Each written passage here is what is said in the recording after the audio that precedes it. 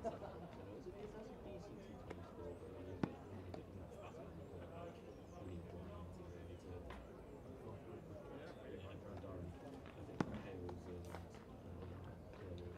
behalf of Leicestershire County Cricket Club, a very good morning and welcome on to the Uptonsteel County Ground for the Royal London Cup between the Leicestershire Foxes and Durham, getting underway at 11 o'clock this morning. News from the toss, it was won by the Leicestershire Foxes and they have elected to bowl first when we get underway at 11 o'clock this morning, and we can now bring you both sides confirmed in full, starting with the visitors Durham.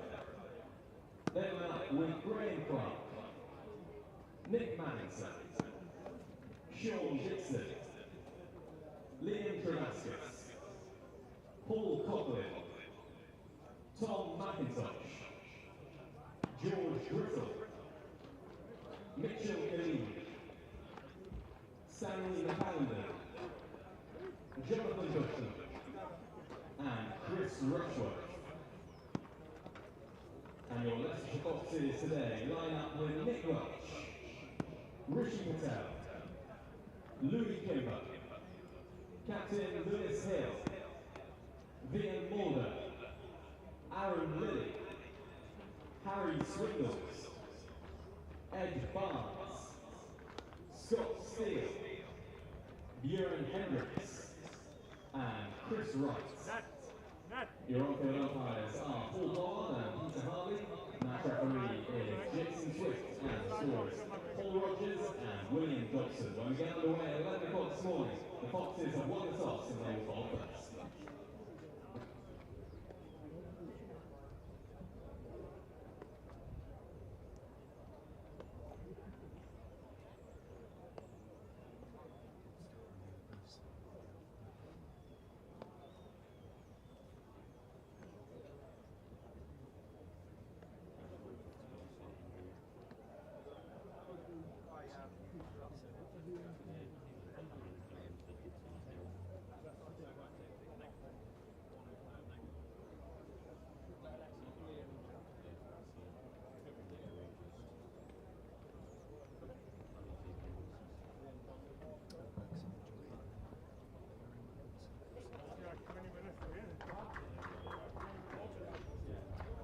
Good luck.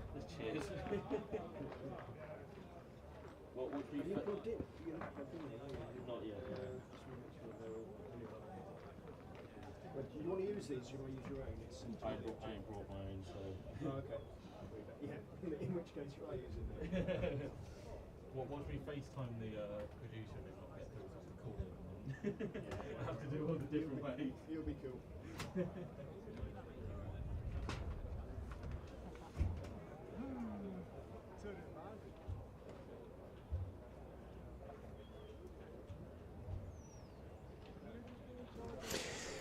Well, good morning everybody from the Uptonsteel County Ground, Grace Road in Leicester. And you're very welcome to join us for coverage of the Royal London One-Day Cup match between Leicestershire and Durham. A huge game for the Foxes, that is. Durham out of the competition, unfortunately, from their point of view. Playing for pride, but Leicestershire playing for a place in the knockout stages. Win, they go through; lose, they go out. Ball by ball commentary brought to you by BBC Radio's Leicester and Newcastle. Richard Ray and Rob Rush, your commentators for the game. And the news from the middle is that Leicestershire skipper Lewis Hill won the toss and chose to bowl first. It is the same pitch on which Leicestershire were beaten by Nottinghamshire a couple of days ago. It's a hybrid pitch, i.e. it has a sort of small percentage of plastic or whatever material the pretend fake grass is made out of. It just binds it together a little bit, but I think it's something like 95% natural, 5% grass. I'll have to ask Andy the groundsman exactly what the percentages are. There was a little bit of life in it, as is evidenced by the fact that in the game against Nottinghamshire, Chris Wright picked up 6 wickets, his List A career best with his seamers. Brett Hutton of Nottinghamshire picked up 7, obviously his List A career best, indeed the best ever List A figures for a Nottinghamshire bowler. So there was a little bit of life early. They did manage to seam it back into the right-handers. On the other hand, one batsman did score 99 not out on it. Hasib Hamid applied himself, had his chances to go to 100, wasn't quite able to take them. So runs can be scored on it. The umpires heading out into the middle, Paul Pollard and Peter Hartley. The match referee is Jason Swift. The Leicestershire team having a little huddle.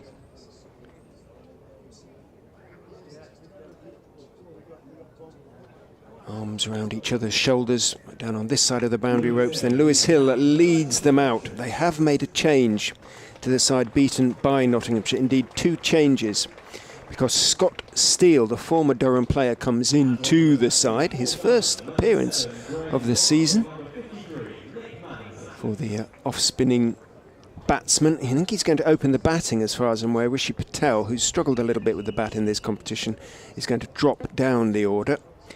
And what will delight Leicestershire supporters is the news that Bjorn Hendricks has returned from his brief sojourn with the Southern Braves in the 100 to resume his place as the spearhead of the Leicestershire attack. The big South African left armour has the ball in his hand now, and he's going to open the bowling for the Foxes from the pavilion end. He's going to be bowling to Graham Clark, who is opening the batting for Durham with Nick Maddinson. One or two unfamiliar names to Leicestershire supporters in the Durham lineup. We'll wait for Rob to come back. He's just doing a little update for BBC Radio Newcastle at the top of the hour. And he will go through the Durham side when he's back with us. Leicestershire, Nick Welsh, Rishi Patel, Louis Kimber, Lewis Hill, Vian Mulder, Aaron Lilly, Harry Swindles, Eddie Barnes, Bjorn Hendricks, Chris Wright and Scott Steele. So Will Davis, Nat Bowley and Roman Walker, the unlucky members of the squad to miss out. So Hendricks is going to come over the wicket to Graham Clark. He's going to have 2 slips in. We are set pretty fair. It's a Simpson sky up there at the moment. Hendricks runs in and bowls outside off stump. Clark lifts his bat over the line of the ball, which goes through at a fairly gentle pace by Hendricks' standards, to Swindles behind the stumps. The 2 slips, Aaron Lilly at first, Louis Kimber at second. Chris Wright is at short fine. Third man is one of the men out, and also Nick Welsh out there at deep, just backward of square, I think just fractionally backward of square, as Hendricks is in. Clark holds his bat very high as Hendricks goes in, tucks him up a little bit on the back foot. Clark just comes down on it a little bit late, drops it back down the pitch on the onside. Hendricks himself, big white sweatband on his right arm, goes forward and picks it up. And he throws it to his fellow South African Vian Mulder, who's at mid-off, to do what polishing can be done on this white ball. Looks like umpire Hartley standing with his back to us at the moment. As Hendricks is in to Clark, thick inside edge as he looks to work it into the offside.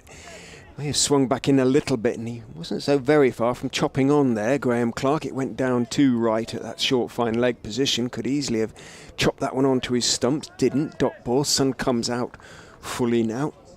We had just a few minutes of rain in Leicester yesterday. I wouldn't say it's greened up the outfield, but it isn't quite as parched. It's almost been grey looking down from up here, but it has a little greenish tinge now, thankfully. Hendricks is in to Clark, who is coming down again a little bit late on that delivery on off stump, staying on the back foot, thick outside edge, along the ground, out into the covers, moving to his left.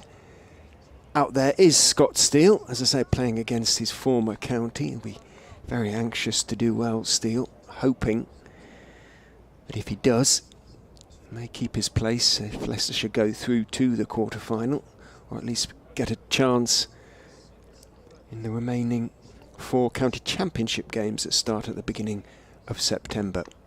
Hendricks for dot balls so far runs in and bowls. Clark is driving and missing, bounces past his outside edge, groping at that one a little bit. It was a fuller, quicker delivery from Bjorn Hendricks. And it is going to be an update for BBC Radio Leicester. You'll hear them every half hour or so. So apologies when I sort of slip into a quick news-ish update. You'll understand why. Might just come at the end of the over.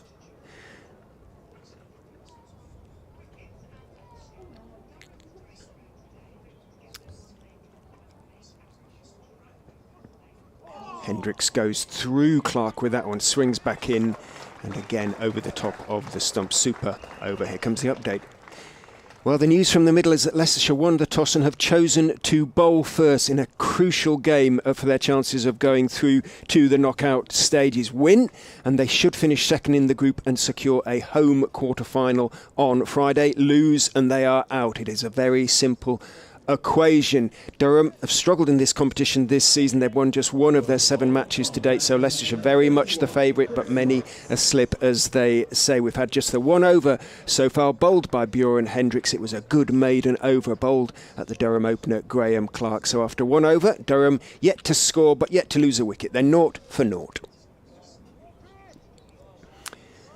And it will be Chris Wright who opens the bowling for the Foxes from the Bennett end. For those who know the Uptonsteel County Ground, that slight slope down from the Bennett end to the square and then on to the Pavilion end. Just the one slip for Wright, bowling to the left-handed Nick Maddinson. Wright is in, tucks Maddinson up, but he just turns it calmly off his legs down towards square leg. There is no square leg. Eddie Barnes has to run up from short, fine leg. And that is Durham up and running. Bit of a thick inside edge onto the pad for Maddinson as it swung back in towards leg stump. He takes 1. 7 innings, 136 runs with a best score of 37 for Maddinson, but great experience for him, averaging just under 20. And I know a lot of people, a lot of members who've really enjoyed this competition, seeing the younger players get a chance. Wright is in to Clark, who is looking to play him off the back foot and does, working it out off middle and off into the offside. Steele comes running in from extra cover to field. Durham's kit, for those not watching and listening on the stream, a very dark navy, darker than that almost blue, midnight blue sort of rather smart one-day kit. The sponsor's name on their chest. In goes Wright and bowls. Clark is feeling for a wide one, trying to flick it on down to third man. Bit of a nothing shot. Lucky not to feather a catch through to Lewis Hill. 1 for none. Clark is in form. He's picked up a couple of 50s in his last 2 innings. Highest aggregate runs for Durham in the competition for the Cumbrian. He's on 277 runs at an average of 40 as Wright bowls to him. Again, he's working it out into the offside, off a thick outside edge to Rishi Patel, who's at backward point, runs in and fields, and there's no run. 9 deliveries faced now by Clark, yet to get off the mark. And for the first time this morning, I'm very pleased to welcome to the microphone at the Uptonsteel County Ground, Rob Rush. Morning, Rob. Morning, Richard. Morning, everyone. Very nice day out today, isn't it? It's perfect, isn't it, almost, as Wright is in outside, just outside off stump. Clark again favouring the back foot, just dabbing the delivery down towards backward point. Patel again comes in to field, and there's no run, 1 without loss after 1.5 overs. Good over from Hendricks to start with. I think we saw it beat Clark a couple of times. Very good over indeed. Clark seems to be struggling a little bit here. I saw him, he got beat on the outside edge, beat on the inside edge a few times, looking to get underway, not off 10 to start with. Leicestershire applying some very early pressure. Wright is in and bowled. Clark is cutting low, and is it caught? It is held. Patel just off the ground. He looks for confirmation to the umpire. The umpire raises his finger, looked to force it out into the offside. It went quite low, very fast towards Rishi Patel, who did brilliantly to get his hands underneath the ball at backward point, an inch off the ground, if that. But an important breakthrough made in the early stages by the Foxes. They informed Durham batter Graham Clark, who had struggled, as Rob said, in facing the 10 balls he'd faced so far. Tried to force the 11th, thick outside edge. Patel takes the catch. Durham are 1 for 1. Didn't quite look just comfortable, really. You know, as I mentioned, bit on the inside edge in the first over, outside edge as well. I saw out the maiden from Bjorn Hendricks, but wasn't comfortable at all. It's been put on strike after one ball of this over, after the first ball of the over. Nick Madison taking a quick single, and yeah, tried to cut that towards backward point. Just lacking timing, and just very, very good catch by the fielder. Durham's miserable luck in the One Day Cup continues. They've only won one game so far, and their points got wiped out for it due to disciplinary reasons, and that was against Somerset. Last game of the campaign for them, and yeah, look, they're already struggling, just 1 for 1. Deceived the cameraman, who was following the ball down to third man and had to come back to backward point. Really a good catch by Rishi Patel. As I say, struggled a little bit with bat in hand at the top of the order, but he has fielded beautifully. He's got a great pair of hands. He normally fields in the slips, Rishi Patel, certainly in red ball cricket, and you could see why they're a really good catch by him. So Hendricks will resume, and Rob will take you through his over. Hendricks begins his run up. He's in, and it's a back of a length that Madison is able to duck underneath, and it's signalled a no ball by the umpire. On height, I assume, yeah, not an overstepper, so just has to bowl it again. It's not a free hit. It did rather balloon that, didn't it? Decent rice off the surface here at the county ground. He's bowling to Madison, who's picked up a few international appearances for Australia, but has not been seen in international colours for quite some time. As Hendricks in again, and rises. Madison plays it down and looks for a quick single, but nothing there. Again, slightly back. He's played off international cricket. He's played, I think, a few tests and a few T20s, but yeah, not really been seen in Australian colours for a while. Yeah, played 3 tests in 2016. He's played 6 T20 internationals for Australia. Must admit, it's not a familiar Australian test player to me, shamefully. As Hendricks turns and starts. He's in again, and Madison just plays his back, and that is another no ball. I believe that is for overstepping. So it will be a free hit this time. Not good from Big B. There is a man out at deep backward square, and third man and a 2 men out. Obviously, in the first 10 overs, only 2 men allowed back outside the ring. Madison surely has got to look to send this one to the ropes just to get some sort of momentum going for Durham.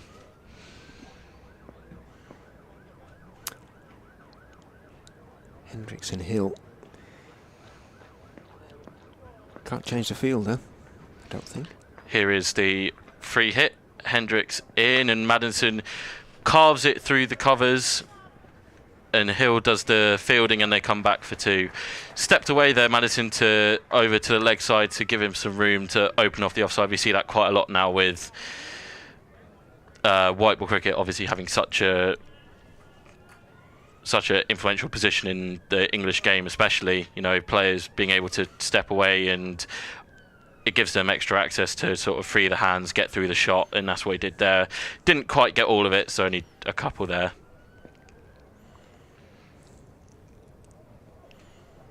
Hendricks in, and I think that's just come off the back pad of Madison, and they scamper through, and umpire doesn't signal a leg by.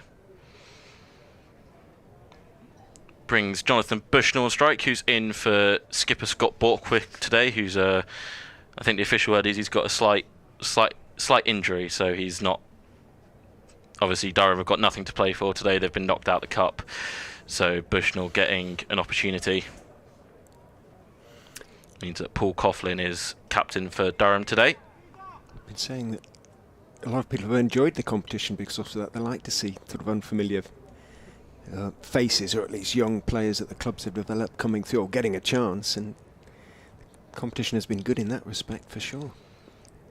Bushnell to face his first ball to Hendricks and leaves alone outside off stump. Again, it's the rise off the wicket there. It's not back of a length. It's probably a decent length from Hendricks, but just the zip it got off the surface, just. He's the quickest of the Leicestershire bowlers, comfortably, to be quite honest, when he gets it right. Tends to sort of bowl 3 or 4 up top when he really bends his back and tries to whiz it through. Then he'll sort of settle down and bowl a second spell, which is sort of more medium fast. But yeah, he's got genuine pace, Hendricks, when he gets it right.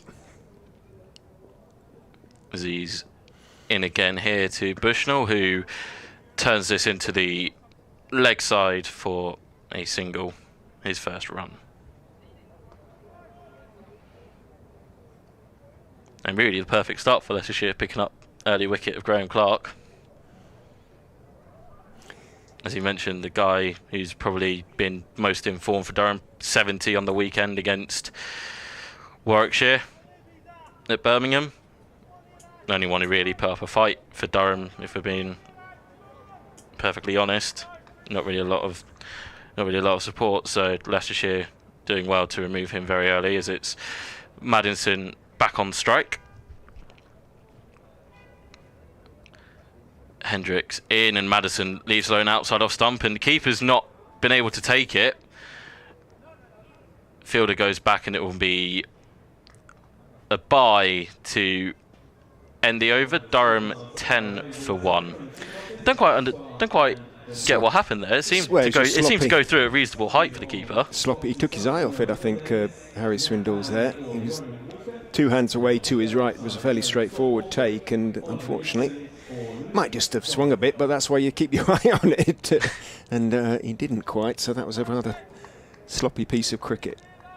And 9 runs off the over, one way or another, including the no ball.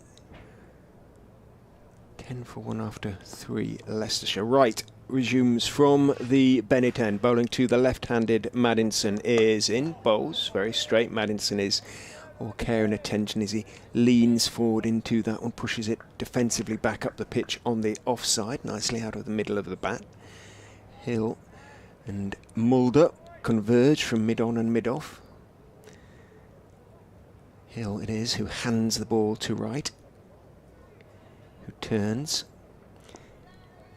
14 wickets in the competition for him now. He's just gone ahead of Bjorn Hendricks. Bowls outside off stump, slightly short, trying to pull it away is Maddinson, and pulling over the top of the ball, I suspect, as it bounced through over the top of off stump into the hands of Swindles. Looked a nice swing of the bat, but essentially I think he was late on that one rather. I think it was the right shot to play, just didn't connect with it. The length was right, but yeah, he just didn't get it right. That went discouraged right. Who runs in and bowls. Fuller this time, thumps into the pad of Maddinson, tries to clip it away. I think it was just off the pad. It trickles out towards Ed Barnes at short, fine leg, and indeed umpire Hartley raises his right knee to the scorers, gives it a thump. A leg bye added to the Durham score, 11 for 1 after 3.3. Leicestershire would know that, well, obviously in the Royal London Cup, the new balls are vital from a bowling point of view. If they can pick up 3 wickets certainly in the power play, then they'll feel they've got a good chance of really restricting Durham. If these two, particularly Maddinson, can dig in and get through, it gets so much easier after sort of 12, 14, 15 overs. These white balls lose what little shine they have, and their hardness goes quite quickly as well. It also just forces Durham to play a little bit more defensively. They can't go as hard as they want to because they've got to preserve wickets for the back end. Right into the right-handed Bushnell, who is squared up a fraction, but he's solidly behind that one as it swings a touch from leg towards middle and pushed out into the offside by John Bushnell. Does he go by Jonathan or John, or does he have any preference? I think it's Jonathan. Jonathan, right. Don't know whether he's made it into the Cricketers' Who's Who yet. Quite a lot of the young players haven't. He's just 20 years old, so I wouldn't be surprised if he hadn't. He hasn't. Bless. In goes right. Next year. Oh, not if he plays shots like that. perhaps, as that one is a little bit short of a length, and he can't stop himself just twitching at the delivery as it rises and leaves him and bounces through into the gloves of Swindles. A little bit of a sort of nervous twitch at the ball, and nothing shot. Could only have ended in disaster. Got away with it. Yeah, so Durham have got a little bit of a youth movement going on at the minute. Jonathan Bushnell kind of leading that. You've got Stanley McAlinden and great name, by the way. Tom McIntosh as well. Right is into Bushnell. Fuller, straighter. Bushnell is leaning forward into the defensive push. Back down the pitch on the onside to Vian Mulder, who, having taken the ball, or fielded the ball, just tosses it to umpire Hartley because it is the end of the over. Just a single from it. 4 overs have been bowled, 11 for 1 Durham. Maddinson has 3 and Bushnell a single. As I mentioned there, you know, Bushnell being just 20, McIntosh 19 and McAlinden only 18 years of age. So I think slightly brought forward by the fact Durham have had as we mentioned, a very disappointing campaign, sort of giving youth a chance, which is obviously what the Royal London One Day Cup now has become with the 100, sort of taking away a lot of the top talent.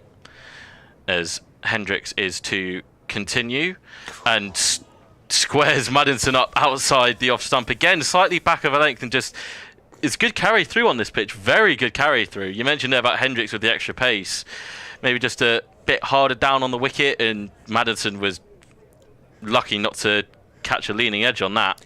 Very good bowling from Leicestershire. It really left him horribly. That was a brute of a ball, and even the umpire, as Hendricks walked back, turned and watched him and smiled at him, and they exchanged words. Pretty much unplayable.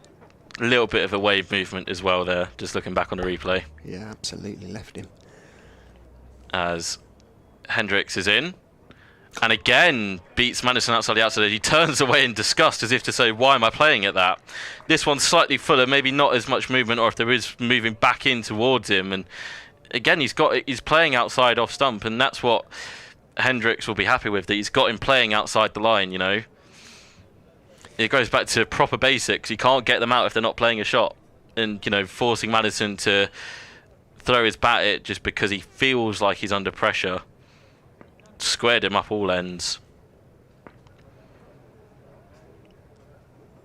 Hendricks in again, and Maddinson again playing and missing outside the off stump. Kept slightly lower that one, and slightly wider line from Hendricks, but again, that's 3 for 3 this over. Umpires had a word with Hendricks after each delivery. He's had 1 or 2 issues with sort of straying onto what the umpires these days regard as the business area of the pitch, so there's been no warning or anything like it. Advice, I suspect, as much as anything, but he has to be a little bit careful. 2 slips in play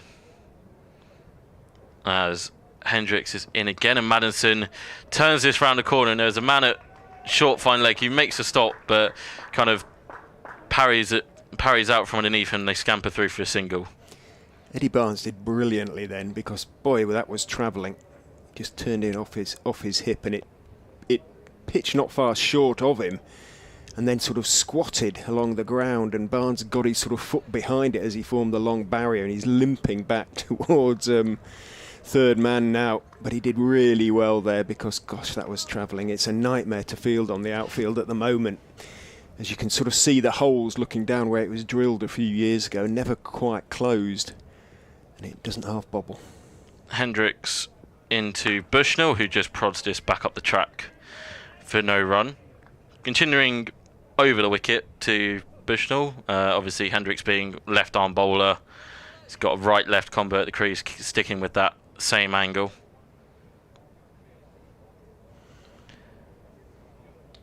Man at deep forward mid wicket, backward mid wicket out there, would you say? I think he's forward of square, isn't he now? But, yeah. Not much. Nick Welchard is out there. And then third man is back as well. Hendricks to Bushnell, flicks it off his hip. I believe that'll be given as leg by as it is, and runs away to the boundary for 4. End of the over, Durham 16 for 1. Again, just slightly cutting back in, and Bushnell trying to play it away off his hip, but it's not able to make any solid contact with the bat, but catches a pad or his shirt and just runs away to the fence. Yeah. Disappointing end to the over for... He Which was built a up good a- over from Bjorn He Hendricks. built up to a that lot of point. pressure. He did, but a little bit of a get-out ball in a way. 16 for 1, or 5, Durham. Madison, the left-hander, gets ready to face Chris Wright from the Bennett end. Wright is in, bowls to him, plays it back towards Wright, who tries to, as so many bowlers do, flick the ball on the stumps. And that was a sort of opportunity to do that, because the inexperienced Bushnell had taken a couple of steps down the wicket and turned, and he was really reaching back into his crease, and it nearly came off. Wright just tried to deflect the ball from its path onto the stumps, and it might have required a decision of umpire Hartley. Wright, with his long hair flopping, is in and bowls slightly short of a length this time. Madison covers up as the ball shapes back into him a little bit on towards middle, blocks it out into the offside. Aaron Lilly walks in from extra cover to field. Ground beginning to look a little bit more populated. People seeing that the weather is fine. It is pretty cheap. I think it's kids go free, and it's not much to get in for adults. I think it's just a £5. No doubt someone at the club will correct me if I'm wrong, but it really isn't much. In goes Wright, and bowls slightly short. Up on his toes is Maddinson, paddling it away behind squares. Should pick up 2, may pick up 4, but Welsh does get there, flicks it, and doesn't flick it very well, because he flicks it up into the air and the momentum takes it over the rope. So Leicestershire haven't started, with the exception of Rishi Patel, who took a fine catch, brilliantly in the field, to be quite honest. Maddinson picks up 4, and Durham move on to 20. Slightly back of a length delivery. We've seen that a few times already from both Leicestershire openers, but Madison picked that one up pretty quickly. Obviously, as we mentioned, a guy with international experience, sort of a gimme ball to him, and is able to tuck it away around the corner.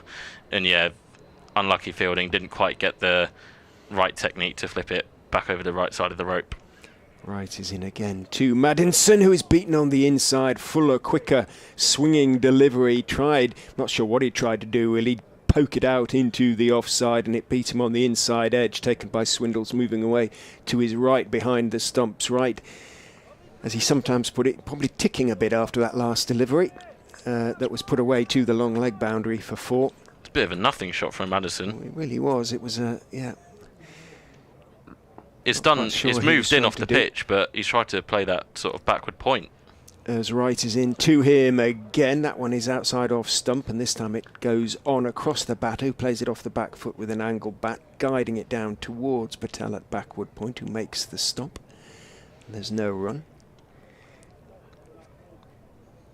He's on 8. It'll be a very good day from his and Durham's point of view for him to find some sort of form in this competition. Slightly open stance facing the right arm seam. The experienced Wright comes in and bowls. That one swings in again towards him, but it's short of a length, so he can play it off the pitch, and does. Takes the bottom hand off the bat as he just pushes it out to the vacant mid-wicket area and takes 1. End of the over. Another decent one as far as Durham are concerned. They took 5 runs off it, a 4 and a single. No wickets have fallen. 21 for 1 off 6. Maddinson has 9 now. John Bushnell, 9 off 20 balls. John Bushnell 1. Jonathan Bushnell, I should say, has 1 off 7. Will be Hendricks to continue, staying over the wicket, and it's Maddinson on strike. Hendricks in, and Maddinson leaves this alone outside the off stump. If you want to get in touch with us, we'll be delighted to hear from you. I'm looking at the comments on the stream. Also, you can tweet Rob at Rob Rush, RUSHO2. You can tweet me at FoxesCricket22. You can email me if you like, richardray23 at gmail.com, as umpire Pollard again is looked a little bit more official on that occasion. He didn't hold the hand and finger up into the air, but he was saying to Hendricks, keep off the strip. Here is Hendricks, and Maddinson forward defends this one back to him. Yeah, the umpire just sort of just making sure. He's not, like you say, it wasn't an official thing, but definitely, you know, if he's got to change his run up, or it's obviously with the follow through that we see bowlers potentially get on a strip, and just indicating to Hendricks, you just need to move further over to your right. As I say, no official warnings, but definitely a few informal chats. As Hendricks is in, and Maddinson tucks this towards mid-on. They think of a single, but very smartly turn it down. I think this has been the sort of thing for Durham that sort of, I don't think played is the right word, but probably is probably contributor to their poor campaigners. That, you know, with 21 for 1 in a power play, you've only got 2 fielders out. I mean, yes, credit to Leicestershire, it's been very good bowling, but Durham haven't exactly gone after it and tried to put any pressure back on them. See if that changes as Hendricks is in again, and Maddinson does flick this down to deep backward square for a single. Scott Steele down there. Nice little short-armed pull, timed it nicely. Difficult, I think, though. They'll have seen the scores from the Nottinghamshire game. They've seen how many wickets fell early. To get it to the end of the power play just 1 down, even if you're only 40 for 1, it's not a bad result on this pitch. And you can build from there. Wickets in hand.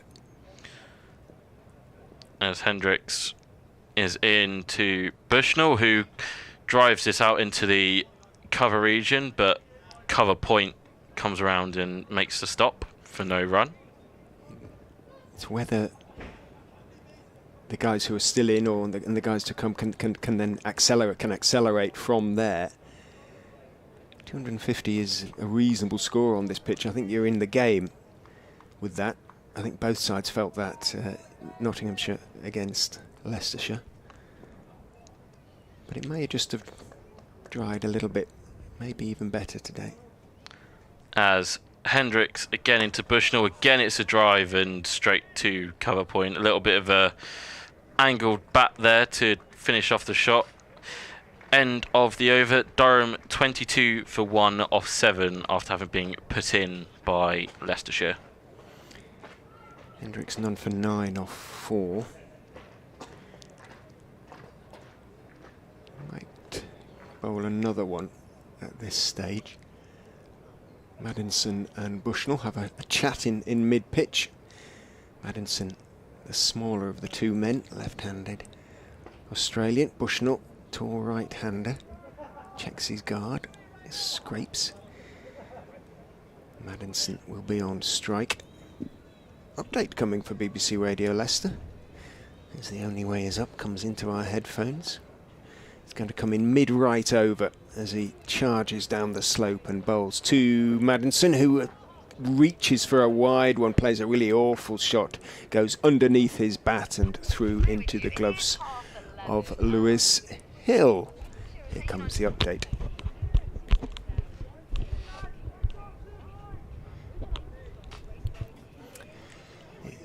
Well, they have taken an early wicket, won the toss and chose to bat first in an absolutely crucial game, which, if they win, will mean that they have qualified for the knockout stages. The final game of the group stages this is. But Nick Maddinson, a former Australia international, is batting solidly for Durham. He's just picked up 4 off that delivery to move on to 14. Young Jonathan Bushnell is with him, still finding his way, playing his way in. But having lost the early wicket of Graham Clark, brilliantly caught by Rishi Patel at backward point off the bowling of Chris Wright when the score was just 1. These Durham players have begun to recover and beginning to build a foundation for their innings. They've taken the score on to 26 for 1. Maddinson has 14, Bushnell 1, and we are in the 8th over. As Wright comes in and bowls, and that one swings in. It's a bit straighter. Maddinson respectful, defends it off stump out into the covers, and there's no run. He put that previous delivery away quite nicely and comfortably down towards point. And once you beat the infield on this rock-hard outfield, dry and dusty, albeit fractionally greener than it was a few days ago. You are almost certainly going to pick up 4. It was just short and wide, and Maddinson just climbed into it, really. Bit of a loosener. He waits with bat raised as right is in. Fuller, lovely delivery, pushed across Maddinson. May just have left him a fraction off the seam as well. And he was drawn into pushing at it, and he missed it. He's got away with it again. Maybe it's going to be his day. 14 off 28 for him. Swindles took it cleanly behind the stumps. Only the one slip, but Louis Kimber has been there throughout for the bowling of Chris Wright, and you can understand why when there was that little bit of nibble away there. Wright grips the ball carefully, and elbows jutting, runs in and bowls very straight. Maddinson is half forward, just defending that one out towards Vian Mulder, who is starting to do a few stretches of his back and his hamstring. Mulder. So it looks like he will be the next seamer off the Leicestershire ranks. They have left out another seamer, Will Davis, brought in Scott Steele, so they're going to have to find 10 overs, probably. Mixture of the spinners, Louis Kimber, Scott Steele, and perhaps Aaron Lilly.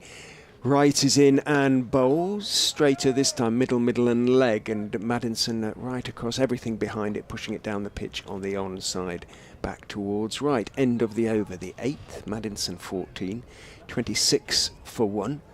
Yet describe it as a solid start, but it's a decent recovery from these two. They're playing fairly sensibly within themselves, and we do now have the first change. So we had the 4 overs from Bjorn Hendricks for 9 runs. He's now coming off. That is the sort of general pattern of things. Leicestershire have done it. He'll come back for maybe a spell of 3 and then maybe a couple at the end, something like that. But he's now going to be replaced by another South Africa international in Vian Mulder. Mulder will be right arm over, so a slight change from this end. And we've gone from left arm to right, and he's bowling to Bushnell, and immediately gets a play and miss out of him. Immediately, I think Bushnell trying to take on the first change bowler. You know, Hendricks has kind of kept them quite quiet from his end, so maybe a little bit of proactiveness trying to get the score ticking along while they can. They've only got 2 men out, but an immediate play and miss. I think you can have a look at the first. I think that's allowed. It was not the greatest shot he's played. Mulder in again and straighter, and Bushnell brilliantly drives this straight back past him on the onside, and he picks up 4. Beautiful on drive by Bushnell. He's got his first boundary. He moves himself onto 5.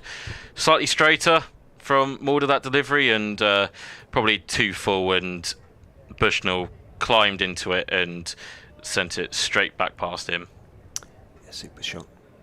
Shot of the day so far, really. Little bit of movement down the pitch as well to try and meet the faces. Mulder now looks for a reaction, and Bushnell plays this onto his pad. A little bit of in-swing there potentially, and it's no run.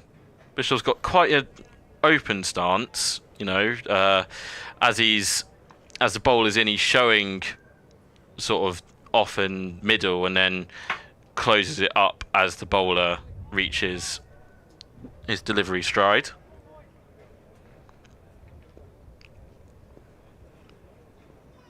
Mulder in past the umpire. Bushnell again comes to meet him. It's flicked up in the air and it's caught at backward point. I'm not really sure what Bushnell was doing. They tried to come down the wicket again to Mulder and try and leading edge. Try and just put some pressure on. Yeah, leaning edge to backward point, and after that beautiful on drive just 2 deliveries ago, he's now got to go for just 5. So Leicestershire pick up another wicket. It's 30 for 2 after 8.4 overs. Bushnell gone for 5. May just have held its own, swung a fraction off middle towards off. He was looking to work it into the leg side. Big leading edge, and a rather more comfortable catch for Rishi Patel than that he took off Graham Clark in the second over. Unfortunate for Bushnell, because that was a lovely on drive. Perhaps the adrenaline was still flowing. Went for the push through mid-wicket, thick leading edge, and a comfortable catch for Patel. 30 for 2. Bushnell goes for 5. 13 balls faced. The new batter for Durham, number 58, Sean Dixon. Sean Dixon is the new Durham batter. He's done some damage against Leicestershire in his various, well, whether he's been playing for Kent, I think he's made runs for against Leicestershire, certainly for Durham against Leicestershire. Hampshire? Was it Hampshire? Your county? Can't say I remember him maybe wrong. Too much. He was with Kent 2015 to 2019, Yeah. joined Durham in 2020. He's got 1,390 odd list A runs, so experienced campaigner, 30 years old, and had a very good tournament last year, pretty much carrying Durham to the One Day Cup final where they eventually lost against Glamorgan. Checks his guard and takes middle and off. Yeah, it is just Kent, not Hampshire, when we're talking about Richard, but he has made runs against Leicestershire for Kent, that is for sure, and for Durham. Goes through some stretches and now takes guard and will face up to Mulder, who's got 2 left in his opening over. In again, Dixon comes down the crease to meet it, but ends up offering no shot and just climbs over the stumps. I mean, the wickets brought a change in the field. There was just one slip in for Mulder at the start. They've now brought in a second one to reinforce it. Still deep back mid-wicket and third man in play. Everyone else is in the ring. Just got this over to complete and the next one, and then Leicestershire can send some more fielders back as Mulder's in to finish his over full, and Dixon again drives this, similar to Bushnell, drives it straight back past him, full and straight, and Dixon climbs in with only a second delivery faced, sends it to the boundary, he's away. Durham 34 for 2 off 9 overs. Yeah, Mulder looks a bit despondent, just over pitched on that occasion, giving it a chance to swing, but it didn't. And Dixon far too good, even at this very early stage of his innings, to miss out. Just punched it very straight back. Yeah, it's just one of those deliveries when you're new to the crease that you sort of want, you know, slightly full, straight. It allows you to just get through the shot, and as you say, even though Dixon only faced 1 ball prior to that delivery, he's never going to miss out on on drive. Risk-free, isn't it, basically, when it's as straight as that. Right, we'll continue from the Bennett end. Bowls to Maddinson, who is half forward, no great stride, guiding it out towards Steele, who's in the covers. There's no run.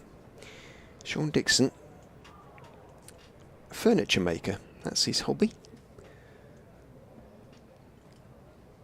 Hasn't probably made the impact at Durham that he would have liked, certainly not in the last year or so. Perhaps today will be his day. In goes right and bowls to Maddinson, slightly short of a length on leg stump, very comfortable for him to work out towards deep mid wicket. Welch has a lot of ground to run across to the ball from sort of fairly straight mid-wicket, deepish out there in front of the Uptonsteel family stand, and by the time he gets there, Maddinson and Dickinson have crossed for a comfortable 2. Sun goes behind cloud, but it's far less grey than it was at the start of the day. Plenty of blue around as well, lots of white fluffy jobs, 1 or 2 grey clouds too, but we are set essentially very fair. As right is in, bowls Fuller this time, nice drive, but a good half stop, and there's a little bit of a mix-up there, almost never run on a misfield. It wasn't really a misfield, it was half stopped by Lilly diving across to his right from extra cover. Steele round behind him to field. Maddinson had gone charging down the pitch, seeing it had gone past Lilly, and he was probably rightly sent back by Dixon. It was a decent throw by Steele. It was taken by Swindles and lobbed onto the stump, so Durham no. But they can't take too many risks in that respect now. Dot ball.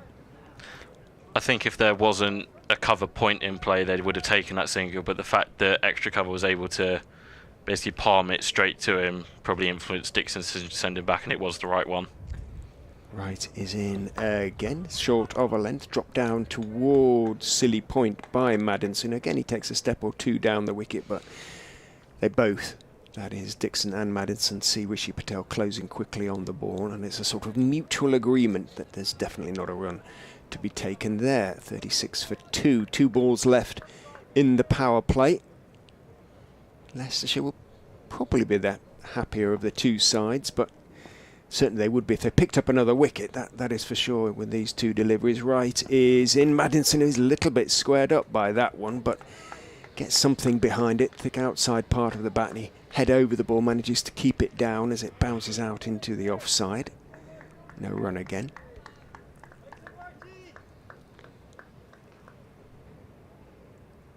Can they get a score that they can defend Durham? They want at least, you would think in that respect, 240-250. As Wright is in and bowls outside off stump, cut down into the ground. Wait, says Maddinson as he sees Steele running across to his right. Gets his right hand to it, the former Durham man diving away to his right. Doesn't stop the ball cleanly, but he had caused hesitation, and as a consequence, there is no run to be taken. That is the end of the power play, 36 for 2. As I say, Leicestershire will probably be the more pleased or satisfied of the two sides in that respect, but Maddinson is in, he's on 16.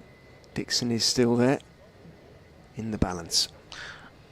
As we mentioned, umpires just signalled that it's the end of the power play, so more fielders can now head back out onto the boundary for Leicestershire. They have kept a slip in, I think probably encouraged by the fact that they have definitely not allowed Durham to get away from them, you know. 36 for 2 off 10.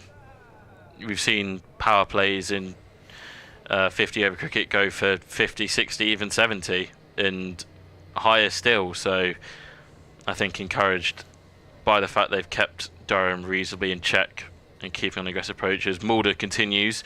It's into Dixon, who just prods back up the track for no run.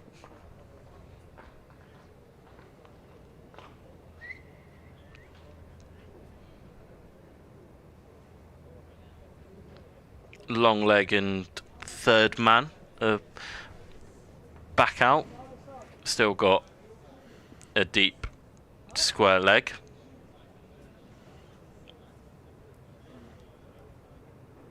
As Mulder is in again, slightly straighter, and Dixon gets a bit of an outside edge to backward point for no run. A few nervous Leicestershire supporters out there. Fango Fox and Foxy Phil. Maddinson has hardly made a run for Durham. Watch him peel off 150 today. Foxy Phil's in agreement. Well, Durham are definitely going to need something out of Maddinson, whether it's a 50, a 70. They're going to need something out of him. As I mentioned, not been a productive spell for him, but maybe today's the day as Mulder's into Dixon. He comes down the track and plays a textbook forward defensive to mid-on. I remember I did the Durham Middlesex County Championship game, and Durham racked up 420 in the first innings, a rain-affected game. Middlesex then responded. John Simpson made a quite fantastic century, and they rocked up about 500, 520 odd. Day 4, Durham were just batting up for the draw, and Durham ended up losing 2 and 2 balls, and Maddinson ended up going up for a golden. So not been the best spell for him. As Mulder is in again, and Dixon thick edge on a drive that just goes along the floor to cover point for no run. Captain making some changes in the field. He's taken out extra cover and sent him half and half. Not, or maybe he's going a little bit further back now. Not quite all the way back on the boundary, but he's taken some few steps back out now, so maybe a single there for Durham if they want it.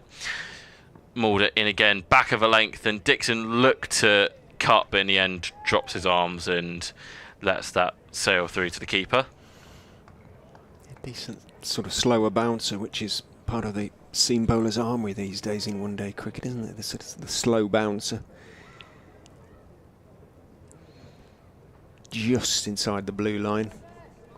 Close to it anyway, as far as the umpire was concerned. As Mulder runs in again and bowls, and he said there's a big chance for every W, and he's given him. Slightly straighter from Mulder, and Dixon trying to go back to it and play it. He's missed it, and it struck him on the pad, and there was a huge appeal, and the umpire has given Sean Dixon out LBW for just four runs off 8 deliveries. Durham now 36 for 3. I have to say, that looked a fraction leg side-ish to me. Let's have a look at the... I think might be well, as Sean Dixon walks off very despondently down below us. And it's Liam Travaskis who comes out at number 5. I have to say, some of the Leicestershire fans agree with me that that was probably going to miss. Going down leg.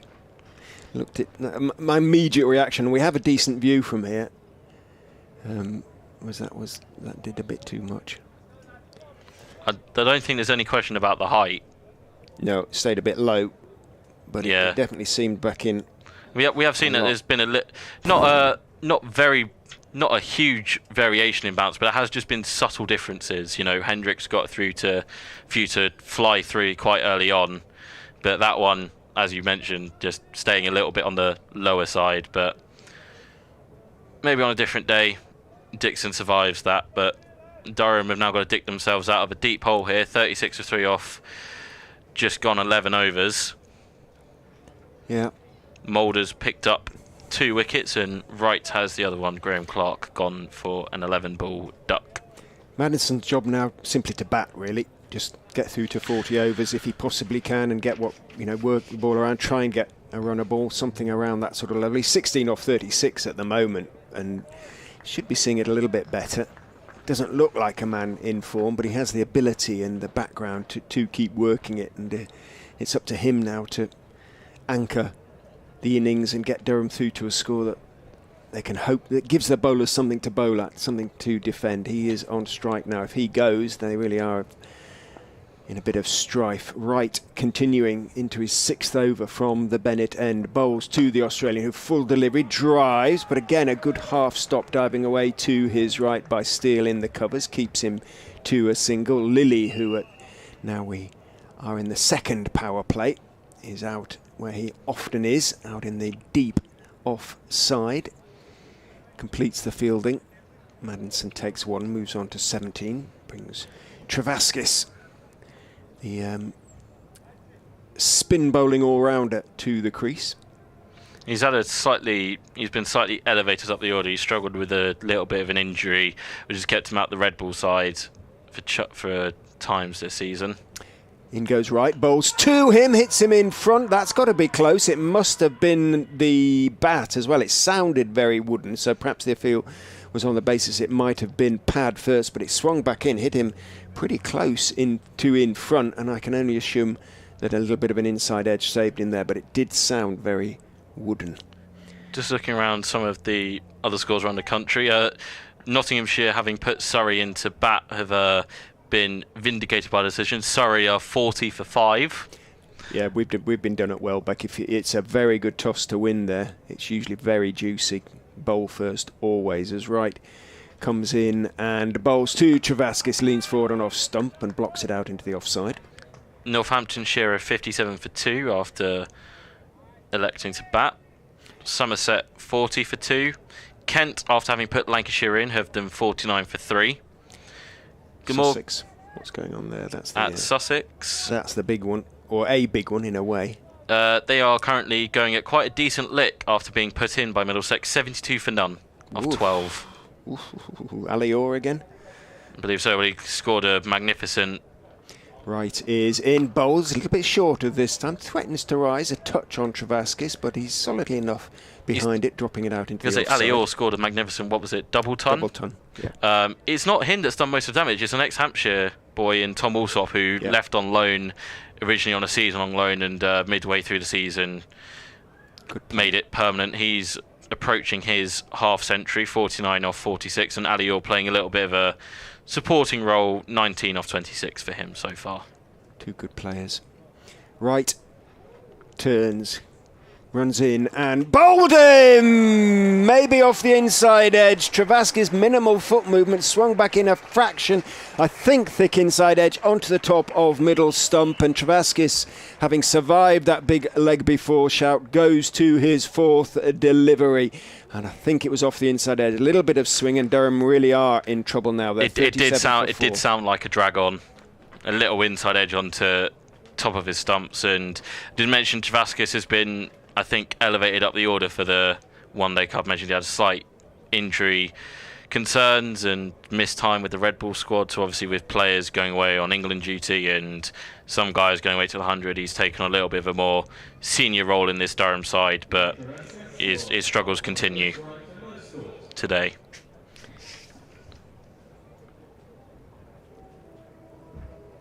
They do look a little bit like a side which hasn't got a great deal of confidence at the crease, but you only need one solid partnership. Maddinson has to play his part in that. And the skipper, today's skipper at any rate, Paul Coughlin, comes out to bat. He certainly has had his days against Leicestershire in recent years, Coughlin, so that will give him a little bit of an extra boost. 5 innings for him. Obviously, he's just played the 5 games. 152 runs, averaging 30, a best of 77.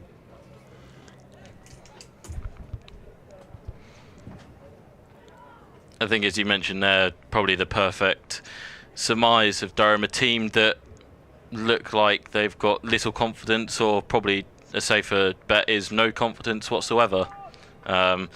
As I've mentioned, and probably will do throughout the rest of the day, a torrid one-day cup campaign to try and back up their heroics last year where they got to the final, and it's gone very sour.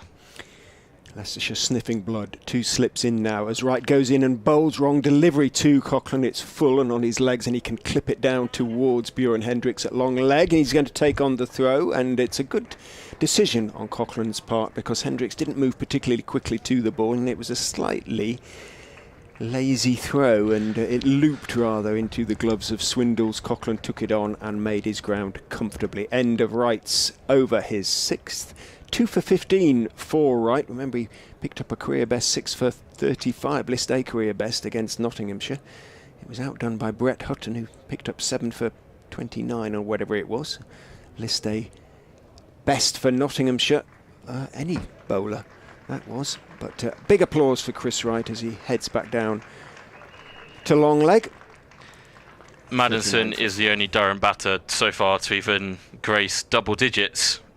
Clark obviously gone for 0.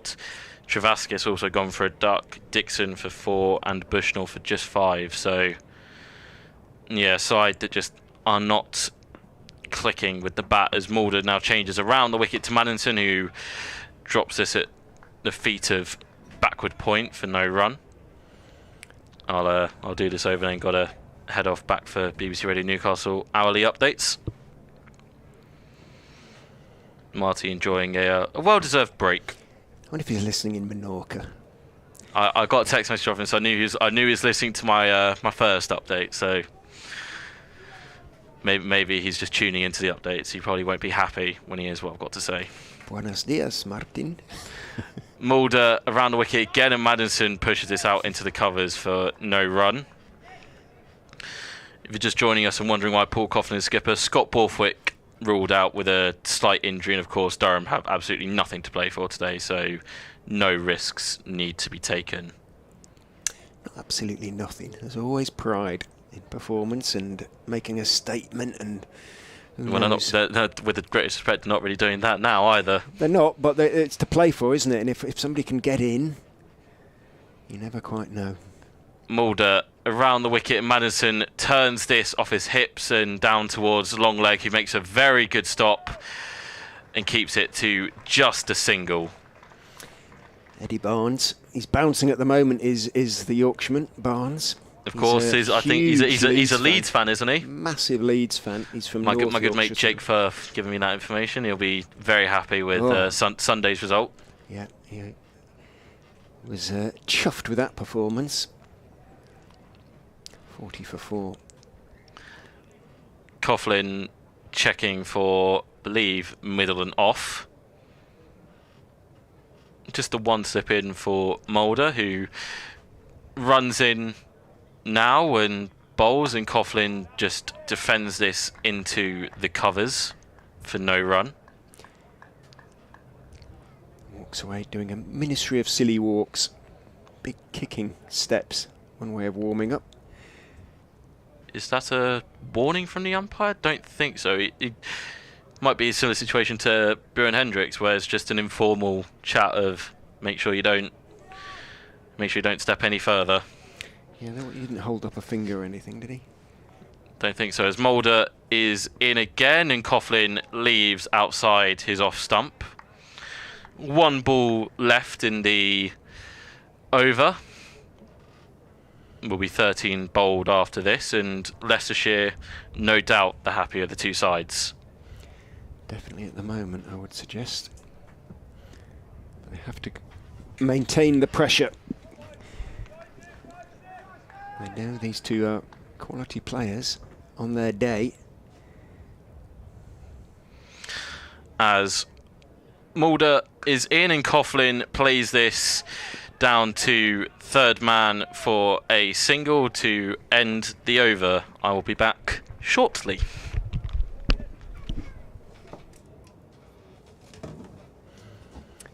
Thank you, Rob. 41 for 4 after 13. Durham put into bat by Leicestershire earlier today on a used pitch, previously used against Nottinghamshire.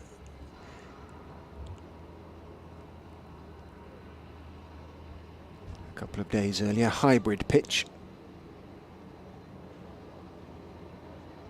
And Wright is going to continue. 6 overs, 2 for 15 at the moment for the veteran seamer.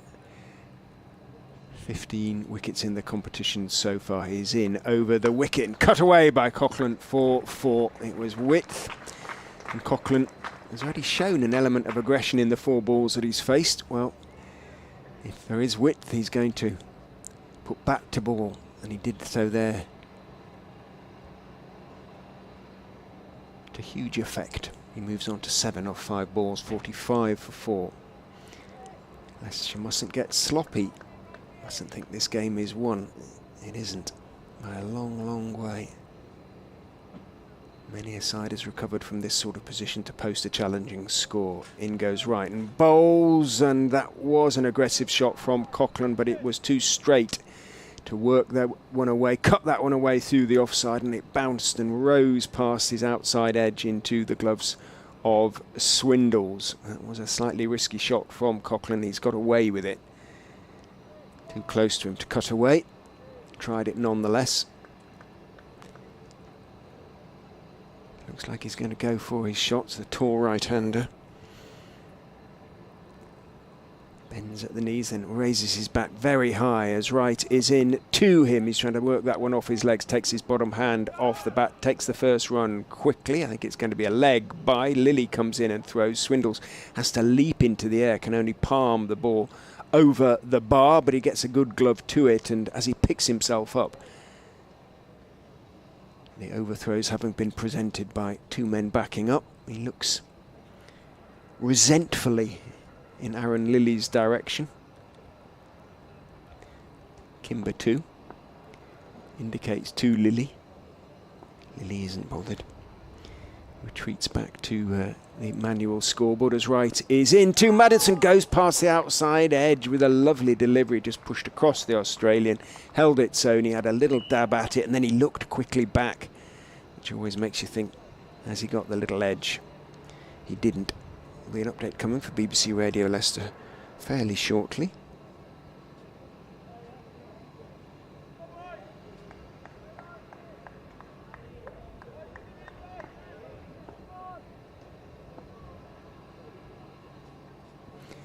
In goes right bowl, slightly short. Maddinson goes for the pull again. He misses the shot. Again, did he go just a little bit too soon? It went underneath his bat, didn't rise perhaps just as much as he thought it was going to. Bounced over the top of the stumps, a good foot or so, of course, but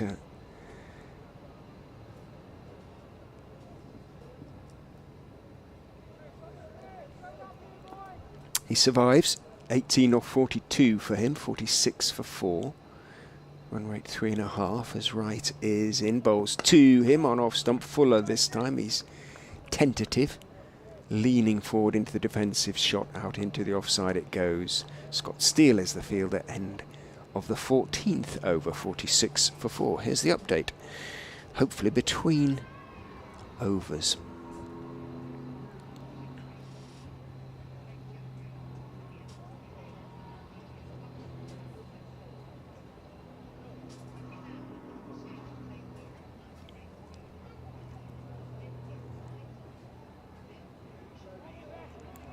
Pretty well for Leicestershire. They've picked up 3 more wickets since I was with you last, and I'm looking at a scoreboard which reads Durham off 46 for 4. Jonathan Bushnell was caught by Rishi Patel at backward point leading edge. Comfortable catch for Patel off the bowling of Vian Mulder for 5. Sean Dixon was given out leg before wicket to Vian Mulder. Ball that came back into him for 4. And a few moments ago Liam Travaskis was bowled off the inside edge by Chris Wright without scoring.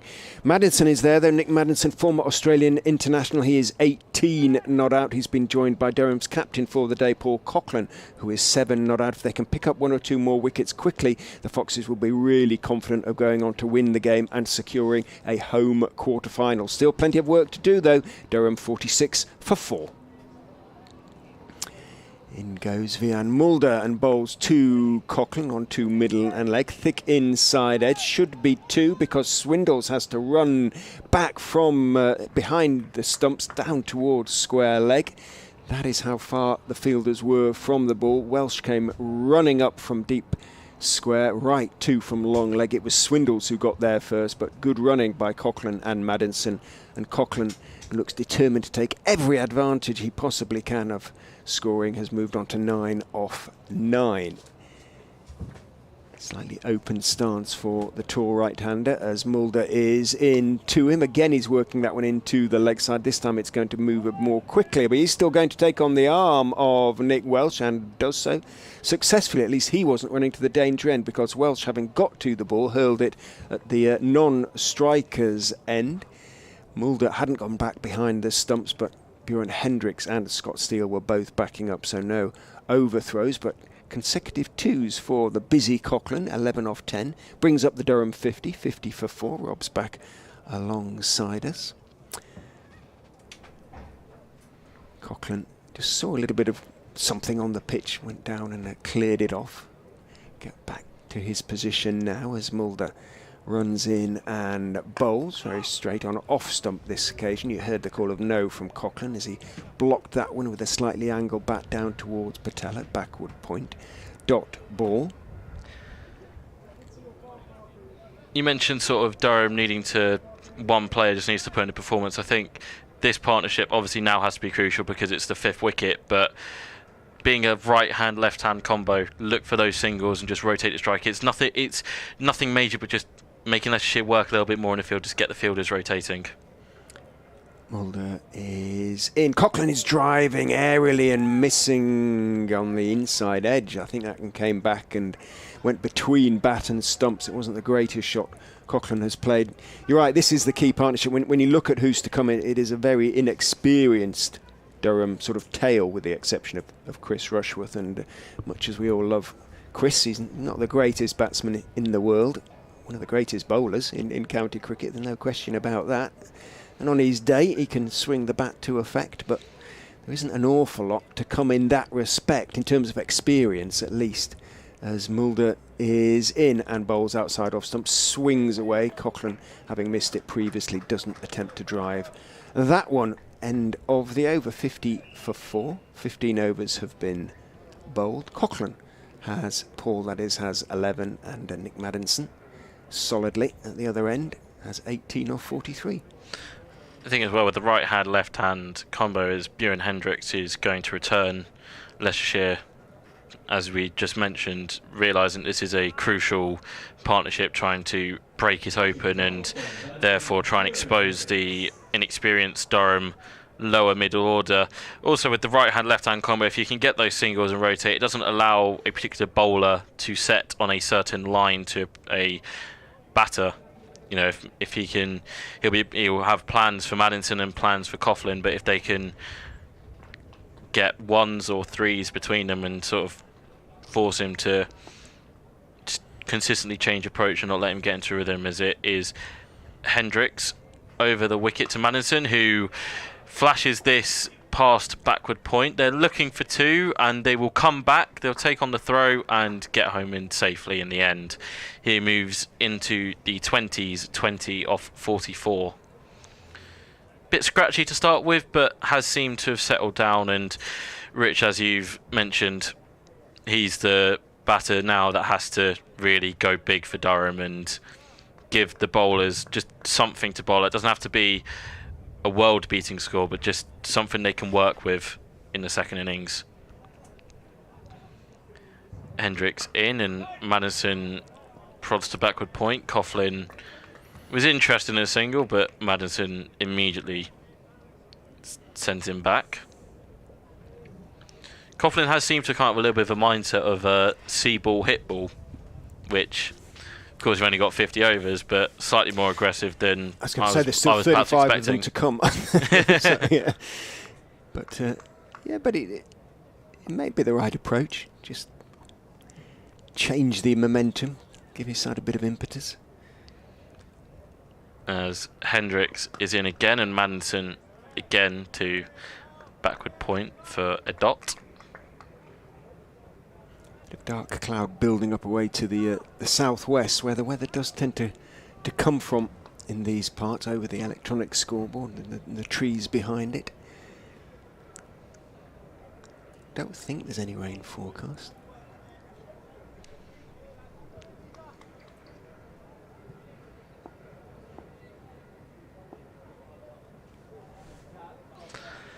As Hendricks in again, and Maddinson given out. Well, an attempted sort of cut shot, but eventually turned into a nothing shot, and he's been given on a underneath inside edge through to the keeper, and Durham are now in real strife at 52 for 5. Maddinson, who along with Coughlin, the only batters to have graced double figures for Durham, has got to go. Because I wasn't immediately sure that I couldn't hear anything immediately that suggested there was an under edge, but Hendricks went up straight away. All the Leicestershire fielders went up, and Hendricks barely bothered appealing, did he? He just ran on with his finger in the air. So I think it was a Stuart Broad celeb appeal. It was, but I think it was pretty clear, and the umpire raised his finger pretty much straight away. That was an awful shot from Maddinson. Nothing shot. He has to jabbing at the ball. Isn't he? He departs for 20. 48 deliveries. And it's young wicketkeeper Tom McIntosh who is next out for Durham. It says here that he was born in Madrid. I'm impressed. Oh, it's because he can have a Spanish passport. Well, actually, yeah, he can. Should he want one? A promotion this year into the first team post the blast. Obviously, Durham signed Ollie Robinson from Kent and are believed to be in talks to bring him in on a permanent deal. And yeah, post blast, they've been in a sticky situation. Ned Eckersley has left the club,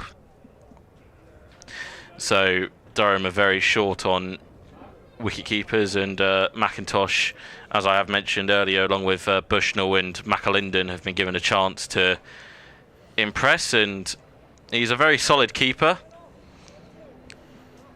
Definitely stuff to work on with the bat, but then again, which batter doesn't have stuff they can work on? So, 52 for 5 here.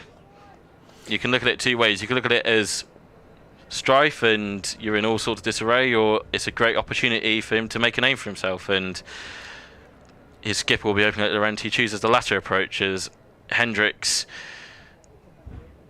is in, and back of a length. That's a vicious delivery to get first up, and he's gone first ball. Back of a length delivery from Hendricks. McIntosh is not impressed whatsoever. Really rose on him. We saw Hendricks in his early spell get some decent carry through. That's maybe wrapped the glove of McIntosh. It's gone flying up in the air towards backward point, and he goes for a golden duck. Let's have a look. See, the replay was a little bit late on it, but it looked to come off the shoulder of the bat. McIntosh waited for the decision, though. We need to see that replay again, but it was a little fraction late on it, the camera, so hard to be certain. Bounce. According to Fango Fox, that came straight off McIntosh's shoulder. So it didn't seem to me as if it was a regulation catch you get. It didn't seem quite natural. It's just one of those feel things that you get, and it didn't feel to me as if he'd actually got anything on that. But well, Durham now 52 for 6 in those circumstances. Indication that he didn't think it had come off his bat, and that's the reaction from one or two of those watching on the stream. But Hendricks on a hat trick, 2 for 11 off 4.5 overs. Can the big South African make it 3 in 3? Unfortunate for McIntosh. It is George Drissel who has the unfortunate task of coming out to face the hat-trick delivery. 8 List A games for him. Around. He got 30. He had a counter-attacking 37 off 23 that took him above 100 List A runs, but hasn't. He's another sort of youngish player for Durham, only just 23 years of age. As I mentioned before, McIntosh departed first ball. It's an opportunity again. They've got nothing to lose in this regard. First job, keep this one out. Two slips. Yeah, 2 slips now in for a hat trick as Hendricks is in and bowls, and it's down the leg side. There is an appeal. Pad. And the umpire has not given it. Down the leg side from Hendricks. I think it was a pad or hip maybe, but keeper went up straight away from it. So did the slips, and nothing given. So Drissel does survive the hat-trick delivery, but that's the least of Durham's worries at the minute. They are in a whole heap of trouble at 52 for 6, and we've not even reached 20 overs. It would have been a horrible strangle, but it wouldn't have shown up in the scorebook as it is. Hendricks just 2 for 14 off for Mulder has 2 as well. He's continuing from the pavilion end to bowl to Coughlin, who's driving, getting a thick inside edge between his legs and the stumps. Down to long leg it goes. He sprints the first run, but sprinting to the ball down there is Chris Wright. Well, been a while since Chris has probably really sprinted, but he got up a bit of pace there, galloped towards the ball, shall we say, and got his throw away and kept it to 1. Did his job well. So George Drissel will be on strike to Vian Mulder.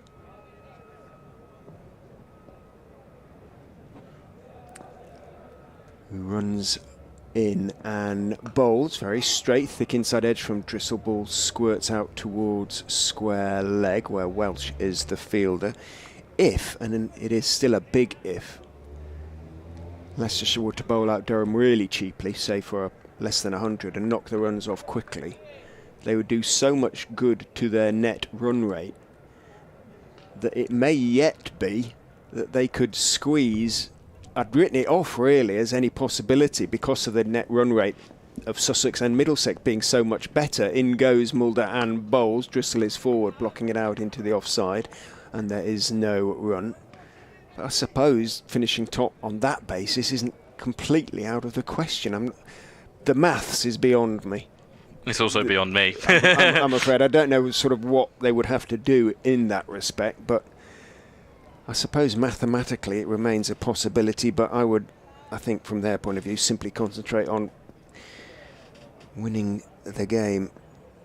Fango Fox, it's our day. 2 of the 6 wickets definitely not out, as in goes Mulder and bowls, and a horrible push at the delivery from Drissel goes past his outside edge into the gloves of Swindles. A nervous sort of nothing, neither a drive nor a defensive push at the delivery. Airy push goes past the outside edge. The youngster. Again, just a nothing shot. A nothing shot. And I get that you can be caught in two minds here of you've got to rebuild or you have to go for it, but at least play proper shots. Mulder is in again to him. That's a solid proper shot for defensive on off stump, pushing it out to Hill, who's at mid-off. And there's no run, 53 for 6. It's clouded over a bit over the Uptonsteel county ground, but not metaphorically as far as Leicestershire are concerned. They'll be delighted with a scoreboard that reads 53 for 6 after 16.5 overs, 2 wickets each for Chris Wright, Vian Mulder and Bjorn Hendricks. 3 catches for Rishi Patel. 1 very good, 2 fairly straightforward. Change in the field now. Nat Bowley, the 12th man who is on, is being sent from backward point to 10 yards from the boundary. Not quite sure whether are they looking to give Drissel a single. Possibly. A bit early for doing that. In goes Mulder and bowls to him short, and he's going to take a single there as he gets up on his toes and very competently turns it away through square leg down towards Nick Welsh, running in from the square leg of boundary. Drissel takes 1 and keeps the strike. 17 overs have been bowled. He has a single from the 6 balls he's faced. Paul Cochran 12 from the 14 he's faced. Durham 54 for 6. We mentioned it early on about Durham's lack of experience in the lower middle order. You know, this is now being full on display. I'm just wondering, you know, Hendricks has bowled absolutely superbly. Was very unfortunate not to pick up a wicket in his opening spell, and then obviously came back last over and picked up 2 in 2. You mentioned that Leicestershire trying to go for it and bowl Durham all out quite cheaply. Wonder if the thinking here is to give Hendricks the majority of his remaining overs in this spell to try and do so, as he is now in past the umpire and bowls, and Drissel just defends back to him. I think I would think it'd be a no-brainer for Leicestershire here. You've got Durham on the ropes at 54 for 6. Coughlin is kind of the last recognised batter that Durham really have in their side. You know, it's just McAlinden, Killeen and Chris Rushworth to come after these two. If you can get them all out very quickly, you could be looking at chasing under 100 to win. Yeah, that's what I mean about the net run rates and things like that. As Hendricks in, and again that decent bounce he gets off the pitch, and Drissel admires it afterwards, just little rise of the glove there and lets it follow through. Yeah, you don't want that to be too straight, do you? That would have been a nasty one. Sussex have lost 2 wickets, but they've moved on to 103 for 2 against Middlesex. Surrey are somewhat rebuilding at 82 for 5. Hampshire have just lost Nick Gubbins. I think Don Best picking up that wicket up at Scarborough. Hendricks in, and Drissel flicks this into leg side. There was a flinch from you there, Rich. I'd be scared for a second. There's going to be another wicket fall in. Well, he was quite late on that, wasn't he? It was quite sharp, thick inside edge, and 1 or 2 hands started to go up behind the wicket as well. Swindles and Patel, who's at first slip, Kimber, who's at second. I thought it had got through the young man's defence, got down on it just in time.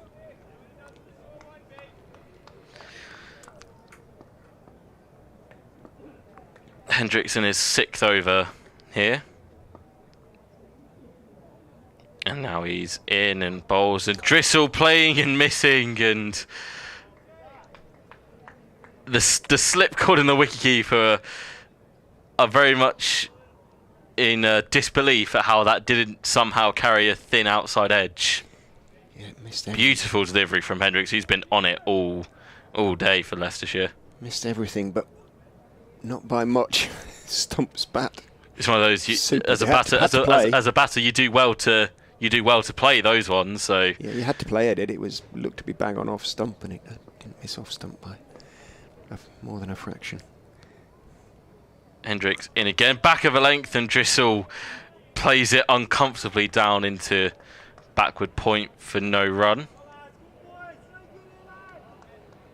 Plenty of chatter in the field from Leicestershire, and why shouldn't they? Why shouldn't they? You know, they've got the opposition 6 down and should be looking at a good result from here. We spoke about it just before we came on air. We said about 250 being a Very reasonable score. Yeah. I think Durham at this rate will be lucky to get to 150. Still seems a long way away. Hendricks in, and Drissel leaves this outside the off stump. End of the over. Durham 54 for 6. Coughlin 12 off 14. Drissel 1 off 12. I think I've done my scoreboarding correctly. Extras is joint second top scorer for Durham. Hendricks had a little bit of a no ball, and yeah, a bit of a rough start, but apart from that, can't fault his performance. No, for Durham listeners, he started off in the championship side, but really struggled, and after that game up at Durham, he was left out. Only picked up 4 wickets at over 100 runs a piece. He didn't have any luck really. He didn't play any part in the T20, but brought back for the Royal London Cup, and he's been very effective. Vian Mulder has also been very effective. Runs in and bowls very straight to Coughlin. It's going down the leg side as it thumps into the pad. Coughlin looking to work it 2-leg. It seems to have been a while since the Durham skipper has been on strike, and it bounces out back down the pitch. And there is no run. What will he do from here? Play the same way, I suspect. It's how Coughlin plays his cricket, really aggressively, and tries to get on the front foot, metaphorically and often literally. Mulder 2 for 16 from 5.1 overs, turns. Runs in and bowls, very straight, and taking his bottom hand off the bat, having played the forward defensive and seen the ball bounce off the thick outside edge towards backward point, is Coughlin. Thinking there's a little bit of extra something there. And I'm sure that the likes of Rushworth will find that little bit of extra movement in the pitch. A little bit of something there with the hard new balls. So Leicestershire cannot afford to let Coughlin get away here. In goes Mulder, bowls to him, a tempter, swings away outside off stump. He steps forward, gets ready to drive, but then just lifts his bat neatly over the line of the ball, wanders forward, prods at the pitch. Dot ball. So the sky hasn't completely filled in. The grey, dark grey clouds are layered somewhat, but they are pretty solid coming from the west. We did have that brief sort of hour or so of sunshine between about 10:45 and 11:45, but at the moment no suggestion of rain as Mulder is in. That one is a slightly short of a length outside off stump, comes back in a touch. Coughlin, who got on the back foot looking to crack it away through the offside, has to adjust slightly as he's cramped up and hits it hard down into the ground, but more or less straight to Aaron Lilly in the covers. Dot ball. Mulder raises his eyes to the heavens, cross with his length, I think on that occasion. Cross with himself for bowling slightly short of what he considers a good length.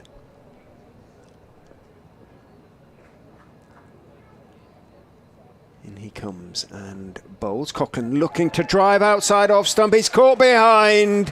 He is caught behind. It was a bit of a flat-footed flail, really, from Paul Coughlin. Outside off stump, took the outside edge. Comfortable catch. Another horrible shot, really, from a Durham batter who turns and exchanging words with the umpire. To what effect, I don't know, but again, it was a sort of not real appeal from Leicestershire. It was as though that the outside edge was a fairly obvious one.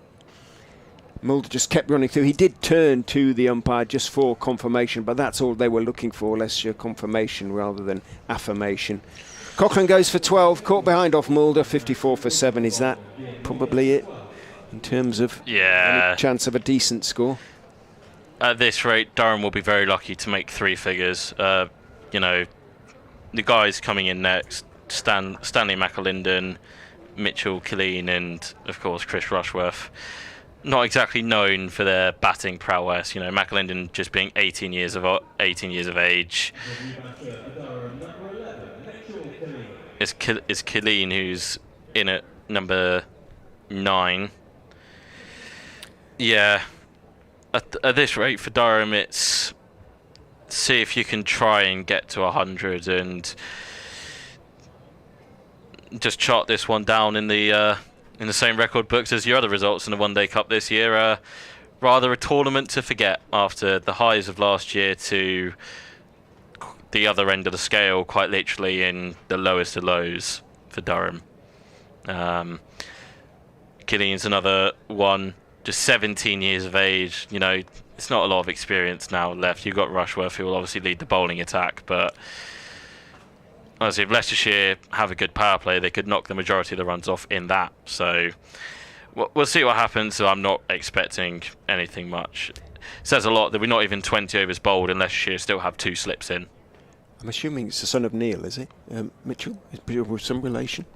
Must be. In goes Mulder and bowls to Killeen, who's turning it to square legs, and there's going to be a run, and it is taken fairly safely actually in the end. He looked slightly surprised, Killeen, to see Drissel charging towards him, and picked up by Welsh and hurls the ball at the stumps at the non-striker's end, but actually Drissel, having taken off for the run, made his ground. I beg your pardon, Killeen, having taken off for the run, made his ground pretty comfortably. The throw missed anyway. So a single from the final ball of the 19th over. 55 for 7 at the end of it. 3 wickets for Vian Mulder. Takes him to 13 for the competition as a whole to go with 440 runs. If Leicestershire don't get through, it won't be down to Vian Mulder. It will be Hendricks to continue. As he runs in towards us from the far end as we look at it. There's a man at long leg. And at third man, and those are the only 2 out on the boundary as Hendricks is in. Back of a length and outside edge. The ball again just rising on Killeen. Hendricks has got very good bounce the entirety of the innings. So there's a man at point, and if he'd been moved round to gully, Killeen was gone second ball there. Instead, he gets away with it and gets a single down to third man. Squared up the extra bounce. Could have gone anywhere. Got away with it.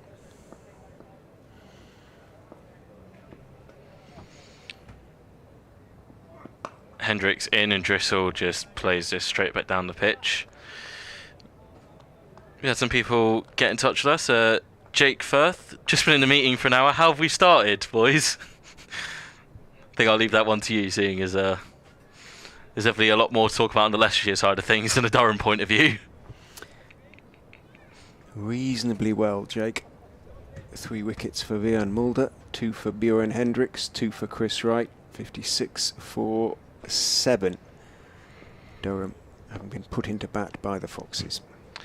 Hendricks in again, and Drissel playing and missing outside the outside of off stump, excuse me.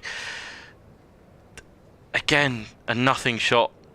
It's a good delivery, but he's gone almost half-heartedly. He's not looking to defend, he's not looking to score, he's just there.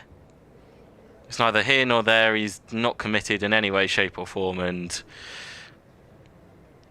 you know, that's just one thing we can comfortably say about this Durham batting performance. There's been a lot of half-hearted shots, and quite rightly have got them out as Hendricks now changes to come round the wicket, maybe looking to target the stumps a little bit more of Drissel. In, and Drissel cover drives this and beats the fielder at short cover. They'll come back for 2. Will they try the 3rd? Should do. They will indeed, and they'll get home comfortably. Drissel finally moves off 1. It seems like he's been on it forever. Moves to 4. Durham move to 59 for 7. Update coming for BBC Radio Leicester, so I'll nip in rudely ahead of Robbie, if I may, there. You are a local musician. You want to get your music. That said, isn't coming immediately.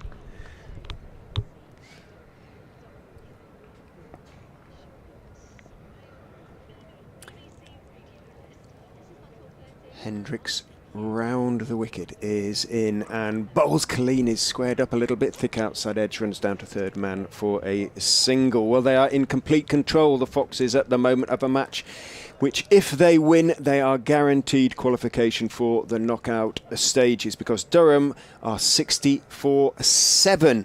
3 wickets for Vian Mulder, 2 for Bjorn Hendricks and 2 for Chris Wright.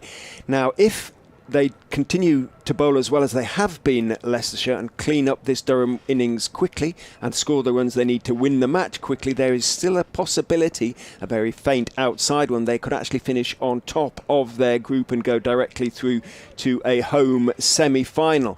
As things are at the moment, if they win the game, they will have a home quarter-final on Friday here against the team to be decided from the other group. But at the moment, all they can do is win the match as well as they can. They are doing that with Durham 60-7. He missed just one delivery on commentary, which thick inside edge from Drissel ran out towards backward square, and he took the, and Colleen, sorry, took the single. He is on 60-7 of 20 overs. 5 off the over as Mulder is in. Bowls to Colleen, very straight, meets an equally straight bat from young Mitchell Colleen. Back down the wicket it goes to the South Africa international all-rounder. All sorts of tweets coming in. I think Martin has tweeted something as well. So Mike Jelfs is quietly pleased, I suspect, alongside us up here on the Burrows Terrace. 60-7.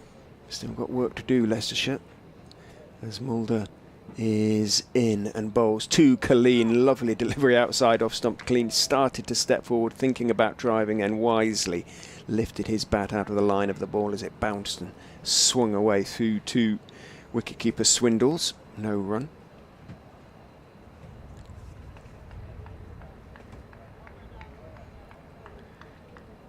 Yeah, the maths could get quite interesting.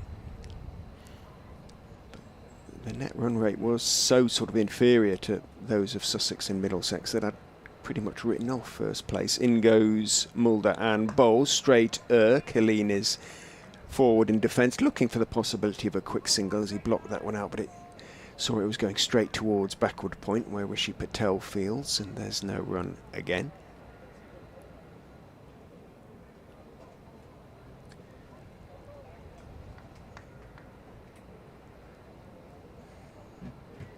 Mulder 3 for 17 from 6.5 overs.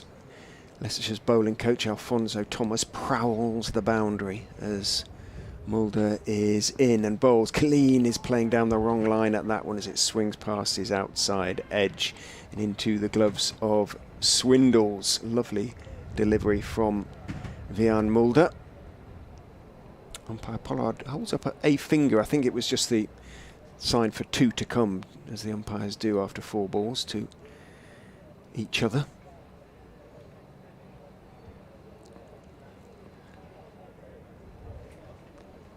Mulder turns, runs in and bowls on off stump. Colleen is forward, defending, has to treat the delivery with respect, and does. It runs backward of square on the offside, again down towards Patel. No run. Be surprised if we got the full 50 overs of the Durham innings now. Still 29.1 to come. Just the 3 wickets remaining.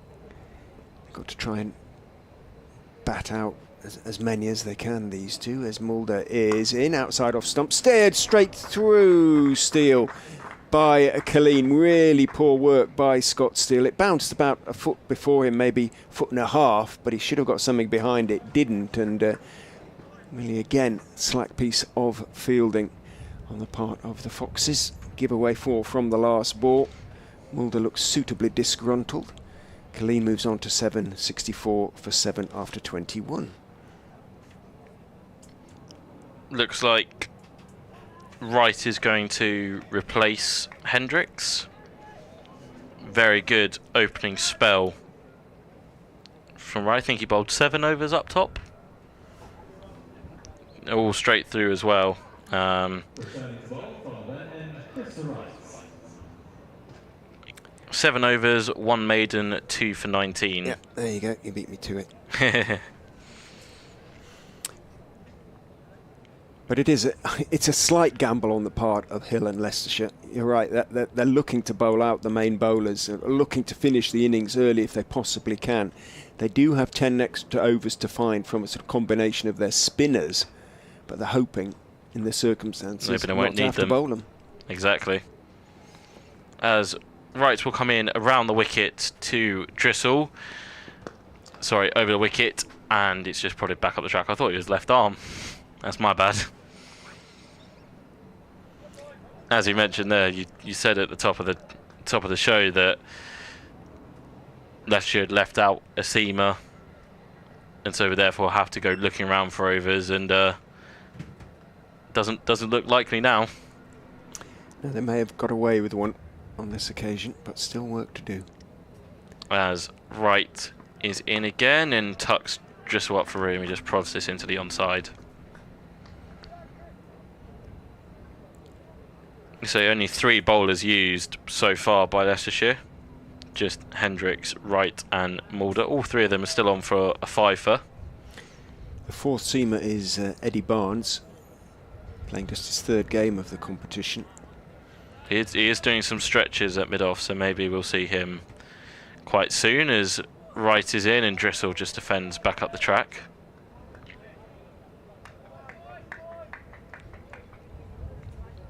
Yeah, Barnes does look to be going through his warm-up routine, trying to loosen the muscles and get himself ready for a spell.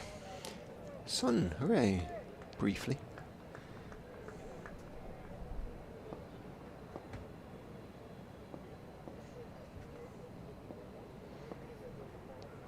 Wright is in, bowls, and he squares Driscoll up. He somehow squirts it away past backward point down to Hendricks at 3rd man for a single.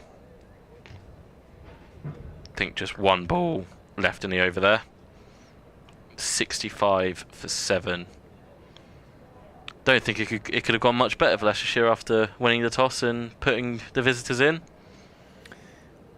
Just snaps your hand off. I was going to say, if they'd been offered it, I suspect they would have politely taken it.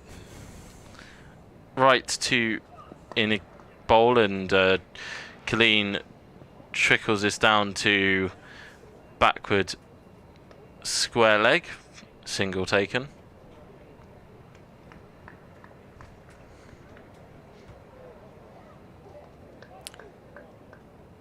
Still just 17, Mitchell Killeen. Playing just his 3rd list day game.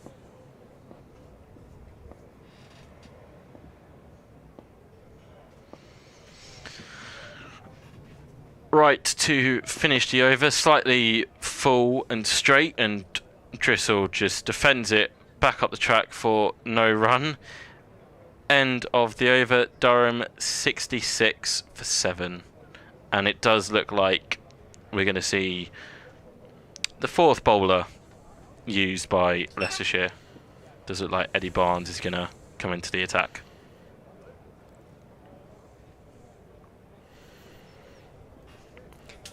Well, these two have battled their way through 4 overs. Last wicket fell in the 19th, so 3.5 overs. They're forced to change. Small steps, 8 to Killeen, 5 to Driscoll. 5 off 21 balls for him. 8 off 10 for Mitchell Killeen. He'll be on strike. To the Yorkshireman, Barnes. Still got a slip. Bowls a couple of looseners to Lewis Hill. Bjorn Hendricks has a word of advice to the back of his head as he comes in from mid-on. Third man, long leg, deep square. The fielder's out at the moment. Barnes, right-hander, right armour, comes in and bowls slightly short of a length. Clean on his back foot, turns it competently out towards Mulder, who's at mid-wicket. Very much on the push there, Mulder, on single saving position. He's not on the edge of the circle by a long way. Dot ball. A pleased sort of chatter around the ground from the Leicestershire supporters. Good to see the hospitality boxes all in good use, as in goes Barnes and bowls better length on off stump, leaning forward Colleen with a slightly angled bat, pushing the delivery out towards Steele, who, having thrown it to Aaron Lilly, then swaps positions with Lilly. Hill, the skipper, presumably ordered it. I don't think fielders can do it at a whim. You never know. Barnes turns 62 on his back, kicks up his heels and bowls, again drifting towards Midland leg, so Colleen is pushing it out towards mid-wicket on that occasion. Mulder is the fielder. Another dot. Horrible position for the youngsters, Colleen and Drissel, to be in. So many overs left to be bowled. They've got to play as many of them as they can, which means they can't take risks.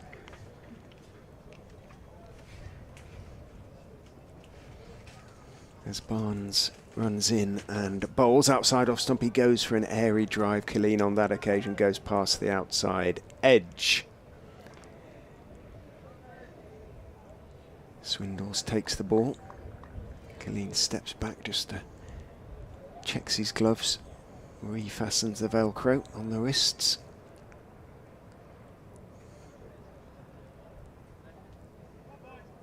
Steps into his guard, ready to face as Barnes turns, yet to concede a run.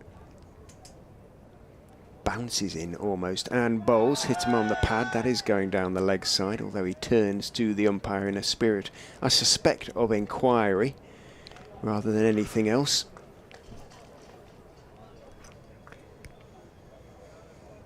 And indeed, the appeal, in as much as it was an appeal, is turned down. Can he open with a maiden? Come on, Barney, is the unoriginal encouragement from behind the stumps. Runs in and bowls, and thick outside edge, absolutely squared up again there. Mitchell Colleen, but it's run out towards wide third man, and it is going to be a couple for Colleen from the last ball of the over. 68 for 7 at the end of it. Colleen has moved into double figures. He's on 10. The electronic scoreboard has momentarily frozen. There it goes. Ticks over. 68 for 7 after 23. Ed Barnes didn't used to be known as Barney.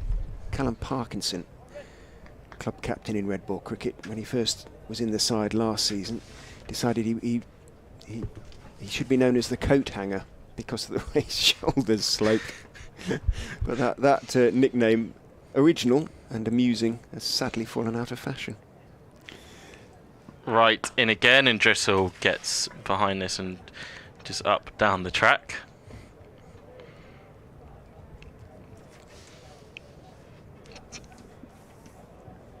Coming up to halfway through the Durham innings. A couple of overs left until we reach the official halfway point, and less said about the batting, the better. Been phenomenal bowling display from Leicestershire, as Wright with a bouncer, way too short, no chance for the keeper, and signalled a no ball for height by the umpire and 4 bides. Bit tough on Swindles. Did he get a glove on it? He got a glove on it, but touched it over the bar. Yeah, he's not the tallest of wicket keepers, and Wright did bang that in at a very short length, and as you say, touched it over the bar, but nothing else he could do. So 6 runs from that delivery.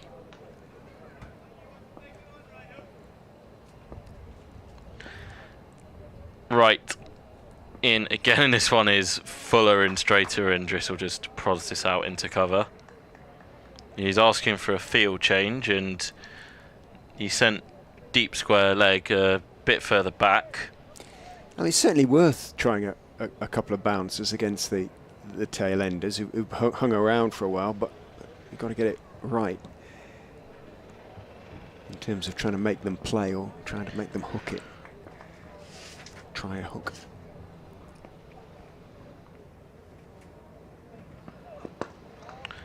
Just prodded back by Drissel.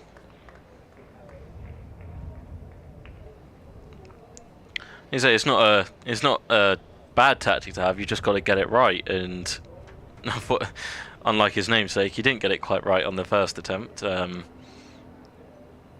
But he's planted the seeds that with 2 men out that there is the potential for short stuff. Wonder if he tries it again here. He's in slightly back of a length, and Drissel plays it towards backward point, and a fine diving stop by Patel ensures there is no damage done to the scoreboard. Yeah, lovely stop. Great hands, Rishi Patel. Sort of melts into them, the ball. All timing. Saved a couple for short, because it would have travelled quite wide of Bjorn Hendricks at third man. Right in again, and slightly fuller delivery, and again just played out to Patel.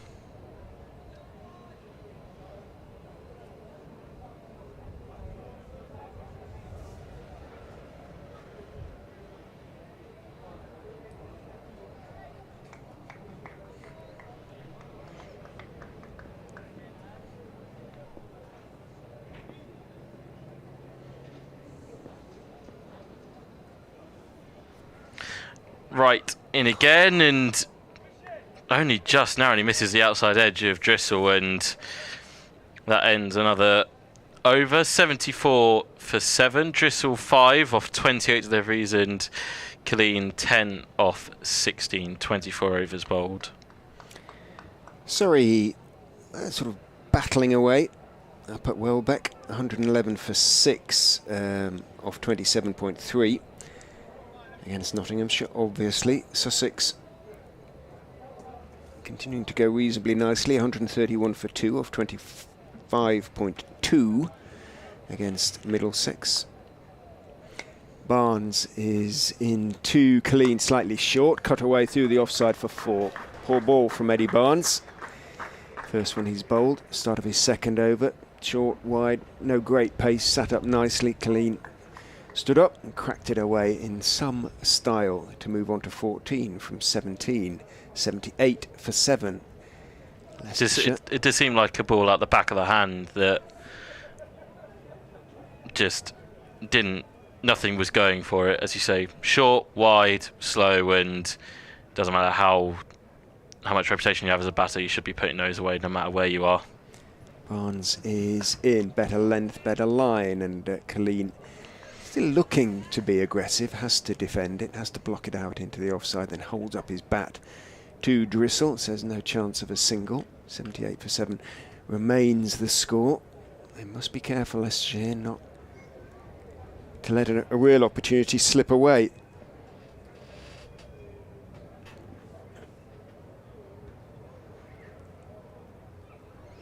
Barnes turns. Runs in and bowls outside off stump, and a horrible sort of nothingy feel for the shot. Waft, real waft at the delivery from Colleen. Outside off stump, goes past his outside edge to no reaction from absolutely anybody. No oohs and ahs from behind the stumps or from the bowler. It was a really nice shot he played away for 4 through the offside. That was not a nice shot.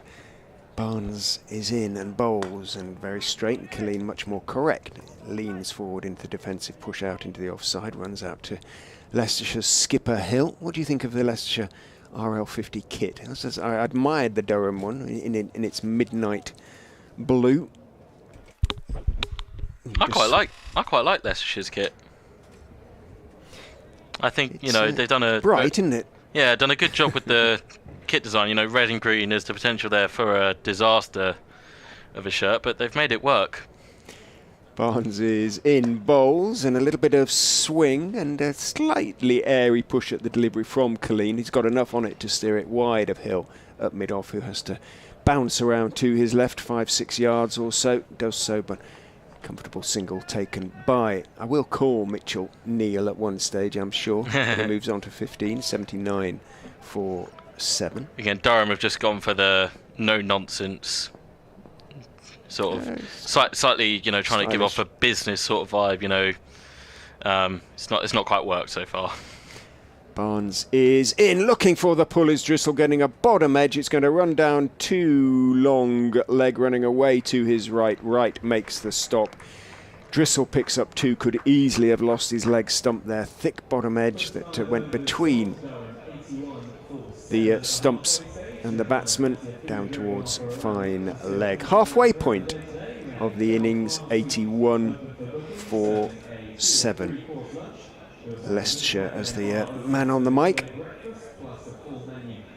promotes the attractions of the various catering outlets around the ground.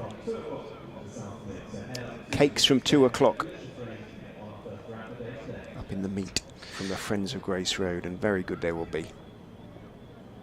Wright is going to bowl out here as he's got 1 over left, and he will continue. Final 6 deliveries for him. In towards Colleen, and slightly back of a length, and Colleen off the back foot forward defends up the track. Again, very good. 9.1 overs, 1 maiden, 2 for 23. Just what you want. He's not gone for runs, he's picked up wickets, he's kept it tight, and contributed to a marvellous team performance from Leicestershire so far. But these two are putting on some resistance for Durham. As Wright in again, and Colleen looks to drive this past mid-off, but simple enough stuff for Mulder, I think that is down there. Very nice, Chris, shouts Harry Swindles. Wright apparently is known as the Baron, or that is the nickname given to him in the Who's Who, but I'm not sure I've heard that echo across the outfield here at the Uptonsteel County Ground in his time here. He's in again, and Colleen looking to cut that off the back foot through point and just fly through to Swindles. I wasn't really there to be hit off the back foot. It was asking for a drive shot, but Colleen trying to play it off the back foot, and probably fortunate not to just get a thin edge through to the keeper.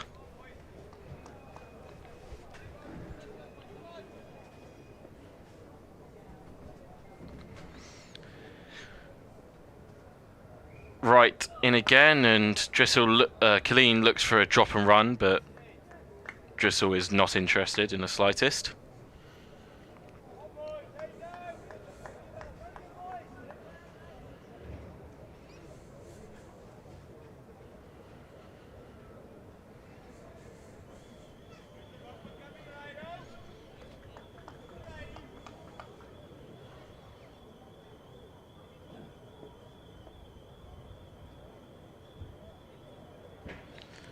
Right in, back of a length, and Colleen shoulders arms to it, and almost in disgust, it's like...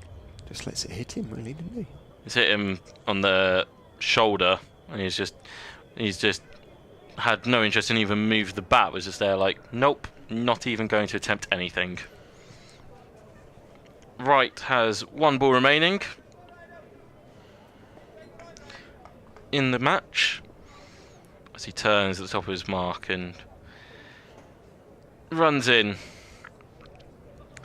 past the umpire, and Colleen plays it out to backward point. End of the over. Durham 81 for 7.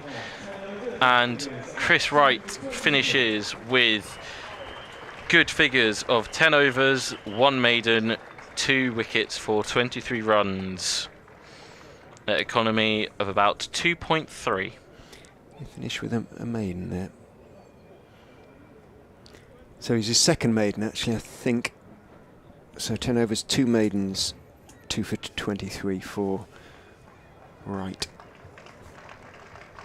26, I'd say that they've got to be a little bit careful. Nice round of applause as he makes his way to the long leg boundary. Leicestershire, they don't want to get to the last 10 and have to bowl them, or have to fiddle them somehow, but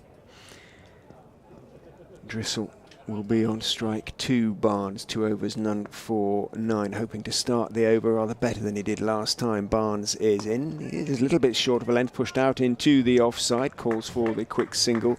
Steele closed on the ball, not able to pick it up cleanly. Rob's popping next door to update BBC Radio Newcastle. There'll be an update for BBC Radio Leicester in 3 or 4 minutes' time.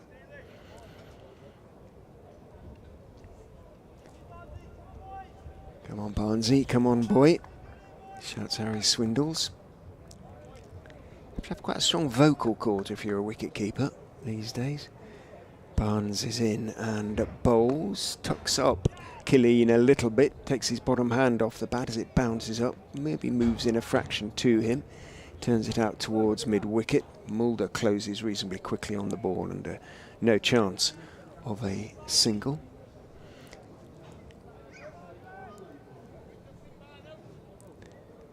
Intent, really, and understandably, simply an occupation.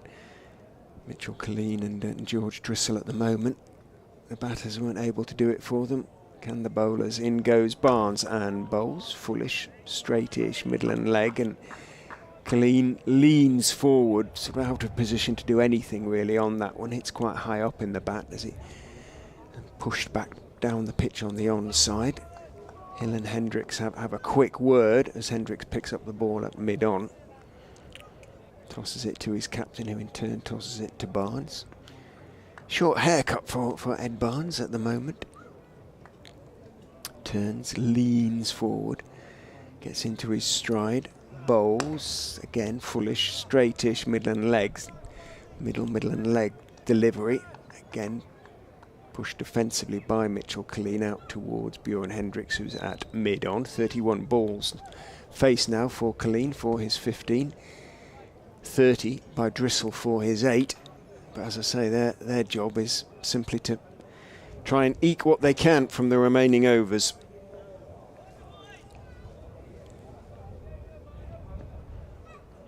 Just 10 and 11 to come as Barnes is in, and that one seams back in to Mitch Killeen. Thick inside edge and perhaps a bit of pad and perhaps a bit of padding underneath the pads, protecting the crown jewels.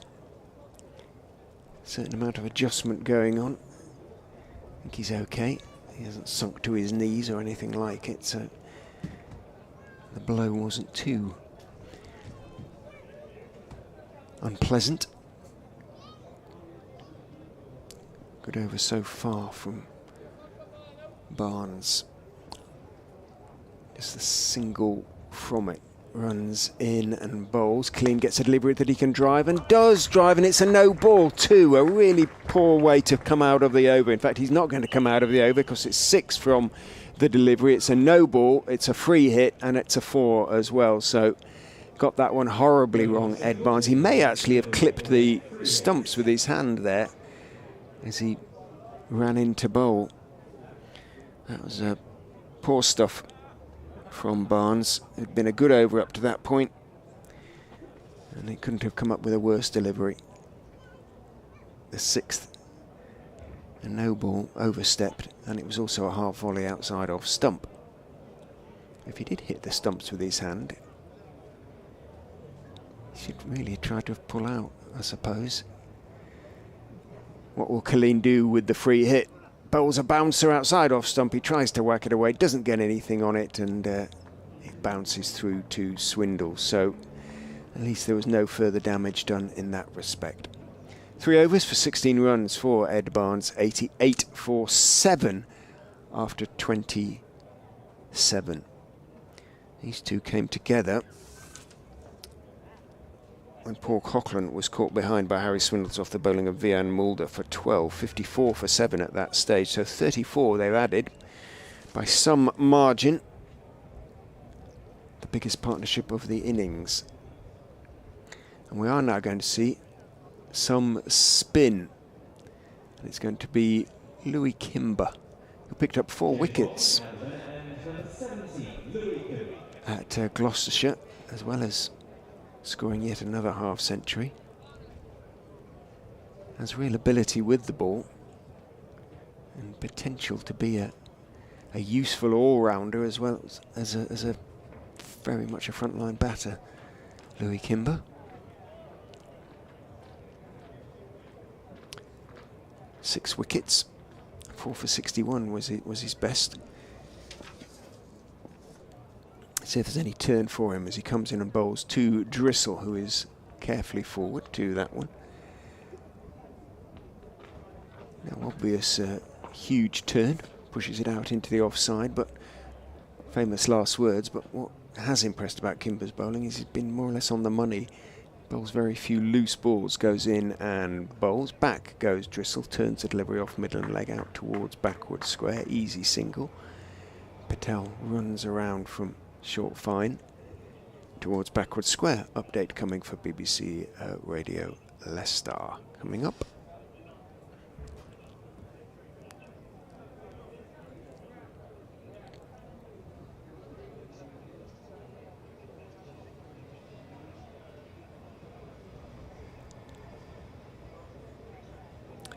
And Leicestershire are all over Durham, who are on 89 for 7 off 27.2 overs.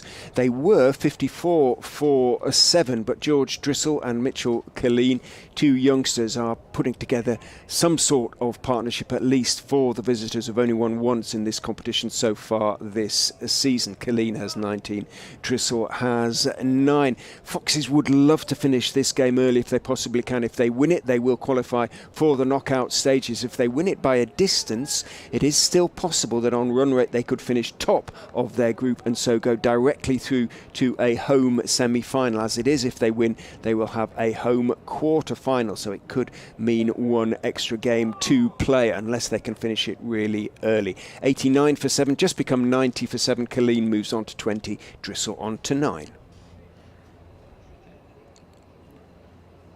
Just shoveled away through the leg side there by Killeen, but he pushed it into the gap, picks up a single. Kimber is in, Drissel is clipping out, looking to work it out towards mid-on, can't get it past Hill at straightish mid-wicket. And that is the end of the over, just the 2 runs from it for Louis Kimber. 90 for 7 as a consequence after 28, the run rate 3.2. All these runs have to be scored. Perhaps these two can get the score up to, well, if they're still together after another 10 overs, they're looking at 130, 140. They can still possibly think in terms of 180, 200. And Leicestershire were 12 for 4. Against Nottinghamshire, you never quite know.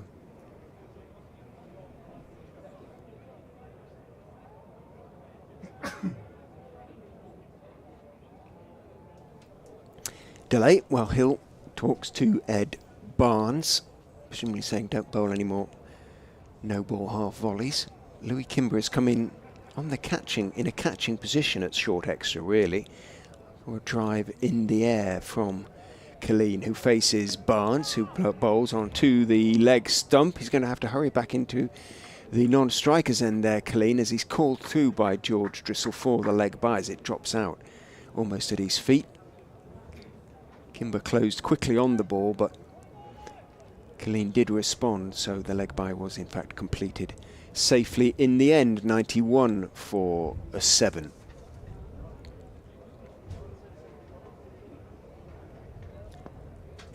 Kimber stays in that catching position at shortish extra as Barnes goes in to Drissel and bowls. Drissel does look to push it out into the offside, does so successfully. Steele has to slide to his right from cover to extra cover. Did so, but another single is taken. Drissel into double figures now, onto 10.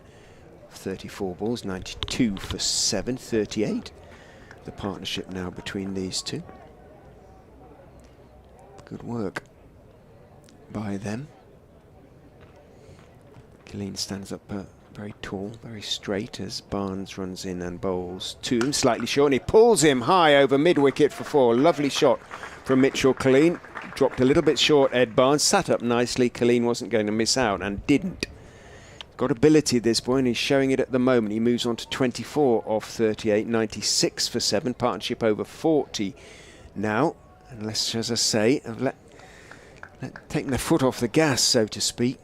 And Durham not playing themselves necessarily back into the game, an awful long way to build towards any sort of challenging total, but these two doing a good job for their side. Very good shot, arguably his shot of the day. Wasn't overly short, but picked it up straight away and leathered it. Barnes is in again, better length, fuller length, but drifting on towards middle and leg. Turned by Killeen only as far as Mulder at mid-wicket. No run. This Barnes' 4th over, 3.4 overs, none for 21 for him.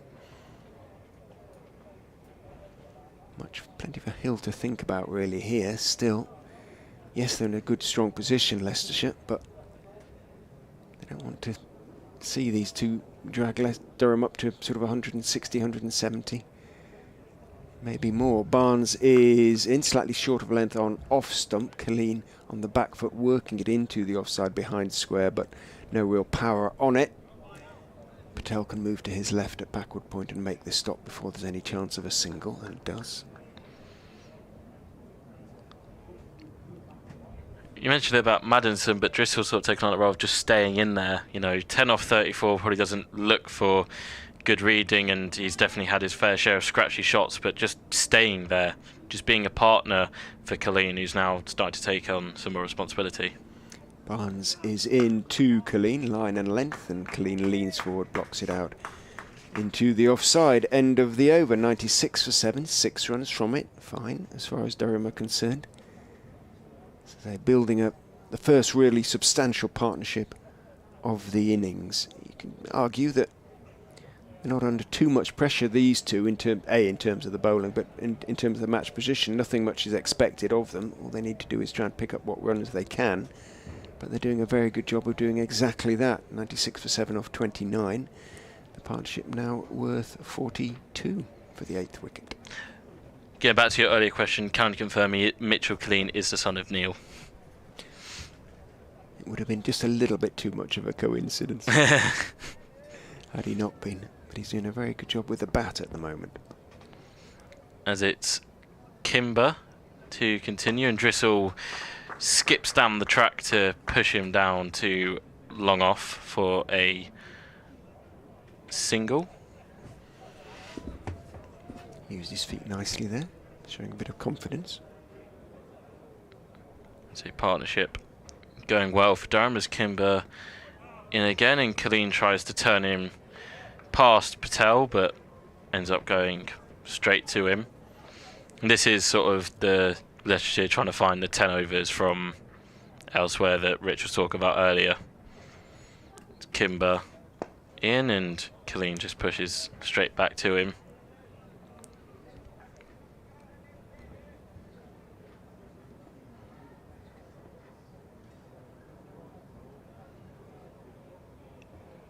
Kimber played very, very finely by Killeen. Down, should get 2.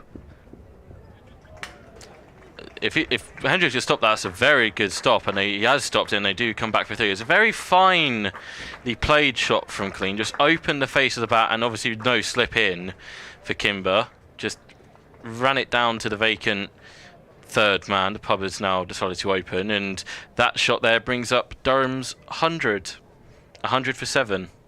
These two haven't come together when they're in a much more perilous position at 54 for 7. Repaired some damage. Kimber in, and Drissel just turns him away into the leg side for nothing.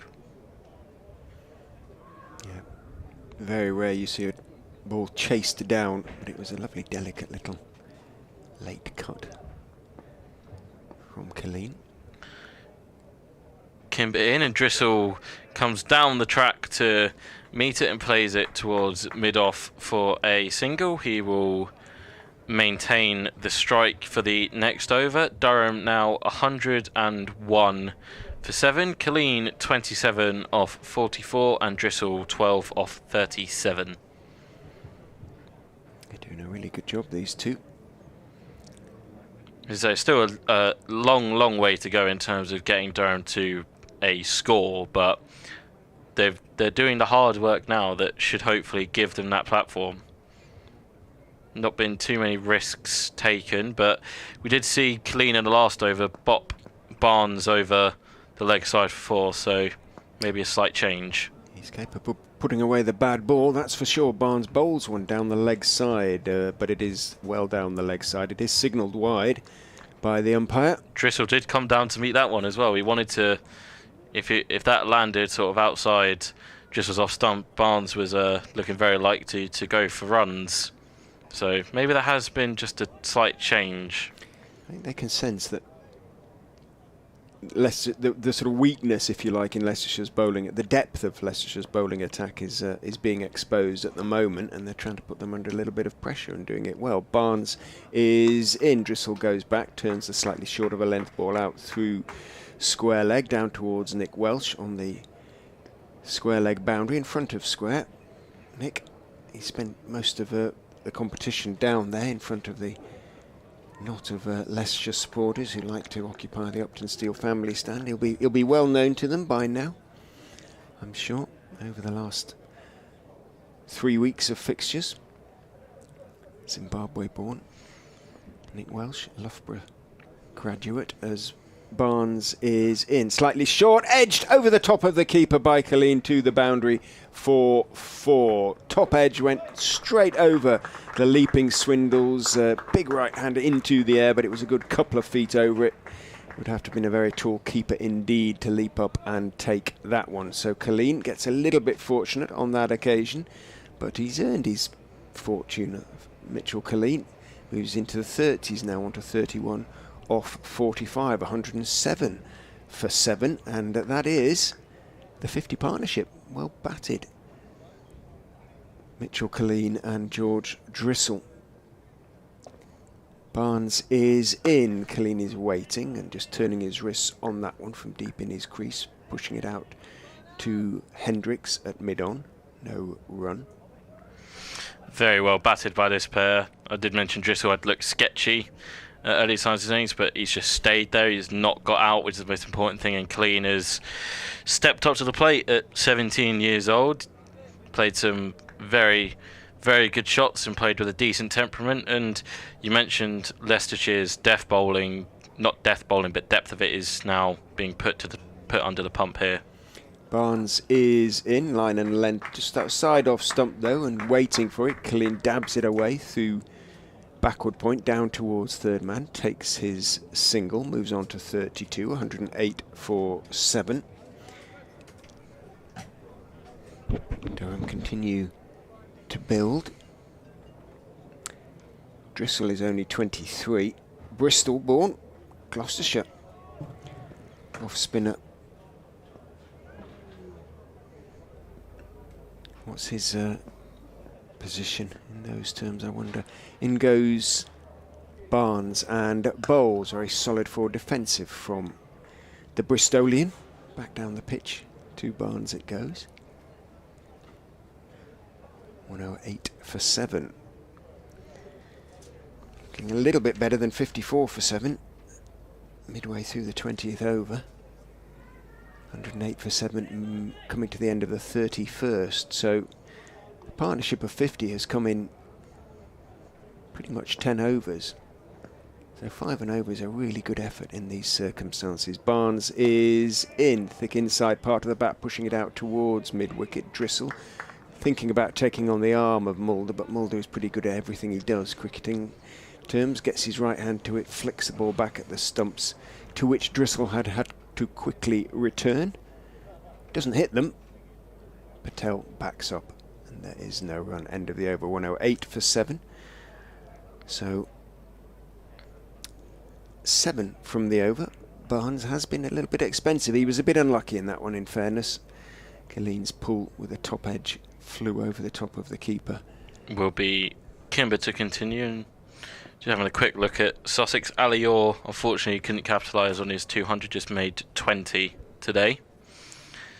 As Kimber is in, and Killeen, I think, played that onto his pad there, and Swindles was interested, running around trying to get it, but unfortunately just dropped before him. And then Clark went out for 9, but Sussex are in the safe hands of Alsop and Pujara, as Killeen tucked this onto the leg side for no run. They are currently 177 for 2 against Middlesex. Going to need it, aren't they? Because they're a good batting side, Middlesex as well. Eskenazi. Kimber in, and there is turn there for him. It, I think, flicked the hip of Killeen and just drops harmlessly into the onside. Must have hit something, wouldn't it? Otherwise it would have been signal wide, but Swindles couldn't take it cleanly. Kimber is an OBW shout and given! Yeah. The partnership is broken by Kimber. Killeen trying to go back to a delivery that's turning into him, misses it straight up in the air with the appeal, and it is given. So Killeen has to depart for a very well made 32 or 50. Very trying circumstances for Durham, who again in this one day cup who have been quite poor. Killeen, just 17 years of old, doing a very good job there. He's gone for 32 off 51. That's the 8th wicket to fall. It's 108 for 8. And it is Stanley McAlinden out at number 10. Yeah, just stayed low, didn't it? It squatted a bit from Kimber, and he went back to pull it, which is always a little bit dangerous against the off-spinner. It wasn't so very short, but it stayed low and pulled over the top of the ball. And there wasn't too much doubt about that one, I'm afraid. Conflab between Drissel and McAlinden. Yeah, difficult. Does Drissel now start to try and play a little bit more expansively? I'd just keep going the way they are, really. Try and get through to another 4 or 5 overs, 7, 8 overs. See where it takes them. Yeah, I mean, you mentioned the ball kind of died down a little bit. It wasn't probably short enough to be pulled, but from a batting coaching point of view, Killeen did the right thing. He wasn't caught in the middle. He wasn't caught forward. He wasn't caught in between. He was back to it, but yeah, just ball dying on him, and unfortunately trapped in front. Yeah. But very well made score regardless. Top score for Durham in the innings so far. And a slip immediately in for number 10, McAlinden. Partnership of 54 with George Drissel for the 8th wicket. Kimber in, and McAlinden turns it to mid-wicket for no run. Another tall young right-hander.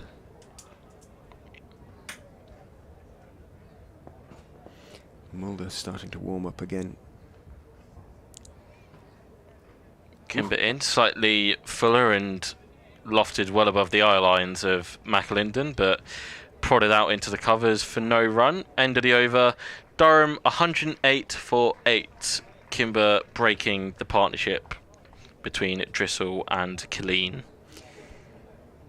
And Leicester, again, going to try and finish this early if they possibly can. So Hill has gone back to Mulder, taken Barnes off, who's been expensive and a little disappointing in terms of his accuracy or lack thereof, both in terms of line and length.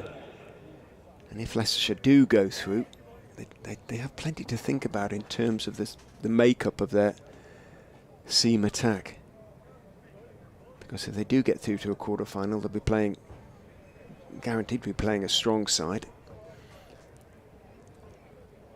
They're going to need all their bowlers fit and firing. Mulder from the pavilion end, 3 for 21 from 7 overs, is in and bowls slightly short of a length. Drissel gets up on his toes and steers it nicely out through the gap at between cover and point out to the sweeper on the offside. I won't say on the offside boundary. Aaron Lilly, who's waving as ever at the pavilion. What does he want? He wants a drink, does he? Not sure why. Hasn't done any real work too much out there, but that's Aaron. Mulder turns as Lilly comes in for the new batsman. Bowls a lovely delivery just outside off stump, just moves away, swings away a fraction, and is far, far too good for McAlinden, who is pushing, hopefully, rather than with any expectation at the delivery. Sun's just started to break through the clouds away to the east. East is over there. So that's west. We're looking more or less sort of south. North-south line-up for the ground as in goes Mulder and bowls again outside off stump. Not as good a delivery, not half as good a delivery, but McAlinden off the back foot just again poking hopefully at the delivery, taken low down by Harry Swindles. Don't think that quite carried through to Swindles, did it? Might just have done, but it was very low when it got to him for sure. It again died a little bit as it went through. Lilly isn't able to take the throw cleanly from Hill. He and Hill swap positions at mid-off and extra cover. Mulder is in to McAlinden, who is comprehensively beaten on the outside edge for the 3rd time in the over. Whacks his pad. Stanley McAlinden hit the first one that he faced, didn't he, from Kimber, but yet to lay bat on ball against Mulder. There isn't an air of permanence, I have to say, about Stanley McAlinden at the moment. He waits with bat raised as Mulder is in to him, goes past the outside edge with another one. Bounce and swing, and this is just a little bit too good for young McAlinden. 109 for 8. Mulder's giving him a thorough examining of his batting technique here. Unfortunately, from a Durham point of view, McAlinden has played 4 times and missed 4 times. So Mulder, that is for sure. Who turns, runs in and bowls. McAlinden is playing a beautiful defensive shot, sadly one that misses the ball. Goes past the outside edge for the 5th time in as many balls. Mulder turns and philosophically, or fairly philosophically, takes his cap from the umpire. End of the over. 109 for 8, just the single from it. Did Colleen take a single? I beg your pardon, Drissel took a single from the first ball, didn't he? So 33 overs, 109 for 8 is the score. Stanley McAlinden originally hails from Carlisle and was... Another Cumbrian like Paul Nixon and Graham Clark. Indeed. Came through the Durham Academy, was in the seconds last year.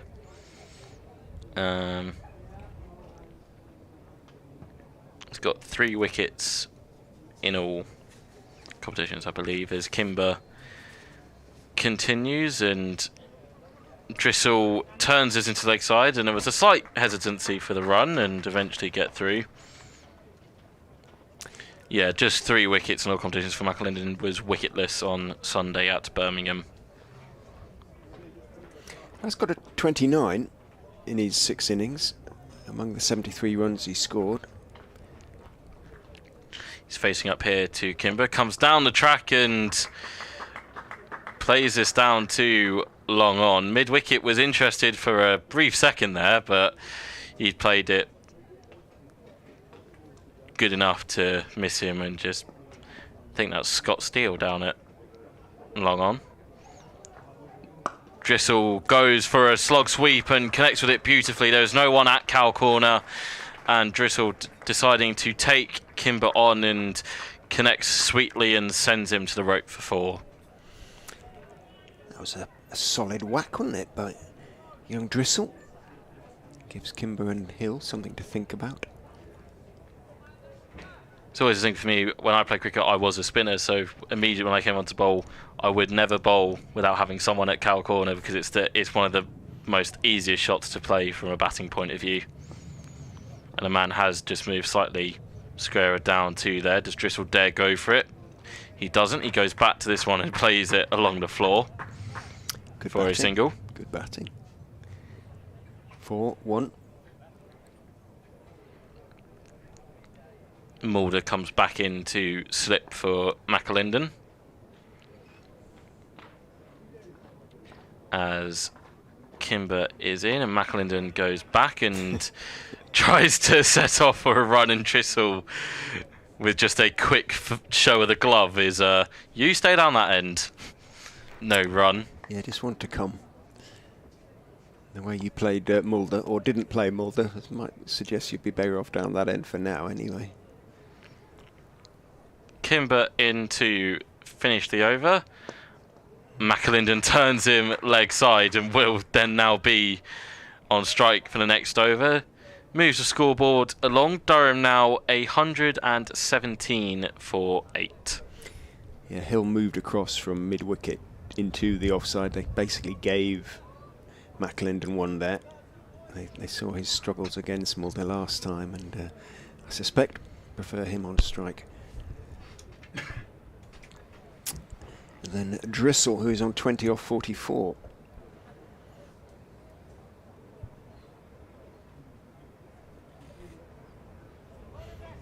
Mulder, just 2 overs to go. If they can see him off, it'll be right and Mulder done. Just Hendricks of the 3 frontline seamers left to bowl out after that, as in he goes and bowls, and it's nicely played by Stanley McAlinden. It was foolish and he got right behind it, waited for it, played it firmly just wide of mid-on. Hendricks had to move to his right, and a comfortable single is taken.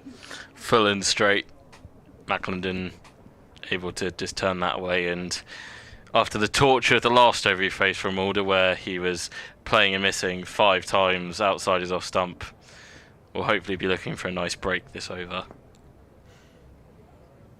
Mulder into Drissel, line and length. Drissel is forward, head right over the ball, bat nicely next to his front pad as he blocks it out into the offside. Louis Kimber out at extra cover now, makes the stop.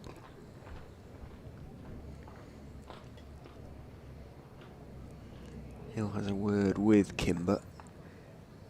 3 overs, he's bowled now. Whether he'll continue, I would imagine so, for the time being. Mulder is in and bowls very straight on off stump, and again Drissel has to treat the ball with respect, does, but plays very competently, leaning forward, a solid defensive. Maybe the thick inside part of the bat runs it out towards mid-on. Hendricks fields. A fair-haired Mulder again is the recipient of words of advice or interrogation from Lewis Hill. Has been outstanding in this competition for Leicestershire and Mulder. Turns, runs in and bowls short, but nicely pulled around the corner from Drissel, who saw it coming, and he's found the gap between long leg and deep backward square. Really nice hook shot, pull shot from George Drissel. Sat up and he was quickly onto it, almost too quickly onto it in fact, but he adjusted really nicely and kept it down, middled it. Wasn't huge bigger gap between Chris Wright down there at long leg and Nick Welsh at deep backward square. And he picks up 4, moves on to 24, beginning to play rather more expansively as Mulder is in, goes past his outside edge with a lovely outswinger. He's prodded forward, couldn't get anything on it. Update coming for BBC Radio Leicester.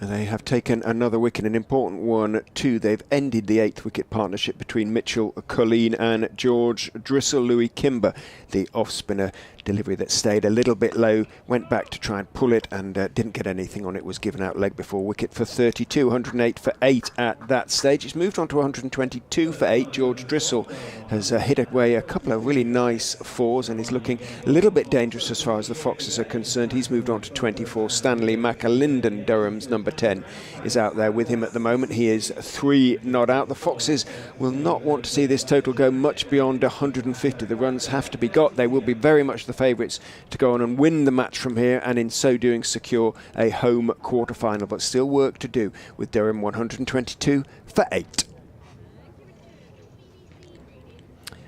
Whoever wrote the intro for the presenters today about getting they need to rewrite one, but they're all saying the same thing. Scott Steele is going to replace Louis Kimber. Have McAlinden on strike first up, keeping the slip in. He's in and McAlinden goes back and just defends for no run.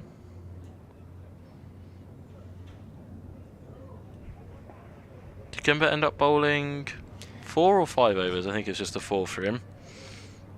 As McAlinden turns this one straight to mid-wicket for no run.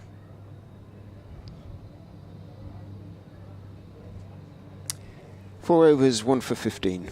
Louis Kimber.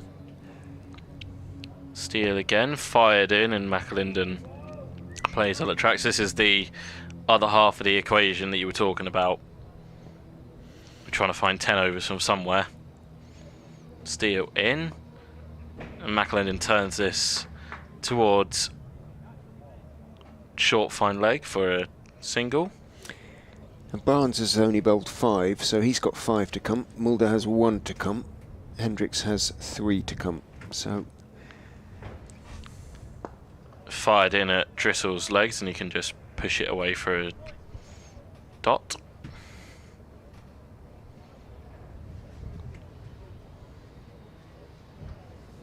Quick chat with the skipper. What does Drissel do here? Steele is in and slightly on the leg side, and Drissel's able to turn this to deep backward square for a single, so he'll keep the strike. He moves on to 25 from 51. McAlinden still within 4 on 15. Drissel asks for a new pair of gloves to be run out for him. Durham 124 for 8, 36 overs bowled.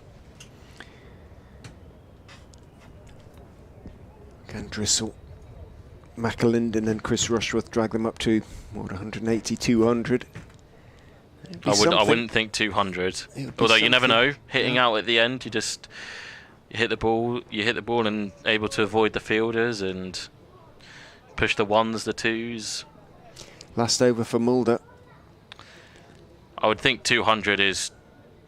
Be a big ask, but it's a big ask, and I think is probably going to end up slightly out of Durham's reach. But as you mentioned, when McAlinden came to the crease, just being able to put on a little bit of a partnership, put some more overs on the board. Let's see where you are. Mulder is in bowls outside off stump. Drissel, beg your pardon, is forward, pushing it out just wide of Patel at point and takes 1. Happy to give McAlinden the strike, it would appear. Sorry, I've lost a few more wickets up at Welbeck. They are 181 for 9 against Nottinghamshire, who will fancy their chances. But they do need, excuse me, Leicestershire to lose. At the moment, Leicester in a fairly strong position as Mulder is in. Using his feet is McAlinden there, playing it defensively back to Mulder, who, having fielded it, makes as though to throw the ball at the stumps. McAlinden, unfazed, stepped calmly back into his ground, didn't panic, didn't turn round and duck or anything like that. The sun comes back out. 1 or 2 heavier clouds drifting away to the south, from south to east. But a bit of blue sky around where to the southwest again now, as Mulder is in bowls and dabbed down towards gully, but without sufficient pace to beat Patel, hopping around from his left at backward point, so McAlinden has to retreat back into his ground. Hampshire are doing okay at Scarborough, and Erin Donald has come to the crease and decided to have some fun. Currently 58 off 24 deliveries. Third batter to make a 50 after Ben Brown and Tom Prest, who also passed 50. Mulder into McAlinden, who is getting a fullish delivery, just on off stump, maybe just outside, just dabs it out into the offside. And after I said that, Donald has hit another 6. So he moves on to 64 off 25. Looks to be a decent batting track at Scarborough. Always played at Scarborough. Always a good track. Played my club cricket on the east coast of Yorkshire for the most part. Yorkshire having put Hampshire into bat as well. They all drain well, you see, down the chalk cliffs up there. In goes Mulder, bowls on off stump. Defended on the back foot by McAlinden, out into the offside, and again there's no run. Just a single off the over so far. 1 ball to come for Vian Mulder, 3 for 28. His figures at the moment. Just the one maiden, unlike Wright, who managed a couple. Lancashire have just lost their 6th wicket against Kent. Mulder is in and bowls, bounces a little bit too high, surely, and certainly the umpire immediately turns it down. So Vian Mulder finishes his spell, 10 overs, 1 maiden, 3 for 28 for Vian Mulder. Just a single from his last over. A warm and appreciative round of applause from the Leicestershire faithful, thoroughly deserved by the South Africa international. 37 gone, 125 for 8. Looks like it will be Steele to continue. We have Drissel on strike. He's moved his way onto 26 from 50 deliveries, so he's eaten up valuable time at the crease and looks to be more settled. Steele is in and Drissel turns this into a leg side for a single.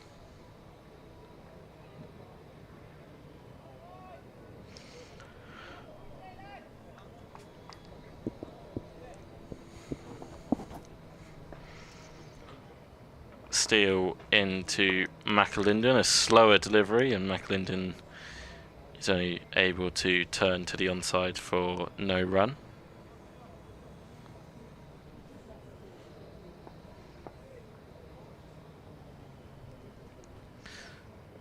McAlinden uses his feet down the track, pushes for a quick single to mid-off, and he'll get home.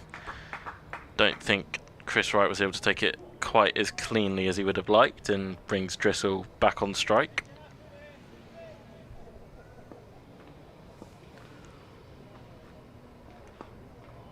He's only able to defend into the offside for that one. Just over 12 overs remaining in Durham's innings. Steele in again, and Drissel is able to push up the track. Steele with a sliding tackle-esque attempted stop to try and stop the single, but in the end made himself look like a bit of a fool, and Drissel was able to get home. Got a bit mixed up with McAlinden, didn't he? Ooh. McAlinden trying to work that, I feel, to the onside, but ended up squirting it to mid-off for no run. End of the over. Durham 128 for 8. Still proving a little bit harder to get away for the Durham tail than Kimber was. Kimber bowls a little bit straighter, I suspect, and Steele's 2 overs have gone for just the 5 runs. But such valuable experience this for the likes of Mitchell Colleen and George Drissel, and now Stanley McAlinden. Barnes is being brought back on now, Mulder having bowled out. Experiment didn't work in that Mulder wasn't able to pick up another wicket. Nearly did, beat McAlinden 5 consecutive occasions. Drissel it is on strike to Barnes, and it's slightly short on the leg side. He looks to pull it away. I think it came purely off his pad, thigh pad, bounces gently out towards square leg, and indeed the umpire does indeed signal a leg by Drissel and McAlinden, having accepted it gratefully enough. 1-2-9 for 8.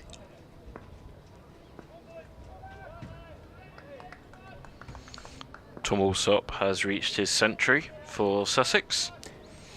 224 for 2. Made one against Leicestershire in the county championship not so very long ago. Down there, in goes Barnes, almost flinging himself off his feet with that foolish delivery. Doesn't move it straight. McAlinden just blocks it off the stumps out into the offside. Kimber, having picked it up, claps his hands together to encourage his teammate. Announced yesterday even, that Leicestershire losing the services of Ben Mike at the end of the season. He's off to Yorkshire, the young all-rounder. Disappointment, but not massively so, as Barnes is in slightly short of a length on off stump. Doesn't really get up at all, and off the back foot McAlinden again just pushes it out to Kimber. Mike, never such a talent, never quite fulfilled it on any sort of consistent basis for Leicestershire. Going to try his luck at Yorkshire. He was sought after there, a lot of ability, 99 not out against Middlesex at Lord's earlier this season. And he's produced really good performances in white ball cricket from time to time. As Barnes is in, bowls onto the legs, clipped off the legs, and nicely by McAlinden. Wright has a lot of work to do, but he does it well down there on the long leg boundary, sliding away to fine leg, making the stop, saving 2. In the end, the umpire waited just to make sure that it hadn't crossed the ropes. It didn't. McAlinden moves on to 7. Nice little leg side glance there, down to fine leg. Very well played. Looking a bit more confident now. Rather, might be quite enjoying himself out there. As I say, no real pressure. No great expectations of him. He can just bat and enjoy himself against the sort of weaker aspect of Leicestershire's bowling. In goes Barnes and bowls on off stump. With respect to Eddie Barnes, he's not quite as penetrative as the likes of Mulder or Hendricks or indeed Chris Wright. Blocked out towards backward point where Patel is the fielder. It's tough on Barnes because he's coming in with the old ball, isn't he? He'd no doubt be more dangerous with a nice new shiny hard white ball in his hand. He hasn't got that at the moment. 131 for 8 as Barnes is in. Played in the air but just wide of backward point by McAlinden, down to the wide third man boundary for 4. Just looked for half a second as though Patel might be in the game for a potential 4th catch, but he got up on his toes and prepared to take the chance. McAlinden cracks it away, moves into double figures. Picks up 4 off the last ball of the over, again for Barnes. 135 for 8. Very well played. McAlinden, I think, used his feet just a little bit, coming closer towards Barnes and able to get that away. And you mentioned it's starting to look maybe a little bit more confident. In fact, he's got no real pressure on his shoulders. Durham obviously nothing to play for, and just playing, like you say, for pride. It's another appearance to add to the collection for some of these guys whose careers are just starting out. McAlinden, McIntosh, Killeen as well.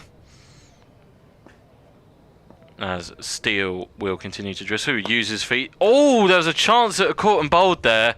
Drissel had come down the pitch and was fully intending on smashing Steele straight back over his head for 4 or 6, and in the end, I think came off the toe end of the bat, and Steele got hands to it, but wasn't able to take full catch. It looks like he's done himself a little bit of damage there.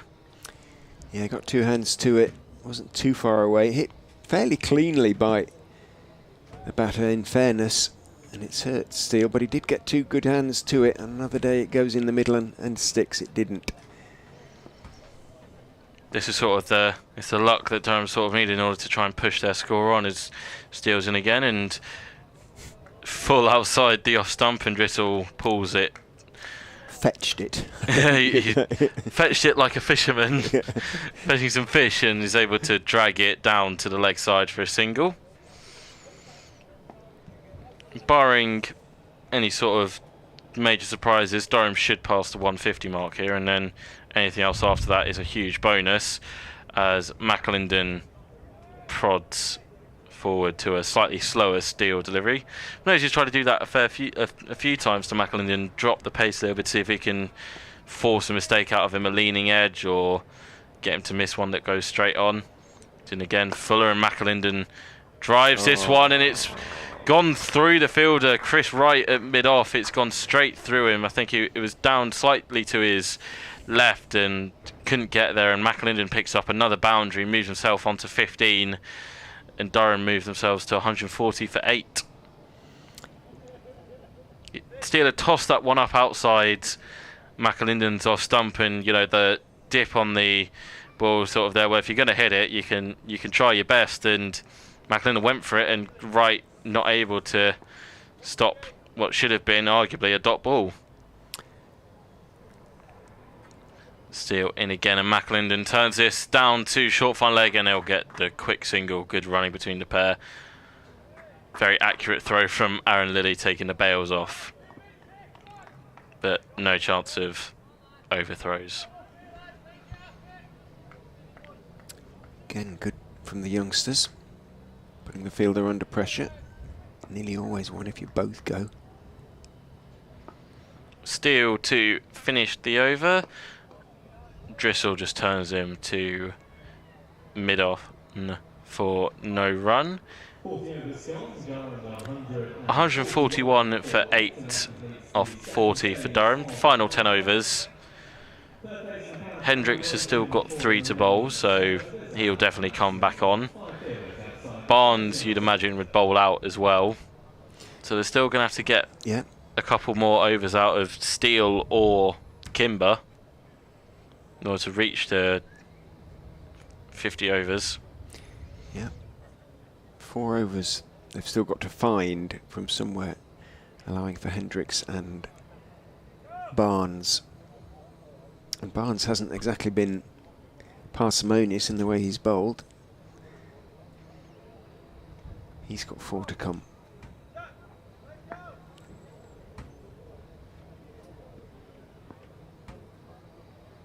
Turns the sun out again at the Uptonsteel County Ground. Runs in and bowls. McAlinden is down the wicket, swinging and missing. The ball misses everything, taken balletically by Harry Swindles, who having taken the ball two-handed above his head on one foot, sort of stays on one foot, holds the pose for a while. He's rather pleased with it, although it's hurt his hand a bit.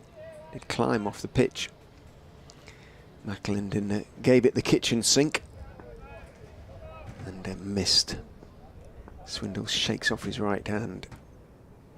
Barnes turns, runs in and bowls. McAlinden this time stays deep in his crease and just blocks the delivery off stump out into the offside. Kimber is the fielder.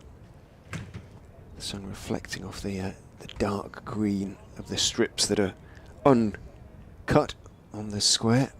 Stark contrast to the grey green of the outfield, almost dusty underneath. Needs a good soaking. Not likely to get one in the near future, we're told. In goes Barnes and bowls a bounce that is pulled by McAlinden. Didn't get it quite as cleanly as he wanted, but he's got it into the gap between Wright and Welsh. Wright is the first to it, and a comfortable 2 for Stanley McAlinden. He moves on to 18, 143 for 8. Another good partnership building. 8th wicket realised 54, and this has now realised 35. Yes. What's been needed from Durham. Lower order resistance to just push the total. Barnes is in, bowls full to McAlinden, who's stroking the ball into the ground and raises his eyes to the heavens as he sees it bouncing fairly easily towards Rishi Patel at point. No run. As I mentioned, it's just what was needed after top and higher middle order collapse. You know, Driscoll and Killeen, and now Driscoll, McAlinden putting some runs on the board, trying to just get Durham somewhere. In goes Barnes and bowls. Better delivery, thick outside edge from McAlinden, but Patel has to sprawl away and slide to his left to make this stop, and seeing that, Drissel calls McAlinden through for a single. McAlinden on to 19. Drissel 29, 144 for 8. Coming to the end of the 41st over. Barnes 3 to come after this. Turns in and bowls using his feet and hitting it in the air just short of mid-wicket. Lilly running in, can't get there, almost lobbed straight up to mid-wicket there by Drissel, who didn't half telegraph his intentions. He was well down the wicket before Barnes had actually almost got into his delivery stride. Barnes understandably banged it in. Drissel went through with the shot and was a bit fortunate that not to spoon it straight into the hands of Lilly, who came running in, couldn't quite get his hands underneath the ball before it dropped to the ground. Drissel picks up a somewhat fortuitous single, moves on to 30, 145 for 8 after 41. And change in the bowling. Bjorn Hendricks is coming back. Very, very good opening 2 spells from him. 4 in his first stint, 3 in his second. He's got another 3 here, and again Leicestershire placing their bets that he'll be able to pick up at least 1, if not both of these wickets in his remaining 3 overs. Because if not, they're going to be left with spinners at the death, which will be a lot more in Durham's favour, as Hendricks is in, and Drissel just tucks this off his hip into the onside. Given as a leg by the umpire.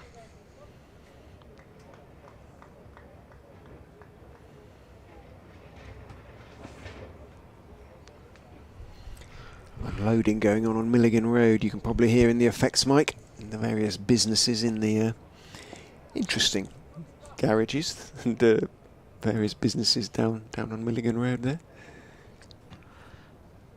Hendricks in again and full and straight at McAlinden's pads. He turns it away. They're looking for 2. McAlinden's come back for it. Keeper's throw is to the keeper's end, so Drissel's able to get home quite comfortably for 2. If the throw had gone to the bowler's end, there would have been a slight chance of a run out, but McAlinden able to turn that down to long leg, who now gets an unofficial warning from the umpire as to avoid running on the strip. He moves on to 21 from 37.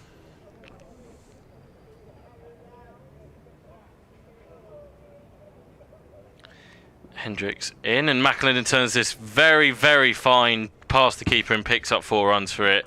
Slightly on middle and leg line from Bjorn Hendricks, is given as leg buys by the umpire, so just a tickle of the pad and raced away for 4. No chance for long leg to cut it off. 150 up. Looked a long way off at 54 for 7. But the tail have done magnificently, really. And they've still got power to add here. Well, they've taken 7 runs from the first 3 deliveries of Hendricks' return. So he's in again, and McAlinden plays this into the ground to short third man.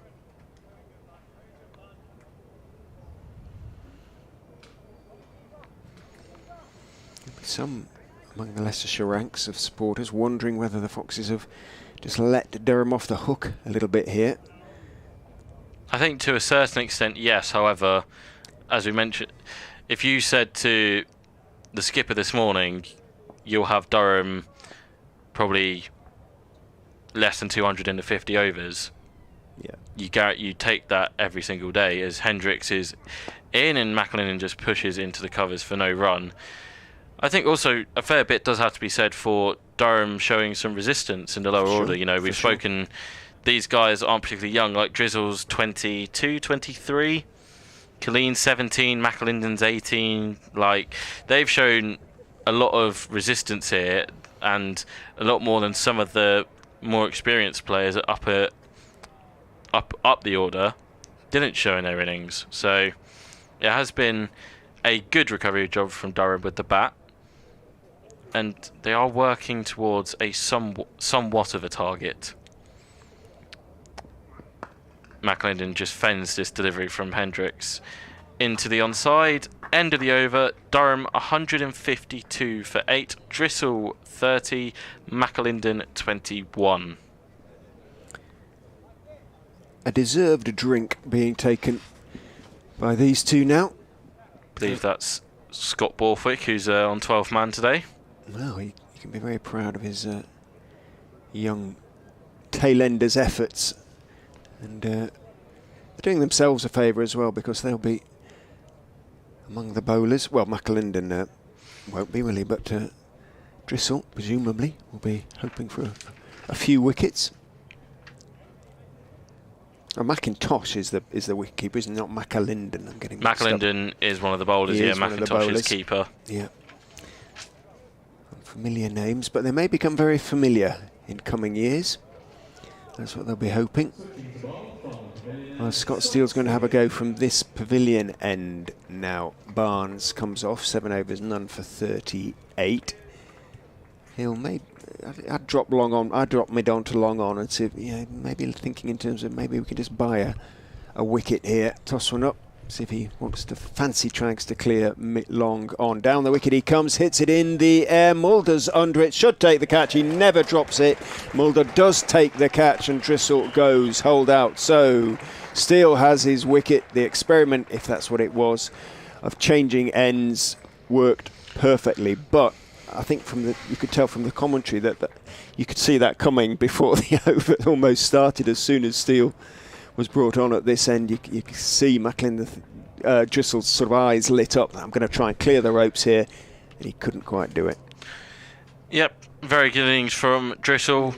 As mentioned, started off slowly, was very fortunate. He was 1 from about 13, 14 deliveries for a while, but then started to accelerate, found a good partnership with Mitchell Killeen, put on 54, and then had a decent-ish partnership there with McAlinden, just short of 50 runs. I think it ended up being 42 between the pair. And Chris Rushworth strides out at number 11, and I think this will be a very brief innings from Rushworth. Obviously, one of the greatest bowlers on the county circuit, not heralded for his batting. Maybe one ball to see himself in and start going gung-ho, and Leicestershire will very much be hoping that this innings is over in a matter of balls instead of overs. Well, Scott Steele will be pleased because that wicket has been put on the scoreboard down to Eddie Barnes. As I think he'll be having words with the scorers afterwards. Rob goes off to update BBC Radio Newcastle. Partnership of 44 between George Drissel and Stanley McAlinden, on top of 54 between Drissel and Killeen. Dragged Durham to some sort of total. Chris Rushworth will be on strike as Steele, for it is he, not Barnes, will be bowling. Kimber comes in from long off to mid off. Steele goes in. Rushworth just steps forward and leaves that one outside off stump. It doesn't turn, doesn't threaten the stumps. So a good leave. Steele is in, straighter this time, poked somewhat wanly back towards him in the air by Rushworth, stopped by Steele, running across to his right, using his feet, still examining his left hand a little ruefully where he dropped that return chance off Drissel. In he goes and bowls. Oh, and that one does turn a bit and misses the off stump by not very much at all. Rushworth grins back down the wicket at his former Durham teammate. Steele steps in and bowls. Rushworth is working that one off middle and leg out towards mid-wicket. Hill picks it up, then jogs across, and they're saying to Rushworth, you want to take one? Take one on the leg side. Last ball of the over. Steele is in. Rushworth pokes at a delivery outside off stump, doesn't get anything on it, goes through to Swindle's end of the over. Wicket maiden for Scott Steele.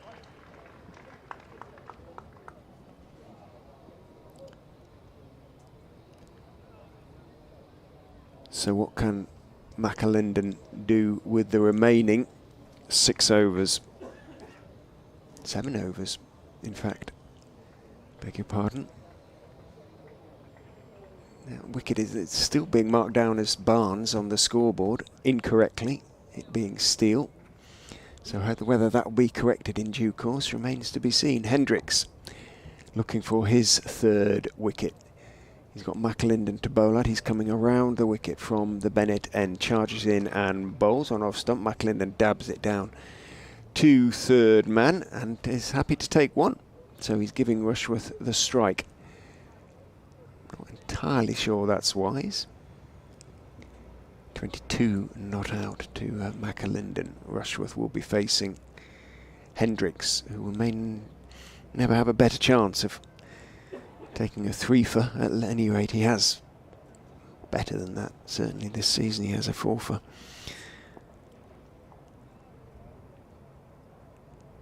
But fast and straight on and off stump might be a little bit too good for Rushworth, who taps his bat and then raises it as in goes Hendricks. Bowls to him. He's solid enough behind that as it zeroes in towards middle and leg. Little half step backwards and dabs it out into the offside. Kimber is the fielder.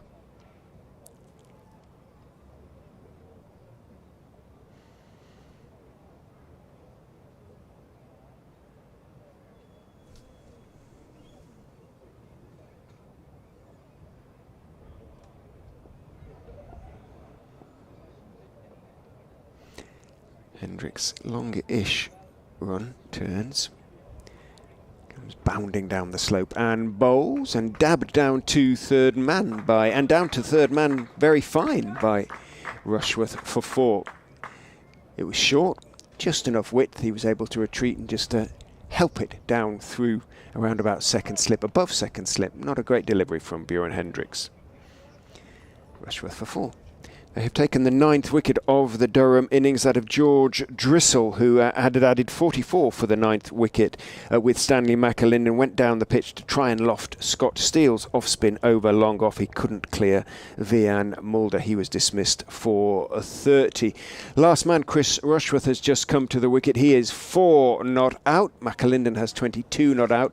Durham 157 for 9 now. They still have 6 overs and 2 balls left of their innings to go. If Leicestershire can end this innings, they'll feel they've got a pretty attainable target to try and chase down then. You never quite know though. 157 for 9 Durham. That one kept out by Rushworth. 2 balls to go in Hendricks' 9th over. Hill has a word with the tall South African. Turns, tosses the ball from right hand to left hand and takes it, grasps it in his left hand, runs in and bowls. Up on his toes is Rushworth, defending the slightly short of a length delivery out into the offside. Kimber picks it up, doesn't bother throwing it to Swindles, just tosses it to Chris Wright at mid-off. No run. Lancashire 249 for 7 against Kent. Surrey all out at Welbeck for 181 off 39.2 overs. So it looks like Nottinghamshire very much the favourites to go on and beat Surrey. In goes Hendricks. Bowles looking for the Yorker. Just outside off stump, dug out by Rushworth with a almost horizontal bat in the end. Don't know quite how he managed that, but did. Steered it to Patel at backward point end of the over. Good one, well played by Rushworth and McAlinden. McAlinden took one off the first ball. Rushworth picked up a boundary. 157 for 9 off 44. Sussex continue to build towards what is likely to be another formidable score. This time against Middlesex, I should say. They're 290 for 2 at Hove. The Hove crowd, as ever, getting their money's worth in terms of runs. Steele will continue from the pavilion end. Rob back alongside.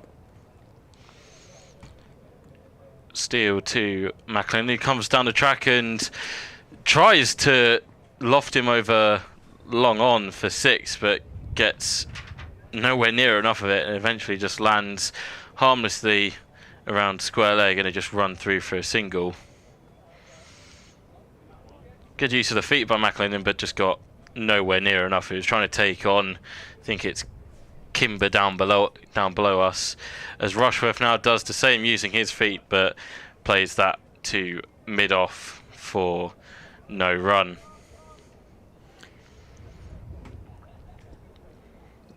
Steele in again, floated up, and Rushworth carbon copy down to Moulder at mid-off. He's bowled quite nicely, Scott Steele. Has indeed not gone for many runs, and I know he's not under too much pressure, but even so. he's in again. Rushworth with a sweep, and just as Rich says that, Steele goes for a boundary slightly down the leg side from Steele. One of the only few poor deliveries that he's bowled, and Rushworth is able to get down and sweep it past Chris Wright for 4 runs. Moves the score on to 162 for 9. Yeah, I'm not going to say anything anymore. That was awful, awful delivery. Good old commentator's curse.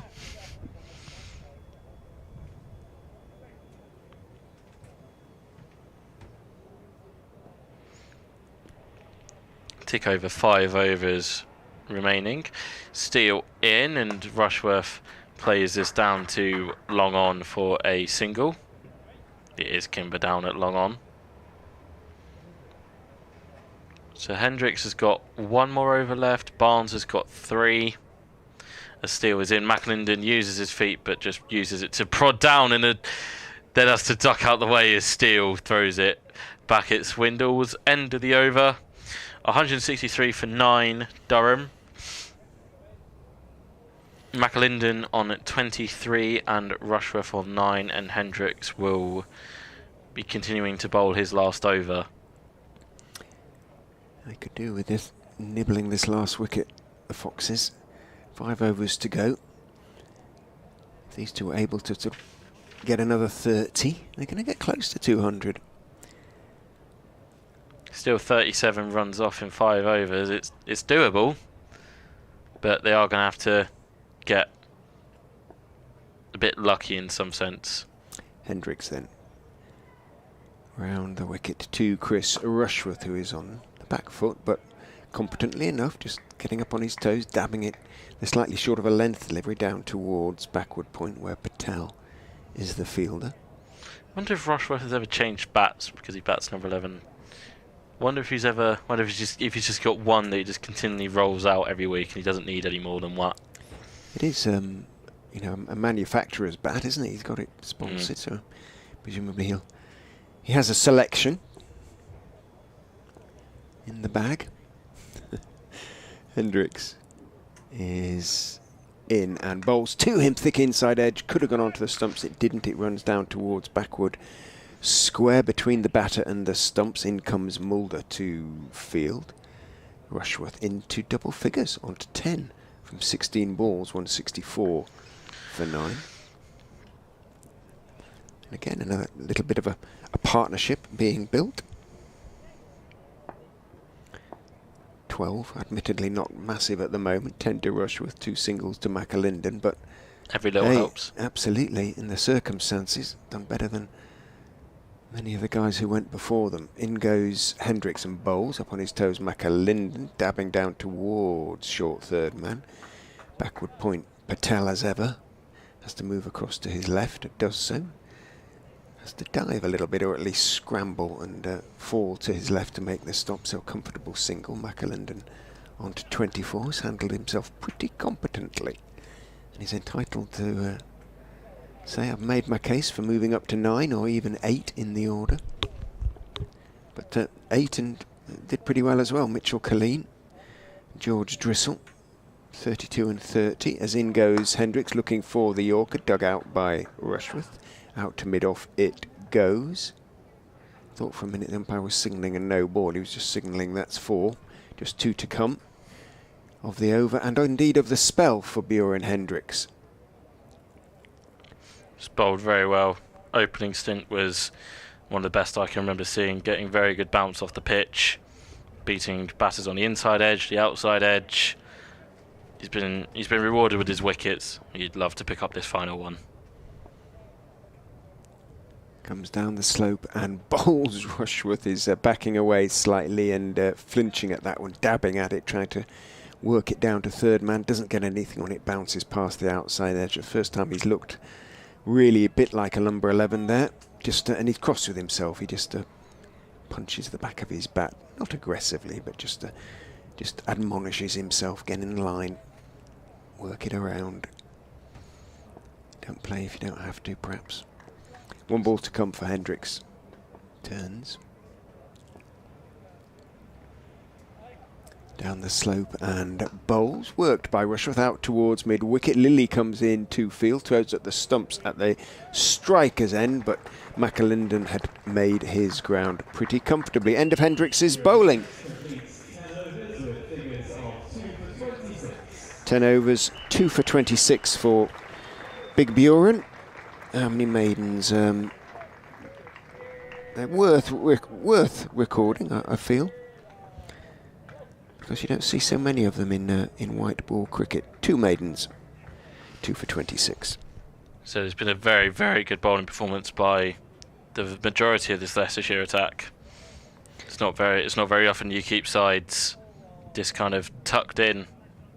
Durham are going to struggle to make 200. They're going to have to go at quite some lick now to get there. Can have a swing though now. Steele and Barnes probably going to bowl out from here. Indeed, it is Steele, and Rushworth tucks this off his hip for a single.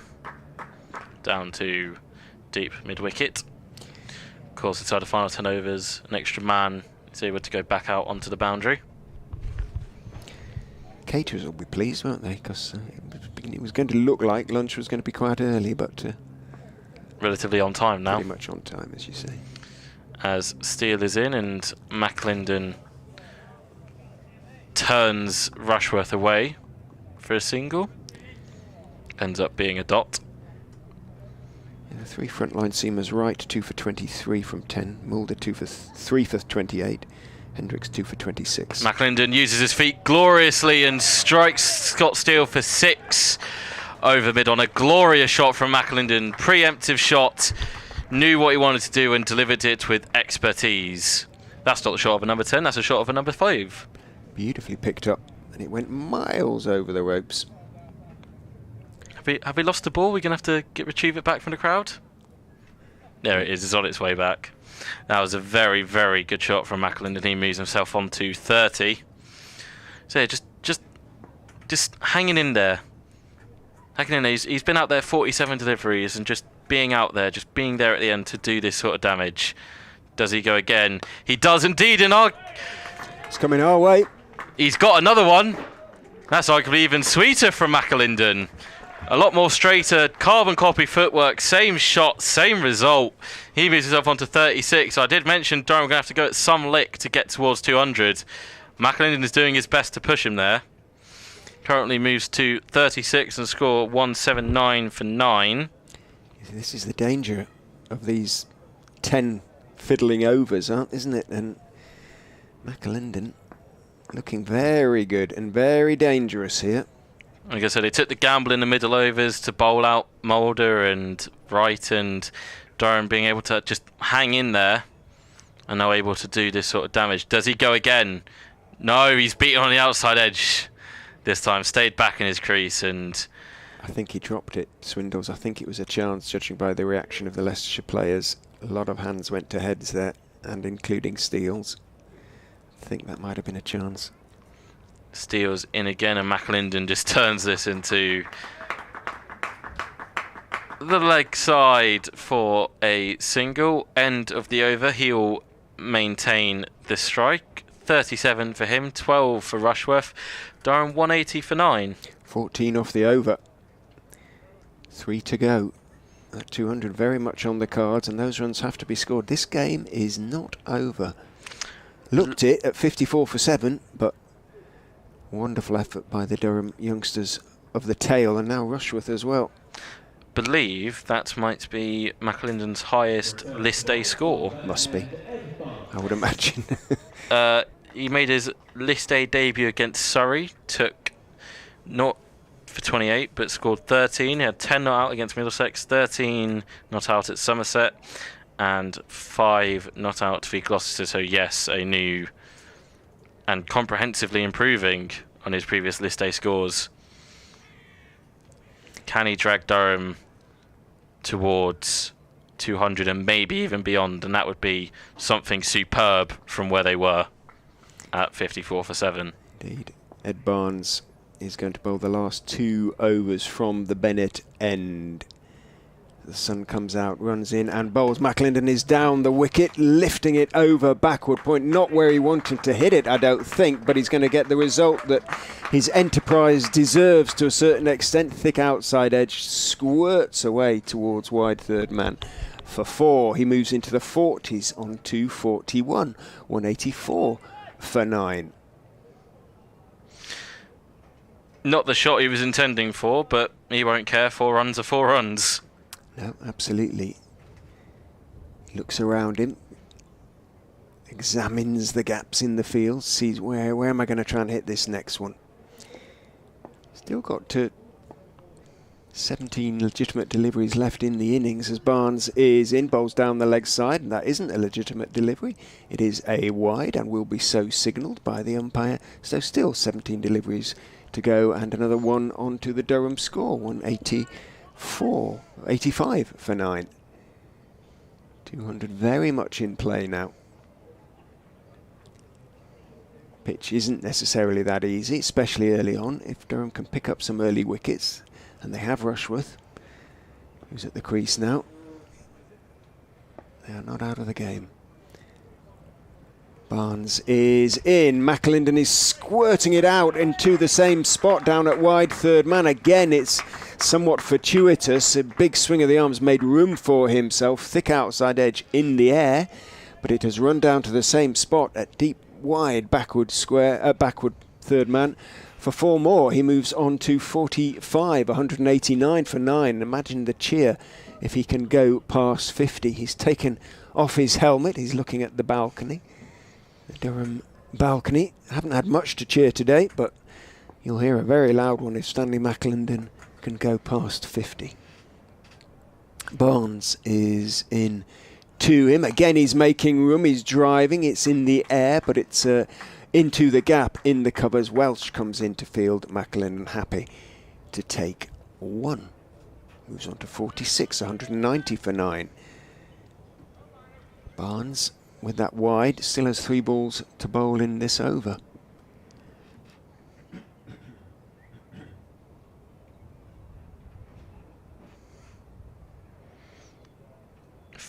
Rushworth now on strike, as McLinden moves just 4 away from a half century. Barnes is in and bowls. Rushworth blocks it back up the pitch to the Yorkshireman, and there's no run. Well, Rushworth's got a bit of responsibility now. Don't mean he didn't before, but he was batting without any pressure. He's got to stay there. Yeah, he's got to stay. Make sure he doesn't give it away now and deprive McLinden of what would be a maiden professional, shall we say, half century. It's what we talked about, the gamble in the middle overs to try and end the innings, and Durham just staying with it and now able to hit out here. As Barnes is in, Rushworth is going to pick up a single there as he works it without much foot movement, but solidly enough through the vacant mid-on area down towards long on. Lilly rolls the ball back to Hill. Rushworth on to 13, 191 for 9, 1 ball to come in the 48th. Can this be the 4 that takes McLinden to that maiden 50? Take the single, get to the next over. Don't risk your wicket. Barnes is in and bowls. McLinden does just that. He was listening to Rob alongside me. Perhaps he also has a little bit of a cricketing brain of his own, the youngster. He just dropped the delivery down into the leg side, took 1, kept the strike, moved on to 47, 192 for 9, 2 overs to go. And you can sort of see in the McLinden's body language and that of Rushworth, and the increased noise that's come from the Durham balcony as well, that they know they're not out of this. You know, they would have liked 250 on the pitch, score. But it's a score. They've got something to bowl at, which they didn't look like they were going to have at 54 for 7. Change of spinner. It's Louis Kimber to bowl the final over from the pavilion end, after Scott Steele went for 14 off the previous over. Changed by the skipper. What does McLinden do here? 47 off 54 Just 3 away from a maiden professional first class 50. Comes down the wicket, goes for it. Has he got all of it? He hasn't, but he's dropped safe. Dropped safe between 2 converging fielders at long on and deep backward mid wicket. And it's just a single to move him to 48. He'd gone for the same shot that he dispatched Steele for in the previous over from the pavilion end and didn't quite get all of it. Got a bit of a lecture there from the umpire. I think he may have run down the That's the second time. A second time now. Rushworth, what can he do against Kimber? Opens up and tries to run the edge of it. Wants to try and run the ball off the edge of his bat down to third man, but McAlinden died 1,000 deaths there. He almost buckled at the knees when he saw Rushworth do that. Kimber again. Rushworth goes for a shot and he'd land safe. He'd gone for a slog shot to try and go for a boundary. Didn't get all of it. Toe end of the bat and just evades Hill on the offside. And they scamper through for a single. And McAlinden now just 2 away from a maiden professional 50. Almost Kimber makes a slight change in the field. Rushworth. Lucky. Heart in mouth moment there for Durham. Here's McAlinden down the wicket again. Doesn't get all of it, but just driven down to long off to move him to 49 from 56 deliveries. Durham should get to 200 from here, and anything plus that is a bonus, but see if Kimber can take a wicket with one of his 2 remaining deliveries. He's in now. Full and Rushworth just drives this to long off for a single. 195 for 9. 1 ball left from the pavilion end. And McAlinden. I don't think they'll bring the field in. McAlinden on 49. Kimber around the wicket. And McAlinden gets there with a drive down to long on to mould it. It's been a very, very good innings from Stanley McAlinden. His maiden professional half-century. Durham haven't had much to cheer about this One Day Cup campaign, but they can certainly cheer this innings from McAlinden. It's been very well worked. Took his time to get going, and then after Leicestershire made the gamble to bowl seamers out in the middle overs, McAlinden has come back to haunt them at the death. Durham 197 for 9 off 49 overs, and he will maintain the strike to begin the final over of Durham's innings. And his figures, his 50 came off 57 balls, included 4 fours and 2 huge sixes. Barnes to finish things off for Leicestershire. And this partnership is approaching another half-century. We had a half-century partnership for the 8th wicket. We had a 44 for the 9th wicket. And this one is within 5 of another 50, so this one's worth 45 as well. 150 basically between the last 3 wickets, which is magnificent. Barnes is in to McAlinden, who is trying the ramp, steps across to the offside, tries to loft it over Harry Swindles, doesn't get anything on it, and it bounces through to the keeper. Has he got Josh Butler's number or something? I mean, he's got all the confidence in the world at the minute. Maiden professional 50, 1 over left. You might as well try and pull out some extraordinary shots. Yep, he's acquitted himself admirably. As I say, those 2 sixes were big ones. Now they're sending Hendricks back to long leg from short fine and bringing right up from third man to short third as Barnes is in. Down the wicket goes McAlinden, tries to drive, doesn't get anything on it. Again, it's a fuller, straighter, leg side delivery, but it made room. Barnes followed him, tried to drive it, didn't get anything on it. Again, taken by Swindles. Again, a dot ball.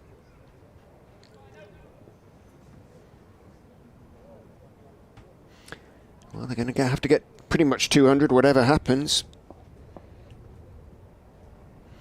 Leicestershire. And that will take a bit of work. Barnes 3/4 of the way down his run, then pulls out. I don't know whether McAlinden wasn't ready or Barnes just misstepped.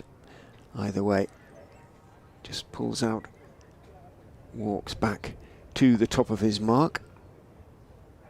Leicestershire well within the time limits.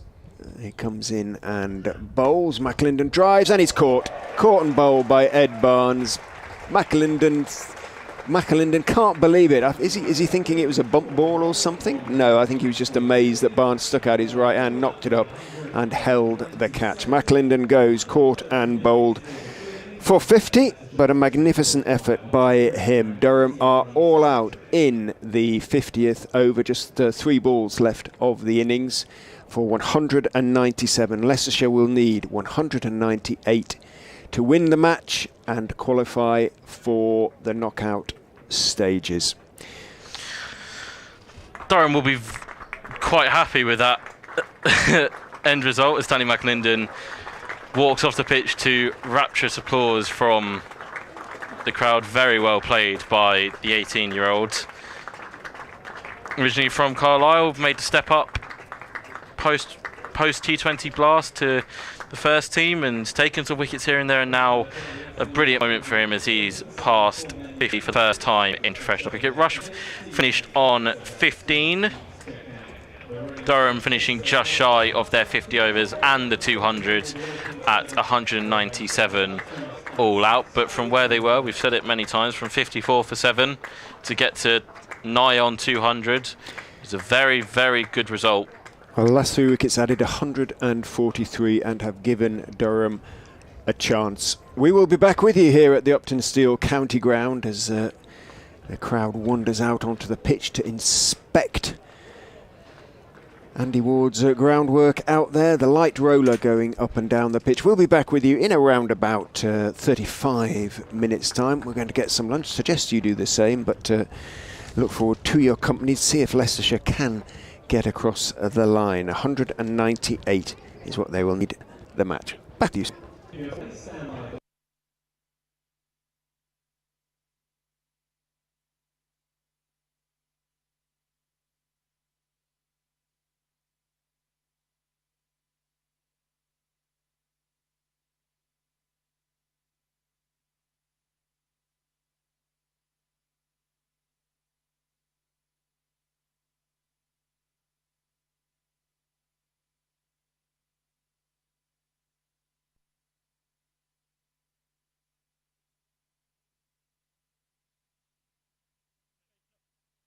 Yes, it's one. It's okay. Thank you.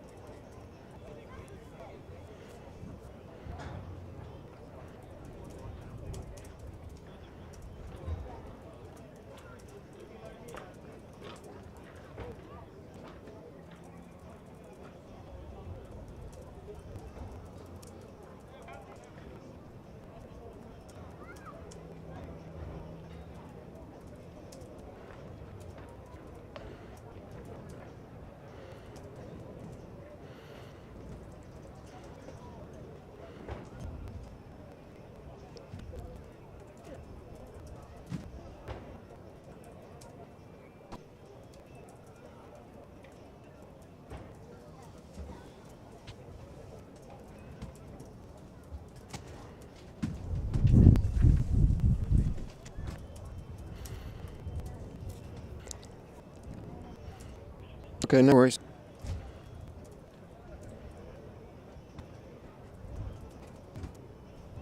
Welcome you down to the Halo Turf here at the Uptonsteel County Ground throughout the duration of the interval. A reminder, if you are coming onto the pitch during the interval, we do ask that you refrain from bringing any alcohol onto the pitch.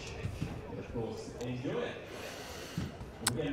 Yes, it absolutely is. 197 Durham were bowled out for a few minutes ago with just 2 balls left of their innings. So 188 can pass target. Leicestershire will qualify for the knockout stage of this competition. Rather more, though, than they must have hoped to be when they had reduced Durham to 54-7 with 2 wickets for Ura Hendricks and Chris Wright for Van Mull. But we ended up seeing times had a 42 who made who made 52. Not be as hard as Leicestershire need to or near to take a little bit to remember. bowled out with 104 in the lines just to do for Fox and head and behind their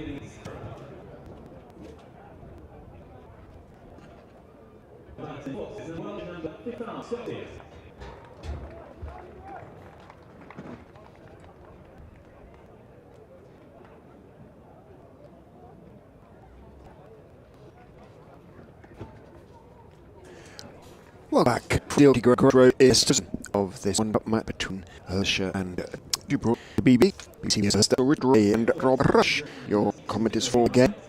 Leicestershire about to resume. Need 198 if they get to qualify for the knockouts of this competition. If they don't, they are out. Managed in the end to get together a 197 from 54 to bowler and Chris Rushworth. They have best expense of getting life out of pitch. That doesn't necessarily, because it's going to offer too much. There is a little bit in this hybrid pitch being all these Rushworth charging the bend and balls. A shake boys on first ball. Nick Welsh gone at first ball before Wickets and Leicestershire 108 win on North well. This game very far from being over.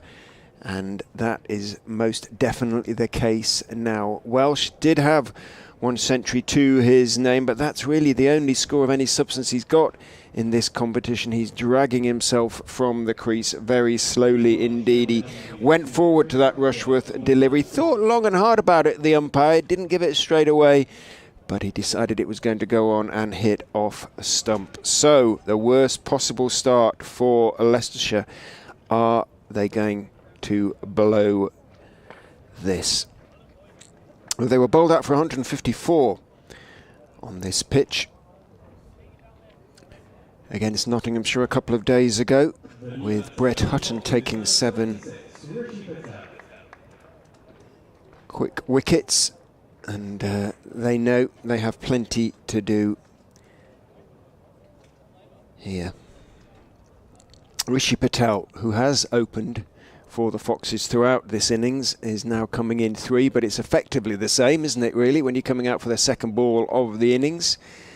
Scott Steele has a quick word with Patel, who's struggled for form, as I say, with the bat. In fact, he's got just 49 runs in his 7 innings, with a best of 25. How Leicestershire need a score from him today.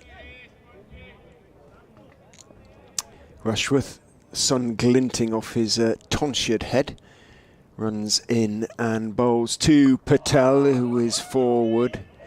Is that one arrow straight from Rushworth, pushing it back out into the offside. 2 slips behind Patel. Durham sense their opportunity. They've won just once in this competition so far this season.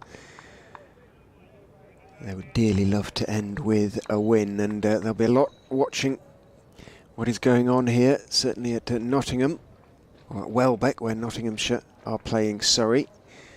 Rushworth is in and bowls outside off stump, an out swinger. Patel just steps forward and lifts his bat over the line of the ball, lets that one bounce through into the gloves of wicketkeeper Tom McIntosh. McIntosh had a first baller today as well, so he knows what Nick Welsh is feeling right now. Welsh now helpless though. All he can do is sit in the pavilion and watch. See if his teammates can get the Foxes across the line. Rushworth is in and bowling. Patel outside off stump, steering that one off the back foot towards backward point. No run. 2 to come. Signals umpire Pollard to umpire Hartley. Umpire Hartley agrees, nods his head.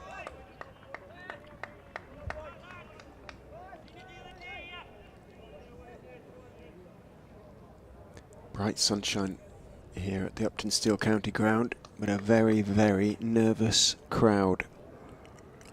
Rushworth turns, runs in and bowls, driven beautifully by Rishi Patel, very straight. Is it going to go the distance? Fielder puts slags back, is just too in. It was just full enough to drive, and Patel did, but really good work running back from mid-off. Kept it to 2 instead of 4. Always hard to chase down a ball on this outfield. Managed to do so. Durham fully committed. The men out at wide, long leg and third man. Rushworth in again to Patel outside off stump. The off swinger, out swinger I should say, which he leaves, allows to bounce through to McIntosh. End of the over, the first, a successful one for Durham and for Chris Rushworth. Leicestershire 2 for 1 at the end of it.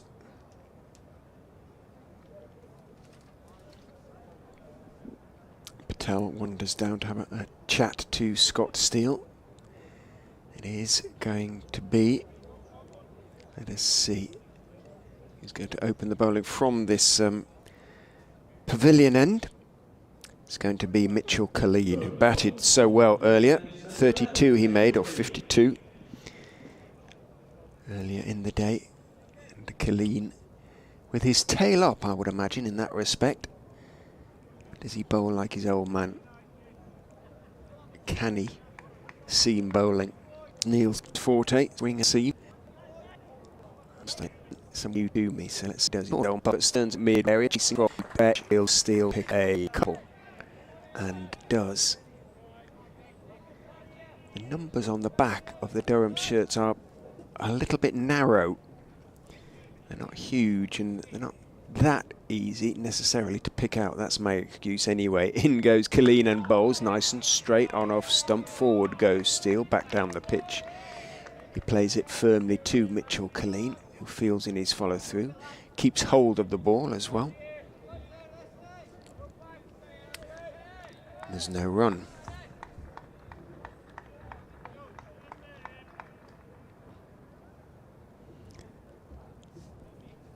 Colleen, very modern haircut, very short back and sides, runs in and bowls, bounces onto the thigh pad of Steele as he takes his bat away from the ball. He's going down the leg side, hit the thigh pad, bounced out towards square leg. McIntosh came running up from behind the stumps to field. Leg bye is taken, 5 for 1.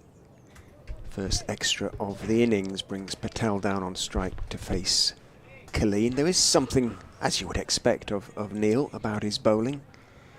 Sort of straight seamers, asking questions, looking for a little bit of movement. Elbows jutting, runs in and bowls down the leg side. Clipped away, misses out there though, Patel. It was a leg stump half volley. Flicked it away, but picked out the man at short, fine leg. Went more or less straight to him. It's Rushworth there with his cap on. A couple of yards either side would have been 4. Patel will feel, as I say, missed out.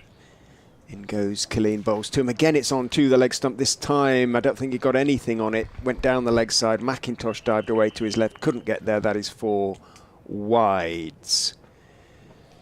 And Colleen just showing his inexperience there. You kind of feel this is down to Rushworth to a certain extent. If he can pick up 3 or 4 early wickets in the manner that Brett Hutton did for Nottinghamshire against Leicestershire a couple of days ago, 3 or 4 days ago.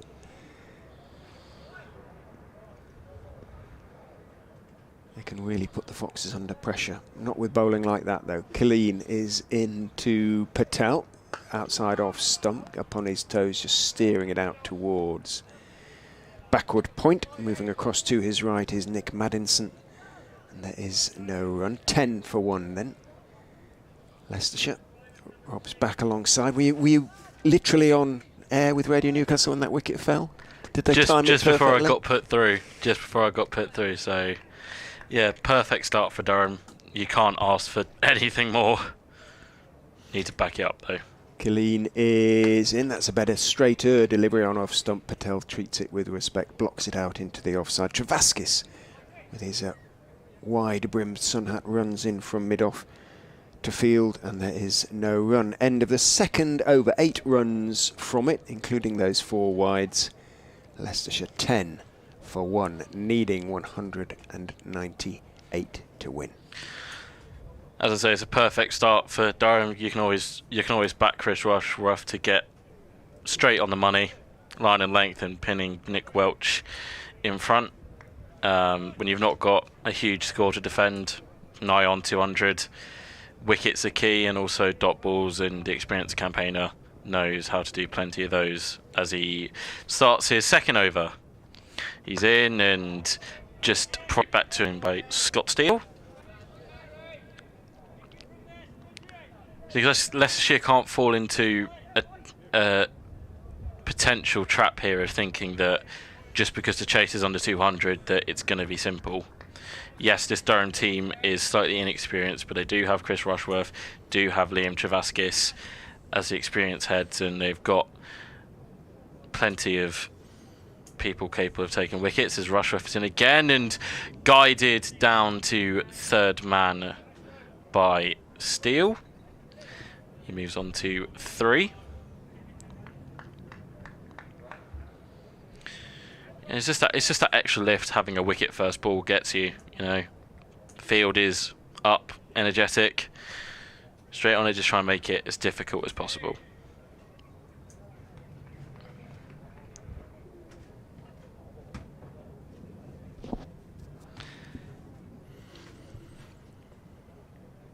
Rushworth in again, and there's an appeal for caught behind and not given by the umpire. Dragged Patel forward and brought out the forward defensive and beat the outside edge. Wicketkeeper and Slips were very interested, but not given by the umpire. I didn't hear anything. No, I did. I think he missed it by quite a long way, actually. Bounced and left him. Good delivery, great delivery, but no edge.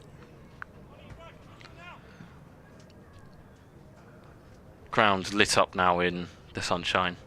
Very nice day here at Grace Road. Rushworth in, and Patel shoulders arms to delivery that's moved slightly away outside the off stump.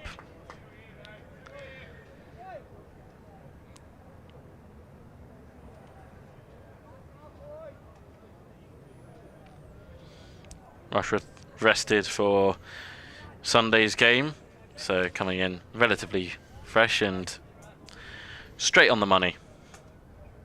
Mr. Reliable. As he's in again, past the umpire. Bowles, and Patel just defends up the track to mid-off.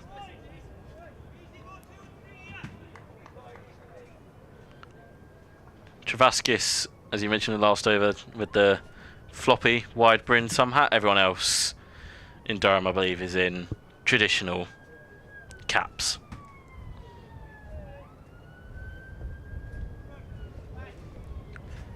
As Rushworth turns at the top of his mark. In and bowls and down the leg side, and it'll be given as 4 wides. Off the money from Rushworth. McIntosh had no chance, and Leicestershire get a freebie there from someone who's normally always on the money. Moves the score on to 16 for 1.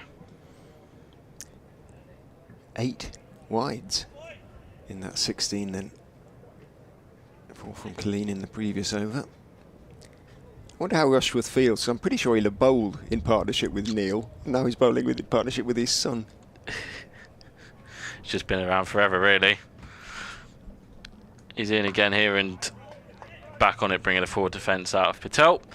End of the over, Leicestershire 16 for 1, requiring 198 to take victory. Maybe he hasn't. Maybe it's me showing my age. I've been obviously watching Durham cricket for a long time, 20 odd years one way or another, including championship years. Dale Benkenstein I saw the other day at Gloucestershire, and Will Smith, now of course a match referee amongst other things. I was about to say, the Will Smith? Well, from Durham's point of view, yes. Steered them to the championship as Colleen is in, bowls on off stump. Steele just stands very still and blocks it back down the pitch towards young Mitchell Colleen. Pushes his hair back, what's left on top of his head, back across his brow.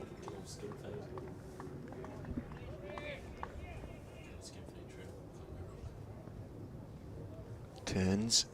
Elbows jutting, runs in and bowls again. Steele, minimal foot movement, just looked to be shaping away from him fractionally, pushed it back down the pitch towards Killeen, who seems to have, famous last words, but seems to have settled into his line and length now. 16 for 1 remains the score.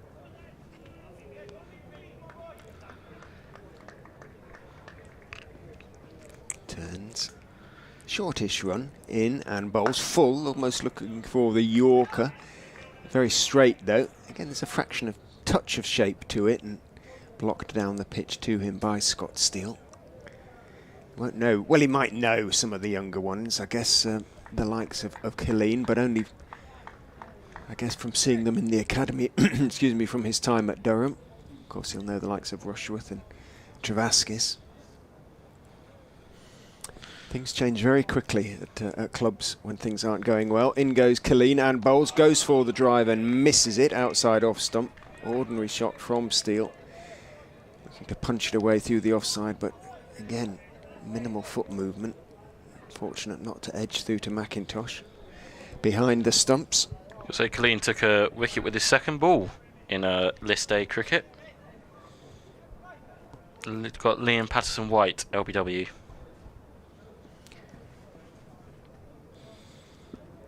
Runs in and bowls to Uptonsteel, who is punching that one away off the back foot behind square on the offside, but runs quite quickly down to third man. Good work by McIntosh, having to leap high and That was take a it brilliant one-handed take. above his head. Managed to do so, as I say, rather balletically. He's much taller than Harry Swindles. Swindles, I suspect, might not have got to that one. There were plenty backing up, but even so, the ball just melted into the glove as well. Didn't make any sound. Good wicket keeping. In goes Killeen to Patel, who is forward. More pronounced foot movement than Steele, blocking the delivery out into the offside, but a much, much better over from Mitchell Killeen at the end of it. The fourth over of the innings, Leicestershire 17 for 1. I think just a single from it. Yes, does seem that. The cut shot down to third man region will be Chris Rushworth to continue. Just a warning, there is a commentator cam, so your T-shirt will be being displayed to the world from time to time. It's too warm for the hoodie now. Splendid. Right in him. Inside edge. The expansive drive and thick inside edge onto so Rush has second wicket. Leicester now 17 for 2, and Durham struck just what they needed when defending a relatively low score. Both openers gone very cheaply. Steele for 4 and Welch first ball. Well, I'd say it was predictable, but you knew it was a possibility, that's for sure. Sorry, did you say my T-shirt was splendid? Yes, absolutely. Thank you yes, very much. yeah, I appreciate absolutely. it. As no doubt you will see on the commentator cam at some stage. Didn't even clock that until you mentioned it. So I was going to say that was quite a late reaction. It was almost as late as Uptonsteel trying to drive that delivery away from Rushworth, and that thick inside edge onto the stumps. 17 for 2. Leicestershire. Well, they know they will never have a better chance. I think qualify for knockout instead of a competition. Looking to the wicket now, he has been very much in form. In the competition, he had 48 runs under 50. Strike 100 as well. He played the same 8 and 2. by my maths, because 117 wickets are in. Astonishing effort. He had to missed him a couple of seconds. Martin with an event. Yeah. But Past 600 first wickets, I think, total game Middlesex.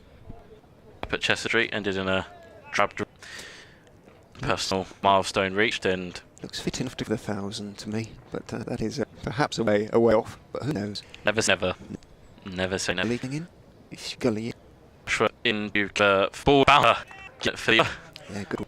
Expecting a little bit of maybe a pitch outside off and trying to get some movement in, but Rushworth deciding to test Kimber out straight away with the short stuff.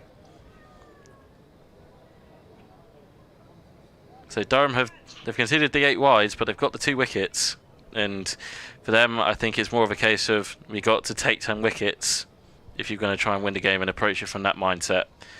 And Rushworth is in again, and Kimber flicks this through mid-wicket. It was aerial for a slight period of time, but was safe, and they pick up 2 for it. He's off the mark now. Yeah, nothing much really phases Louis Kimber.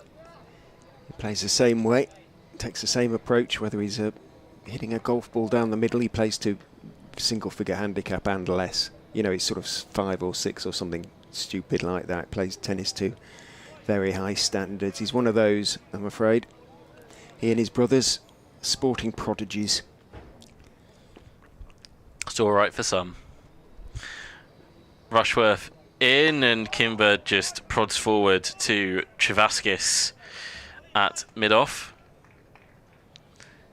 So just wicketkeeper and the slip corner, and they're liking what they're seeing. There was a bit of shouts of encouragement there after that delivery. Why would you not? It's you know what you're going to get from Rushworth, but it doesn't make it any harder to stop. And if there's anything in the pitch, he'll find it. He's in again now to bowl to Kimber. Playing a miss outside the off stump. A little bit of extra bounce off the pitch like we saw with Bjorn Hendricks right at the start of Durham's innings. A little bit of movement as well, and you did call it, Rich. Anything in the pitch, Rushworth will find it, and he's finding it right now. Yeah, he's not the greatest shot that Louis played. As I say, it's how he plays. I do like that about a player. If they back themselves to continue playing the same way, no matter the situation, I think it speaks to their character. As Rushworth is in and driven comprehensively that time by Kimber, but straight to Travaskis. End of the over, successful one for Durham, picking up a wicket. Leicestershire 19 for 2. And the ground, it was a sort of, it's not a nervous chatter during the interval, but you know, Leicestershire supporters have seen enough to know that it was far from a done deal, and now it is fairly quiet out there as the sun, which has been blazing away for the last half hour or so, just temporarily, and to some relief up here in the commentary box, goes behind cloud. Mitchell Colleen continues from the pavilion end into Rishi Patel, who is looking to on drive. But he just checks the shot, rather, had to wait for it. It wasn't a particularly pacey delivery. Ended up stroking it back through a fairly straight mid-on, and the skipper, Coughlin, came across to his left to make the stop. 19 for 2.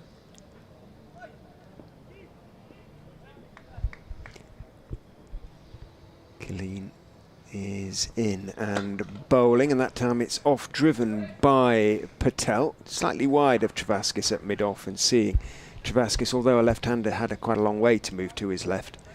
Patel called him through for the run. Travaskis gathered the ball cleanly and had a shy at the stumps, but he knew that Patel had made his ground, and the throw missed anyway. 20 for 2.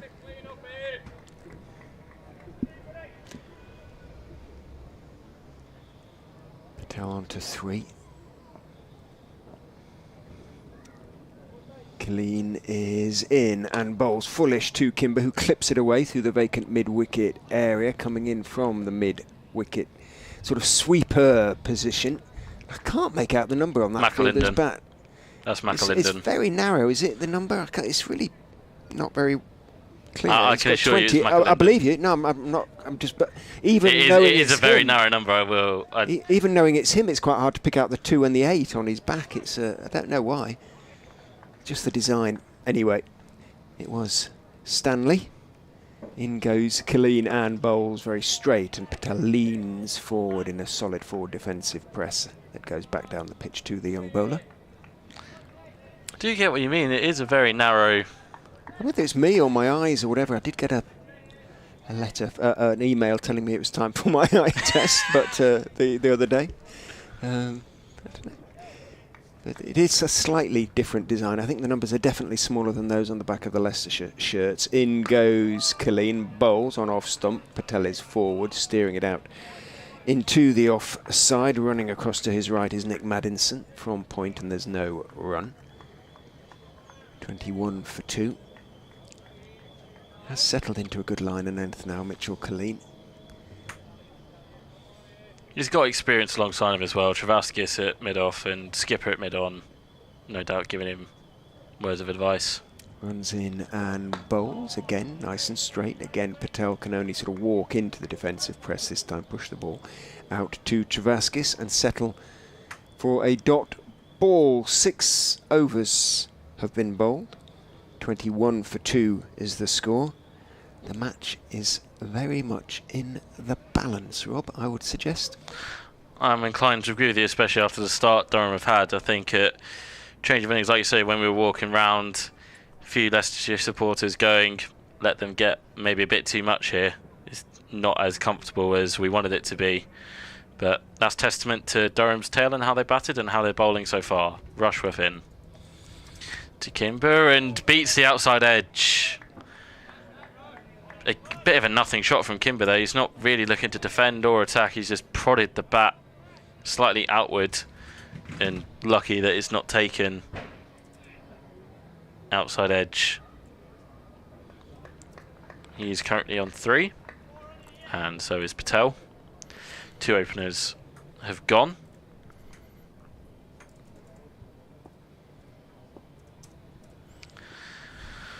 As Rushworth starts his run up and is in again and slightly leg-sided and clipped away brilliantly by Kimber for 4 runs. Rushworth maybe a slight overcorrection from his first delivery, which it didn't need to be. His first delivery was right in the area, dragging Kimber forward, and drags this one slightly onto the leg side, and Kimber puts that away for his first boundary of the innings.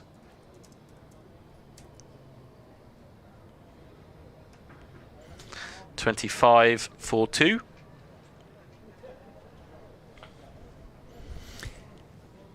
Kimber just does a little bit of pitch clearing. He won't go into a shell, Louis Kimber, whatever the situation, that's for sure. As Rushworth is in again now and back on a straighter line, Kimber just prods to cover. He and Mulder have been the mainstays of the batting. Mulder due in next. But Kimber, for once, failed last time out against Nottinghamshire. Mulder hasn't really failed throughout, really. I think his lowest score is 20-something.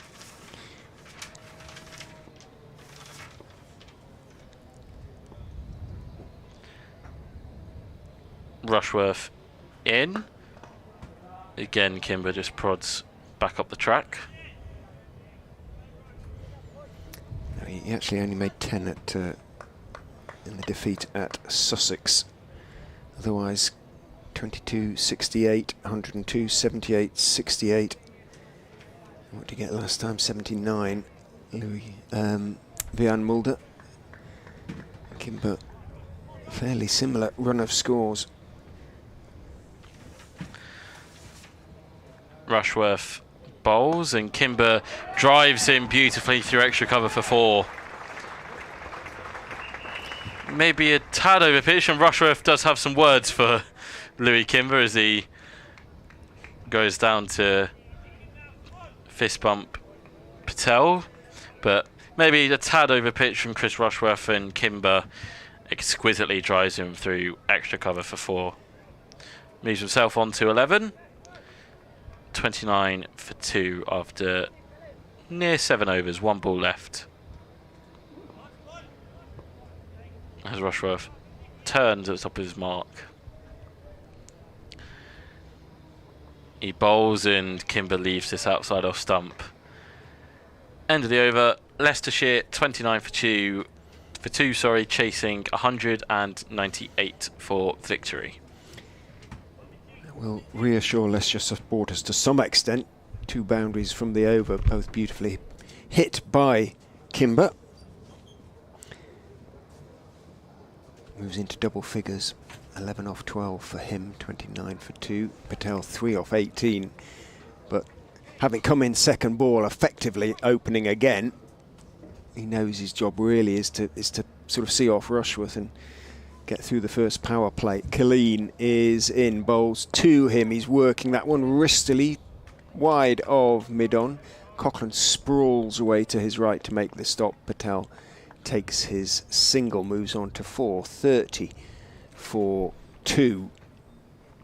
Be interesting to see how Durham play this, because as you say, Rob, they've got to take 10 wickets. They know that if Leicestershire bat these overs, they're going to get these runs with this outfield and once the ball gets old. So they brought short mid-wicket in. In goes Colleen and bowls, looking to drive a bit outside of the part of the bat there, off the back foot from Kimber, and it doesn't roll very quickly towards Travaskis at mid-off. Dot ball. They've moved second slip to that short mid-wicket. George Drissel there. Feel that Kimber's, who is prepared to hit the ball in the air under most circumstances, could hole out. In goes Colleen, bowls to him, thick inside edge as he went forward defensively to that one. It did come back into him a little bit, and well bowled by Colleen, but Kimber just about equal to it. That thick inside edge bouncing down wide of Rushworth at short fine. He had to move across to his left, so Kimber picks up one, moves on to 12, 31 for 2.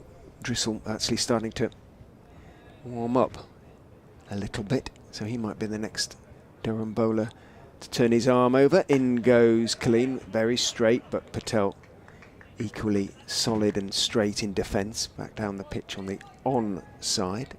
Drissel comes running into field. And kept you up with scores from elsewhere.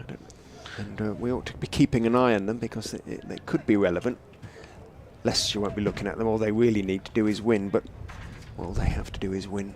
And they know they'll be through. In goes Colleen, bowls, and it's a half volley, and it's driven away by Patel for 4. Just over pitched, and Rishi Patel lent into that.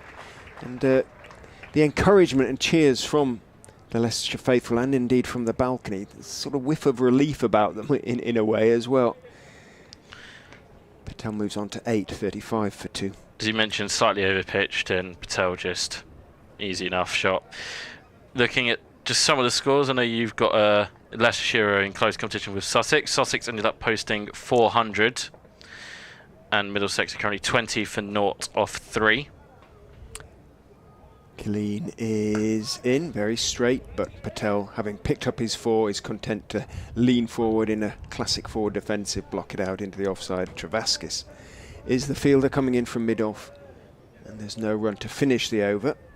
35 for 2 means there were 6 runs off the over. The 8th, though, Patel has 8 off 22. Kimber 12 off 14. Who else are Leicestershire? Well, Gloucestershire involved, but obviously they're not playing. They're done.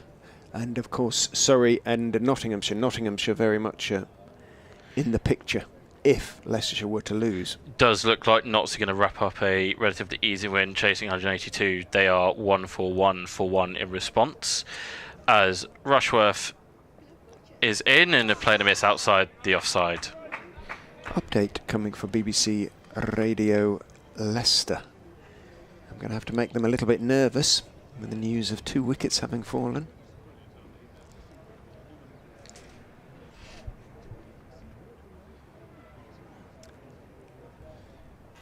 Rushworth 2 for 18 from 4.1 overs.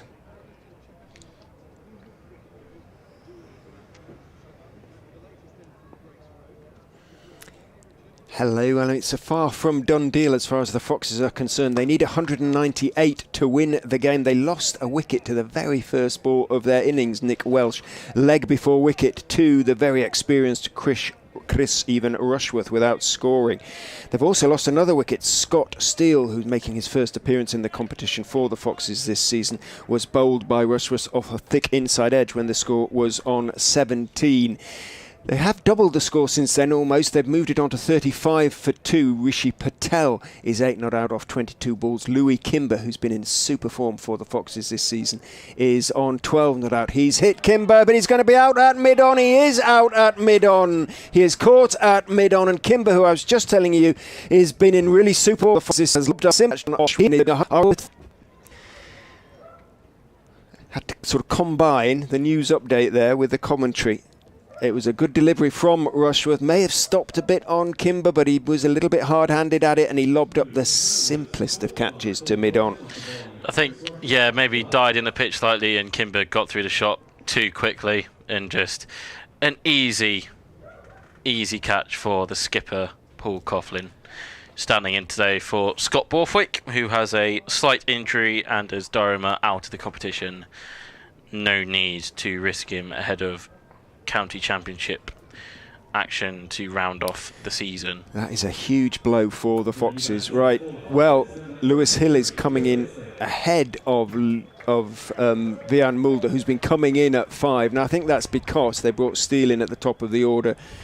Patel went in at 3, and they want to see out the power play. They don't want Mulder in too soon and in danger here, because it's going to be an awful lot on him potentially to try and drag Leicestershire Rushworth towards a score. Just doing what we know he can do. And absolutely. Evidently, you know, as we've mentioned a lot, this is a young and somewhat inexperienced Durham side. There are definitely a lot of inexperienced players in it, and it's the senior statesman stepping up to the plate as he has done for Durham just for countless amounts of years now. Obviously 2 spells with the club. Started off in his first spell, brought back it's joining the club, and got all 3 so far in bowl through Hill into the leg sides, and he'll get on the ball, bit poor footing off taking that down, trying to stop it, and somehow made his way through. So Leicestershire's captain is off the mark straight away with a boundary. Yeah, ordinary from Cochrane there.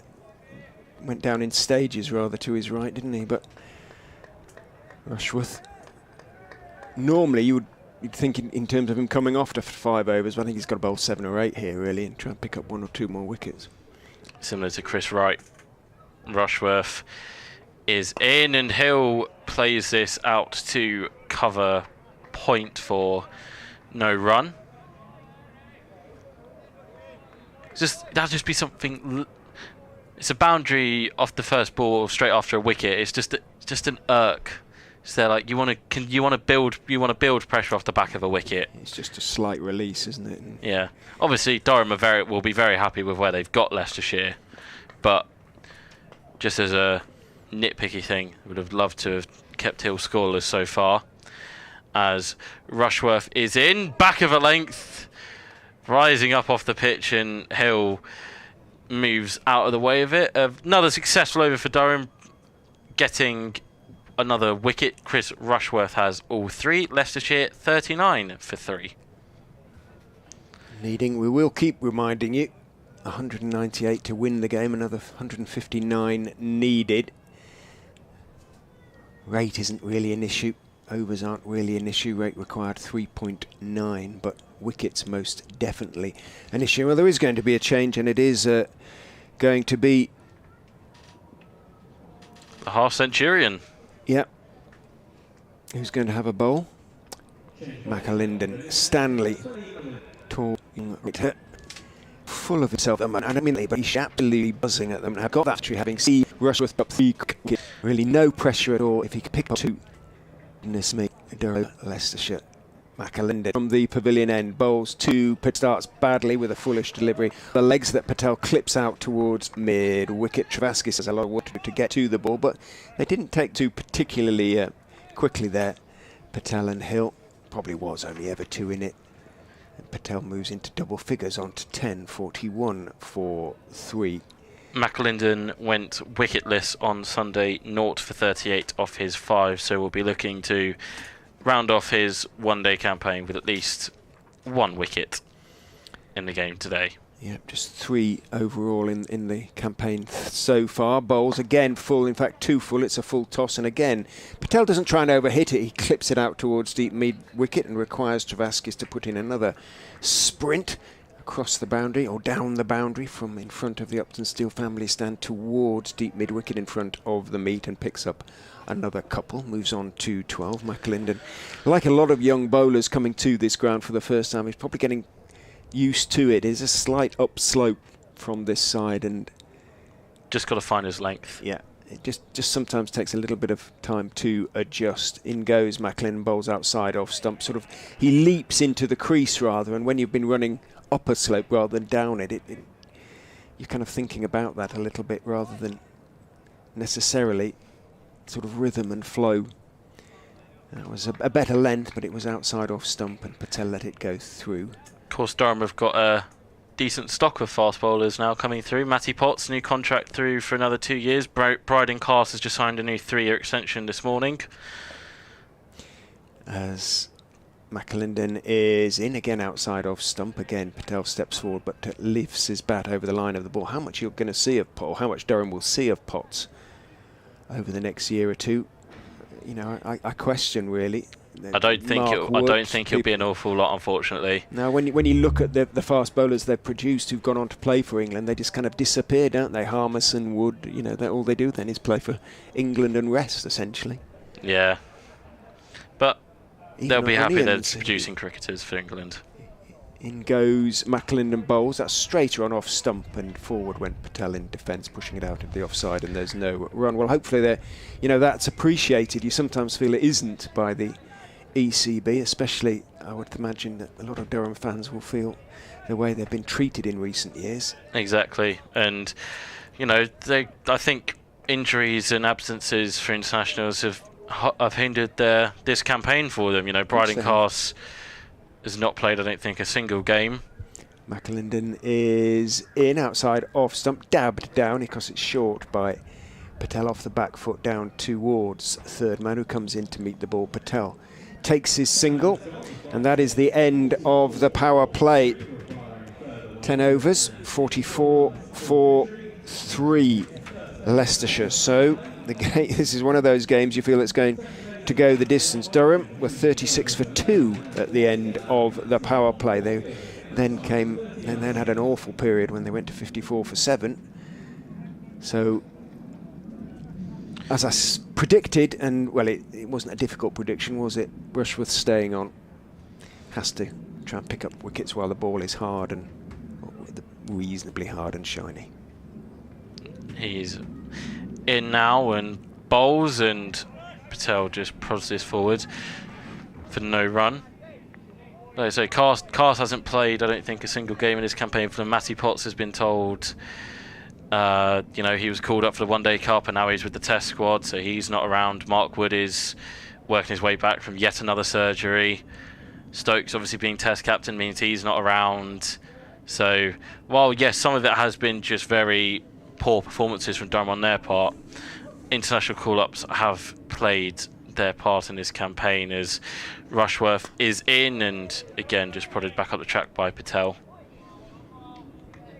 They'll be happy that the international summer's coming to an end relatively soon. They can get some of their players back, although Stokes will be told to rest because of his central contract. Potts, I think, no doubt will be, he's not on a central contract, but his workload will be carefully managed, and Bryden Cast, after injury-riddled season, went down with the Lions and had a horrific knee injury. He's now sidelined with a toe injury. As Rushworth is in and slightly straighter this time, and Patel defends into the onside. Dixon and Drizzle were quite interested in the slip call in as a potential LBW shout. So what's this? Leicestershire, if they win today, home quarter-final? Yeah, on Friday. Against the team finishing 3rd in Group B. I don't know if they do an as-it-stands table. As Rushworth's in again, and Patel looks to drive him through the offside and gets a inside edge that goes up to mid-on for no run. Fascinating interview, incidentally, today with Stokes in The Guardian, talking about the mental pressure that he was under that time when he took time out of the game. Last summer he took a step back. And really fascinating interview. Now, it's as a consequence of a documentary that's been filmed about and on him in that time. As Rushworth is in and Patel leaves it outside off stump, and Rushworth had his head in his hands. That only needed to do a tiny bit more off the pitch, and bails were flying for Patel. Very good spell this from the experienced Chris Rushworth. Yeah, I believe that Stokes documentary is coming out this Friday. So I understand, yeah.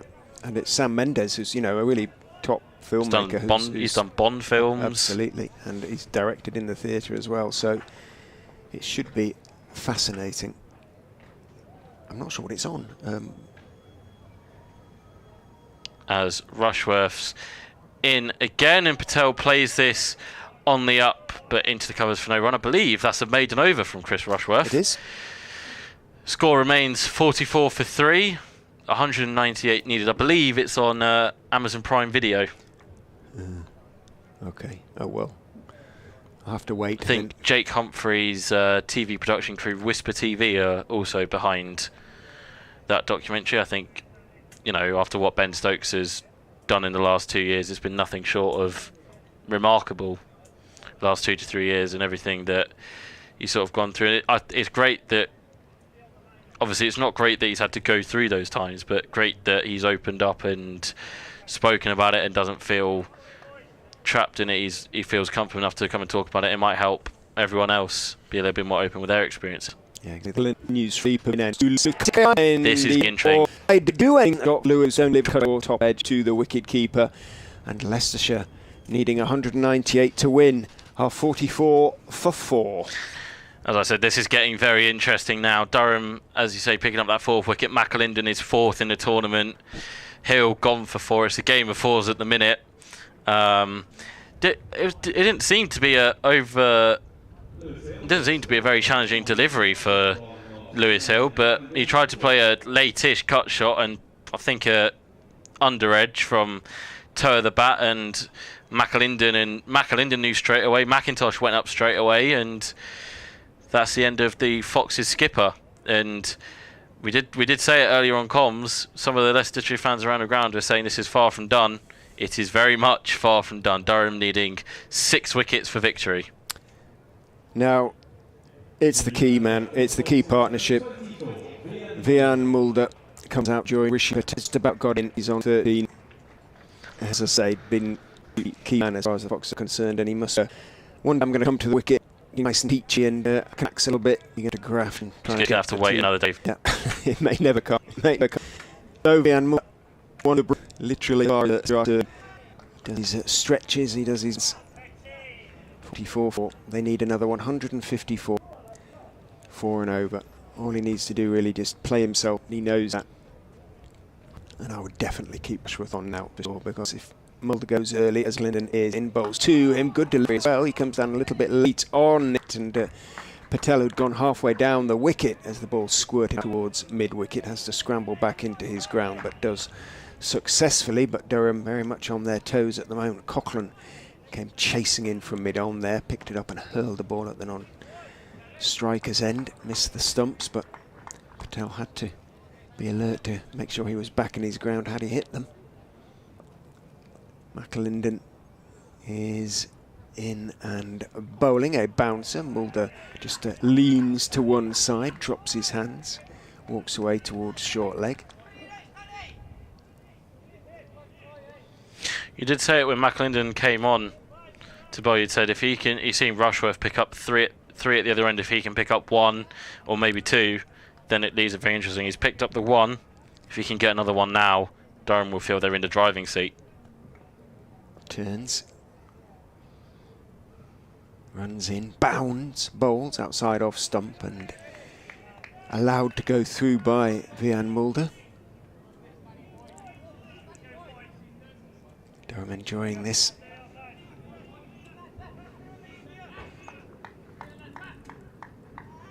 Well, are Leicestershire going to let Nottinghamshire in through the back door? It's a possibility. Depends a bit on run rates and things in terms of who finishes where. Were Leicestershire to lose, in goes McAlinden and bowls, back goes Mulder, just turns it calmly along the ground all the way out towards deep mid-wicket. Travaskis comes in and throws to the non-striker's end, but Patel, quick between the wickets, made his ground comfortably enough. Mulder is off the mark with a 2, 46 for 4.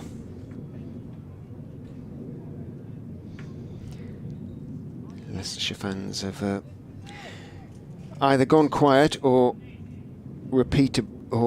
making various unrepeatable communications. In goes McAlinden, bowls outside off stump, cut out into the offside, but not timed by Vian Mulder, and it is a dot ball. Well, my colleague Adam Whitty's come along come into the box next door in preparation for BBC Radio's Leicester's cricket show, which starts at 6. So perhaps we'll give Adam a spell on commentary just to see if he can break this spell and see through a solid partnership between Messrs Patel and Mulder. 46 for 4. Rushworth in. Bowls and left outside the off stump.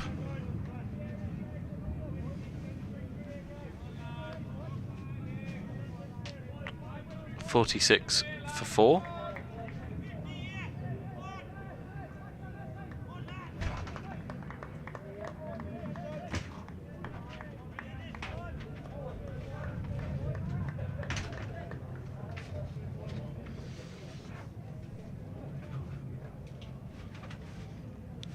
Rushworth in again and prodded forward by Patel into the covers. Maddington doing the fielding.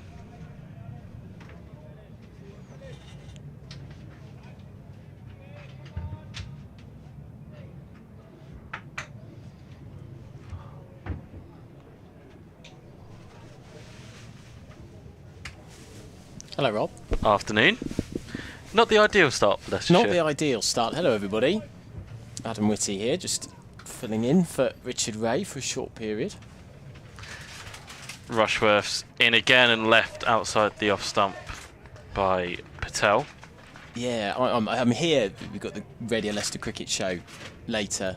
You can get the Talking Foxes podcast as well on BBC Sounds, wherever you get your podcasts later on. And I came down here in between the interval from the Radio Leicester studios thinking, well, very good bowling performance, and they should be able to knock these off pretty easily. But they are in trouble. Indeed they are. 46 for 4. Here's Rushworth in again, slightly back of a length, and Patel rises off his feet and brilliantly drives through the offside and up the field here. 50 for 4, chasing 198 for victory. Wasn't an overly short delivery that from Rushworth, but just a sublime back foot punch from Patel. I'm sure you discussed the pitch at length and whether that is having some sort of influence on why both scores appear to be quite low and why batsmen appear to be stuck. There's a strange mix, isn't there, of, we saw Kimber playing some beautiful shots, but then looked to get one stuck in the pitch. Same with Hill's dismissal a few minutes ago. As Rushworth is in and Patel tries to drive past mid-off, but Travaskis is round there. It looks like you can't really judge it. A little bit of that, yeah. There's a bit of inconsistency that sometimes you can play these beautiful shots. There's been plenty of variable bounce as well. We saw Buren Hendricks in his opening spell at the top of Durham's innings get some very good bounce and he beat Maddington on the inside edge and on the outside edge. Slight change in the field here. Rushworth has taken out George Drizzle from slip and put him into mid-wicket. Leaves Sean Dixon as the sole slip fielder in. As Rushworth's in again, back of a length, and Patel is up and defending into the covers. No run. Jonathan Bushnell with the fielding. End of the over. Leicestershire are 50 for 4. 3 for 26 from Rushworth, 7 overs. It's been devastating, and that probably does show, again, I'm sure there were people listening, watching on the stream at home thinking, that Leicestershire had bowled really, really well, and they did, but there is clearly something in the pitch, there's something in the conditions here. Or maybe it's just that Leicestershire are panicking a little bit about the fact that a quarter-final place was within touch. It'll be McAlinden to bowl from the pavilion end. His first delivery is outside off stump, cut away to cover. Mulder just a little bit early on that, that's why he played it ahead of square. But this has been a pretty devastating start for the Foxes. The men to go. Rushworth first ball. Steele then to bowled by Rushworth. Kimber caught by Coughlin. Just a dolly to mid on as McAlinden comes in, bowls as a flash out on this pill. It looks in a startled manner at the man rushing in from mid-on there, who really liked the look of that. It was skipper Coughlin. Coughlin. And was not overly impressed with the Durham skipper, I would suggest, by that look. I think a little bit of a calm down, mate. Yeah, there was nowhere near it. It was almost a carbon copy of Hill's dismissal as McAlinden comes in, bowls. That's cut, and that's brilliant diving stop at cover down to the left-hand side. It was hit straight into the pitch. Looked fall for all money. But in the end, no run coming off it. 50 from 4, 54 for the score remains. Little wins like that, little wins, you know, it's not a overly great delivery from McAlinden, but a brilliant piece of fielding from Drizzle out in the covers, saving 4. There is a sweeper that I think has just gone back, but they're being able to stop the 4 and just try and keep a little bit of pressure on Leicestershire here. He skips in, does McAlinden. Tall man, black hair, and he's bowls on leg stumps, clipped away into the leg side, square of the wicket. They're going to run back for 2. Mulder will move on to 4. The bail's whipped off, but safely home. McIntosh with the flourish with the gloves. The score moves on to 52 for 4. A reminder, the target 198 for Leicestershire to secure themselves a home quarter final. Permutations, I'm sure, have been run through plenty of times by Richard and Rob over the course of the afternoon, but Leicestershire essentially can't get a home semi as that's cut by. It's a brilliantly timed. That might run away for 4. No, the fielder out of deep cover is going to run round to his right field, and they will get another 2. Mulder this time onto it very quickly. That short length is not working for McAlinden. No, it's not. And did mention it. He's obviously got a brilliant 50, sort of carrying the Durham innings towards 200, but did struggle in his first over to just try and pick up the right length, and seems like he's almost now overcorrected himself a little bit and gone a little bit too short. See if he can get out of the over here with just 1 or maybe even a dot. 1 for 11 from his 2.5 overs as he comes in, bowls short, and it's pulled round the corner. Again, he's lucky to get away with that. That was a poor ball that Mulder, I think, was a little bit too early on once again. Reading the pitch a little bit tricky for the batters so far. 55 for 4 then at the end of the 14th over. Leicestershire require 143 to win, and just to run you through those tables again, Leicestershire, having lost to Nottinghamshire so heavily on Saturday, basically gave up their opportunity to get through to the semi-finals automatically, even though they have 10 points along with 3 other teams, Gloucestershire, Middlesex and Sussex. But Sussex have a fantastic run rate. Leicestershire is negative, which essentially counts for a point fewer. Sussex got 400 in their game. Middlesex 55 for 2 in reply. And Gloucestershire on this final day of action. I don't think they're in action. I think they have finished. They are finished. And it is a change in bowling. It's Killeen to come back. It's in and starts on the leg side, flicked away off the legs by Patel when it will run for 4. Killeen replacing Rushworth, who's been so good at the far end as we look at it. And I think the correct term would be a loosener. Yeah. I do like the change from Coughlin, though. We saw in Leicestershire's innings that they gambled in the middle overs by bowling Wright and Mulder out, and then that left them susceptible at the end of the innings when they had to bowl Scott Steele and Louis Kimber from one end. So I do like the change from Coughlin, giving Rushworth 7 overs at the top, saving him for a few at the end. As Killeen back on the money. Next delivery, just prodded forward. Yeah, I was debating while you were talking then about keeping Rushworth on, but you would think that you're right, just in case, let's say Leicestershire are 180 for 8. That's the man that you want to bring on towards the end of the innings to try and secure things up.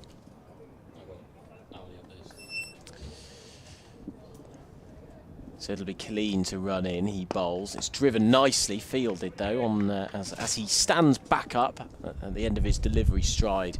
Killeen. And there is no run. So Mulder on 11, Patel on 17.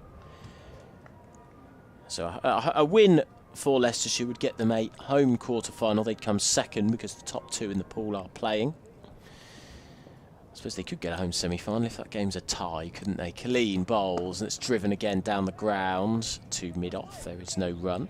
Handsome drive from Mulder. Didn't quite time it perfectly, though.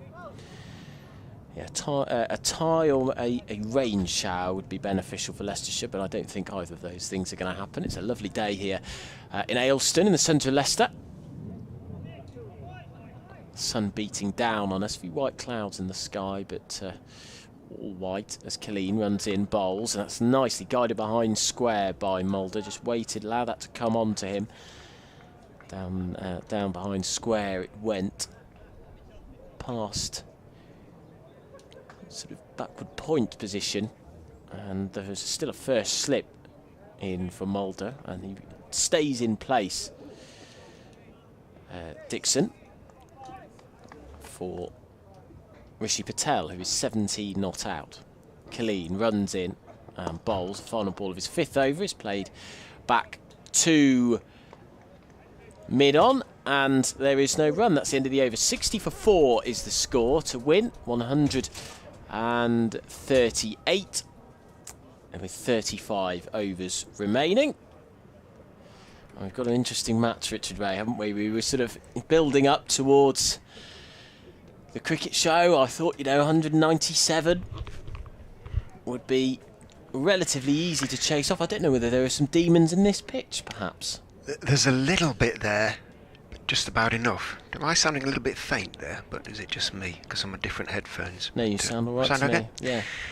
But Rushworth, well, as soon as he was named in the team, you wondered. McAlinden is in, bowls outside off stump, cut away, and he's caught. Oh my goodness, has gone. He's got a back away. Nick Madden's to the Mulder short and wide, didn't get on top of it. Two-handed away to his right. Maddinson took the catch. And goodness me, is that the key wicket as far as Durham are concerned, and maybe as far as Leicestershire's chances of progress in this competition are concerned. Mulder, who has rarely failed in this competition, has failed today.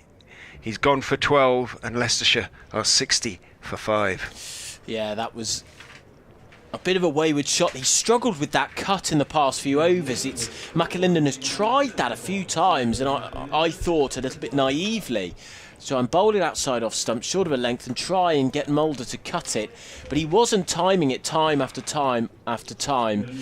But there he is, and he's been dismissed. I'll hand over to you, Richard, because you're about to do an update, aren't you, for Radio Leicester?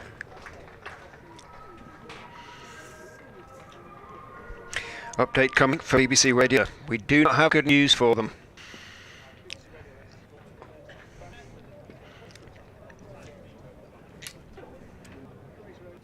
To me, they've suffered a really grievous blow. The batting is tissue out. It was nice. Candidates back point by Nick. That was Mulder gone for 12, leaving us 60 for 5. They need 198 to win the game. Durham will probably consider themselves favourites to go on and win from here. They have plenty of overs in hand, Leicestershire. We are only at the start of the 16th over. An awful lot now depends on Rishi Patel. Harry Swindles has come out to join him. He has yet to score. Rishi Patel, who was in the second ball of the innings following the dismissal of Nick Welsh to the first. He is 17 not out, Patel that is, of 41 balls. They need another 138 to win, the Foxes, off 34 and a half overs. If they lose, they are out of the competition. They are 60 for 5. McAlinden is in, bowls, almost chipped back up to him by Harry Swindles, who is a nervous starter. McAlinden sprawled across to his left, and it dropped just a little bit short. I tried to make that dramatic for BBC Radio Leicester's News. Minimal reaction. Absolutely. Why bother? I think the newsreaders have to stay very calm, I don't suppose. They can't have the emotion. You can have the emotion. I suppose. This is nervy now. Well, Swindles has a couple of scores in recent games as McAlinden puts his down, look at the pitch. 1 for the over, says the umpire. 2 balls to go in the over, then we'll get Rob back on as and when.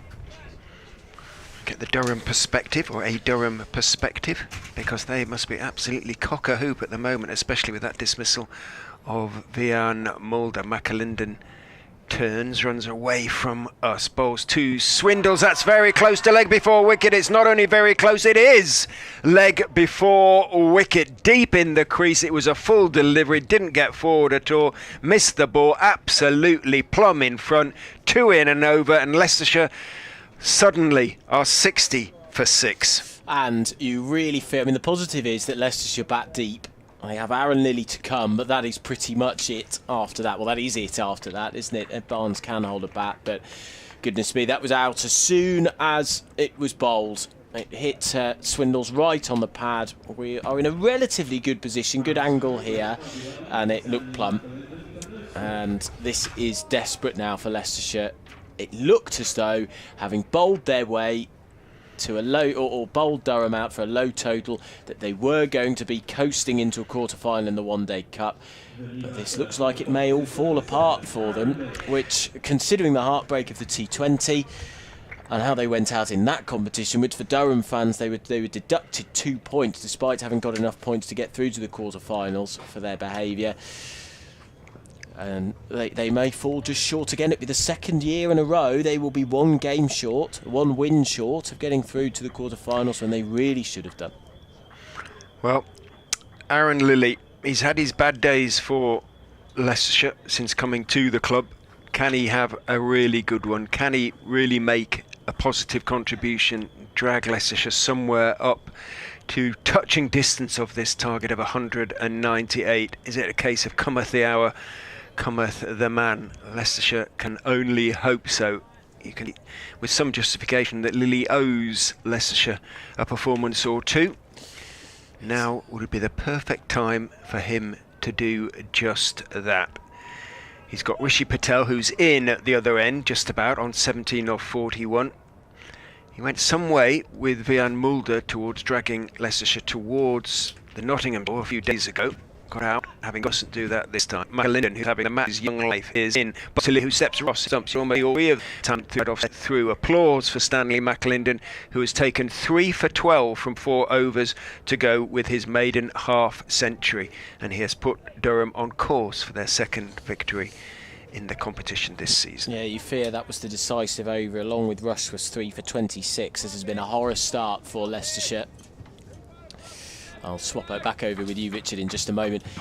The only issue is, and I think Richard will back this up in a moment, this isn't really set up for Aaron Lilly. This isn't what he's in the team for. He is in for, let's say, he's probably in the team for 60 for 1. He's in the team to smash it around after a decent start. But I'll hand back over to Richard and you, Rob. Killeen begins another over and starts with a good read that Bell leaves outside the off stump.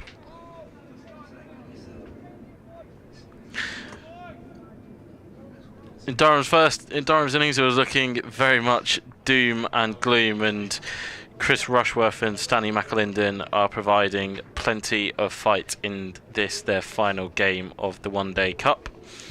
As Killeen is in and Patel defends to mid-on.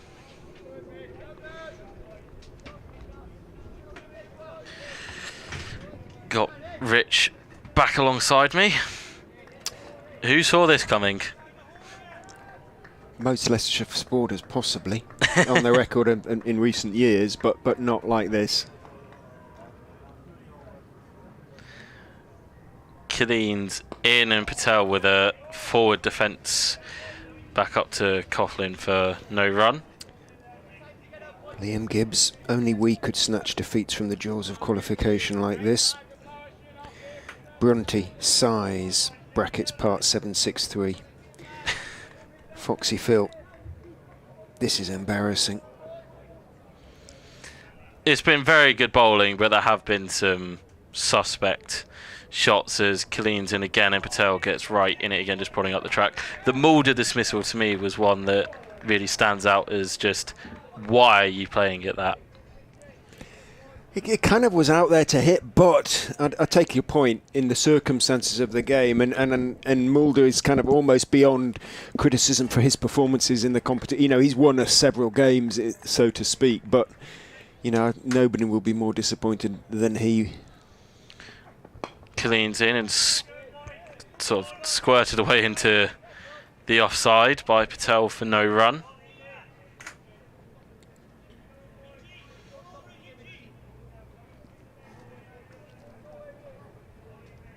Durham for a side who are playing only really for pride and for the shirt are doing themselves very much justice. Mentioned several times it's a slightly inexperienced team. They're playing their hearts out in this innings as Clean comes in to finish the over and Patel drives it, and just before that ball been bowled there was Graham Clark pushed back onto the sweep, and that's exactly where it goes for a single. End of the over, Leicestershire 61 for 6, chasing 198 to win. Well, this is where Durham dug in, where the youngsters said, right, we're going to get a score, and they managed to cobble together 143 runs for their last 3 wickets. Well, Leicestershire have got 4 wickets in hand. They've got Rishi Patel there, who is 18 not out. They have a top order batter there, not just the tail, so if he can hang around, it is still possible. In goes McAlinden, bowls to Patel, who is looking to initially to work that into the it's a little too and pushes it straight back down the wicket towards Stanley McAlinden, who will, I suspect, be the subject of your interview after this game, because what a day he has had, and it isn't over yet. It's not there. There's still a job to be done. Durham still have to pick up these 4 wickets for victory, but they're giving themselves the best chance to do so. McAlinden is in nice and straight. Patel has to be careful. Blocks it back down the pitch towards the tall right-hander. This is, and like you say, we've seen this. We've seen the same situation in the match or earlier with, excuse me, Durham. This is, like you say, this is where they dug in and got some overs under their belts and managed to put a score on the board. Not a big score, but it might well be big enough by the way Leicestershire are going about it. McAlinden is in, goes past the outside edge of Patel's bat with a lovely delivery that drew him into the push. Didn't take the edge. How has he missed that? That is arguably the best ball McAlinden's bowled all day. It's not picked up a wicket. It's been a very, as I said, it's been a very good performance, showing a lot of heart today, Durham.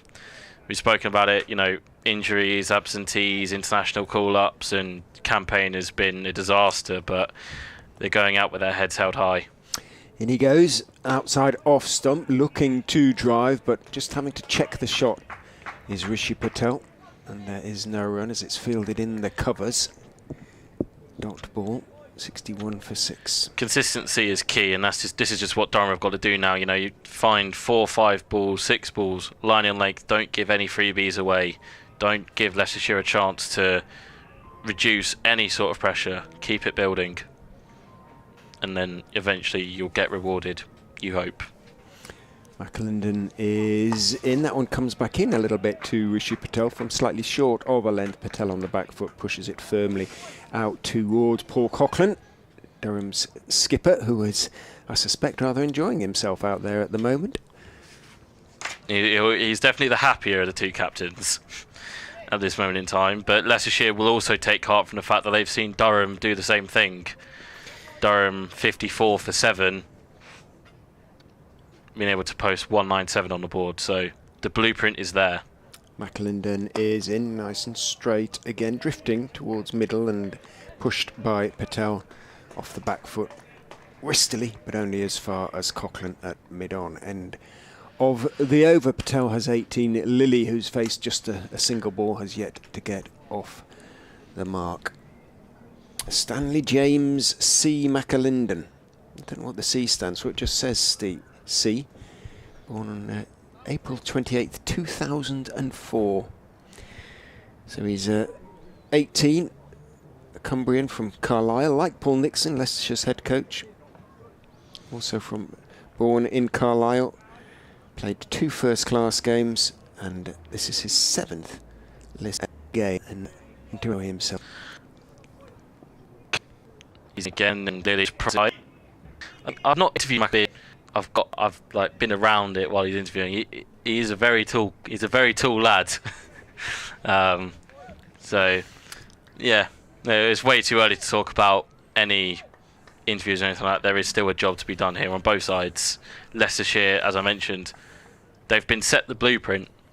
Eat up overs, take the game as deep as you can, and deal with it then. As Colleen is in and squares Patel up, but defends out into the offside.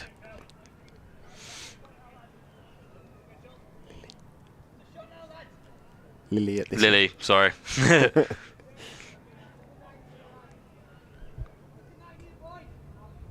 He's yet to get off the mark after 3 deliveries. One of the things that now also comes into equation, when does Coughlin turn to spin?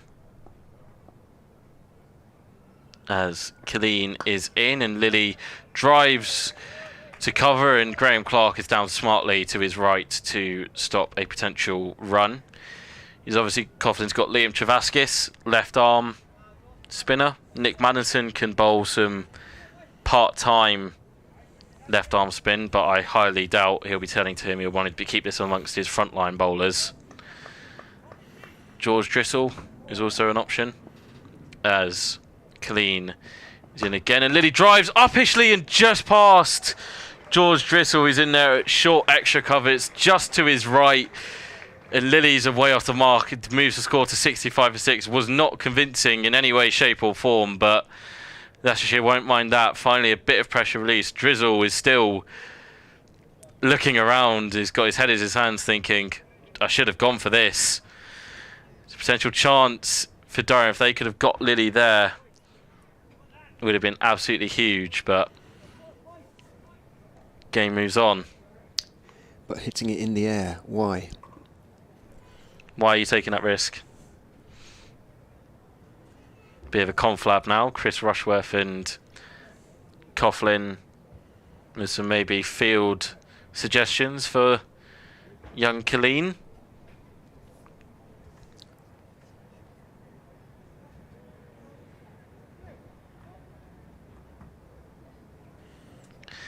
As he's in now, slipping bay bowls, and Lily plays uppishly and it's edged. It's stopped by McAlinden down third man, but he's not looked at all convincing in either of the 2 recent shots that he's just played.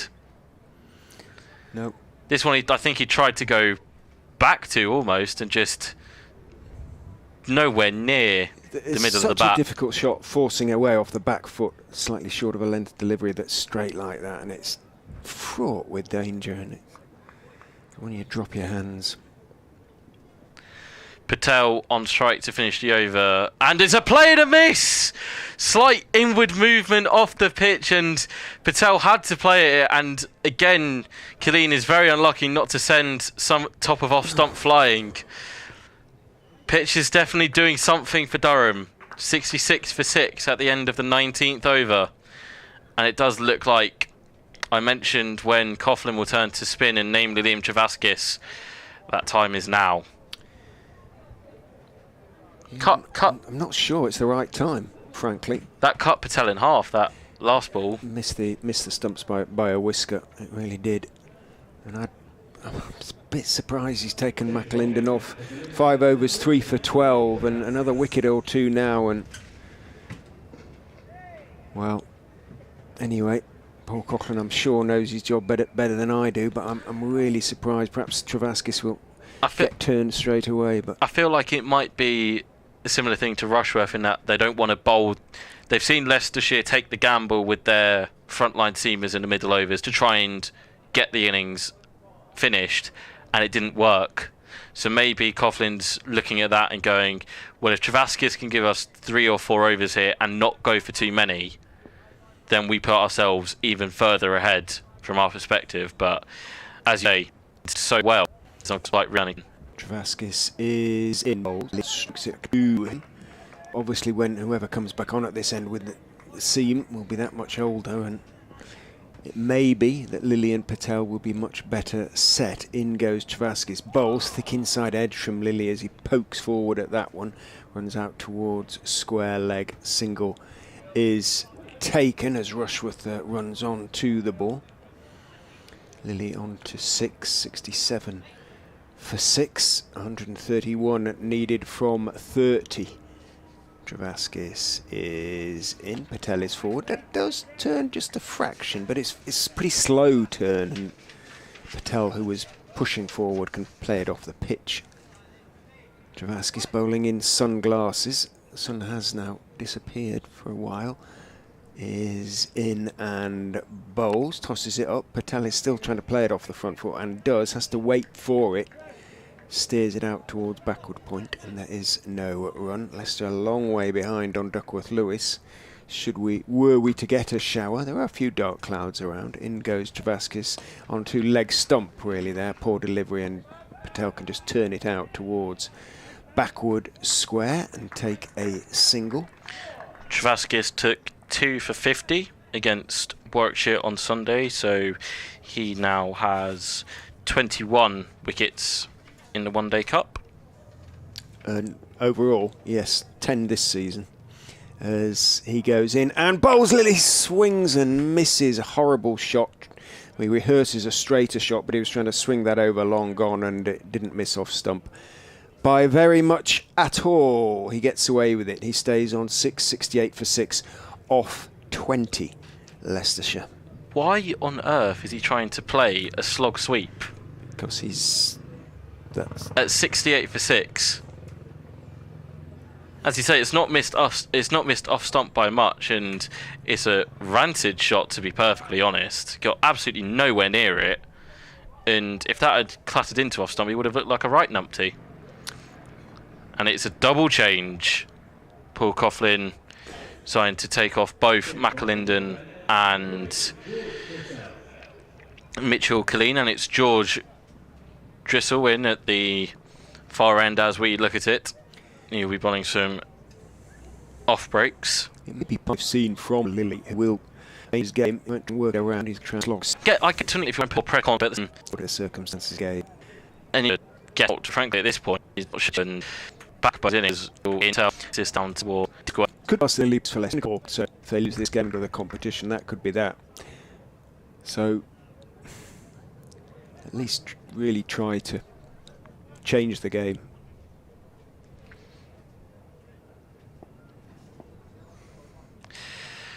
Drissel in. He's gone to play a left-handed shot. He's immediately tried to reverse sweep it, but almost like a switch hit as well in a sense, and got absolutely nowhere near it. That's what I mean.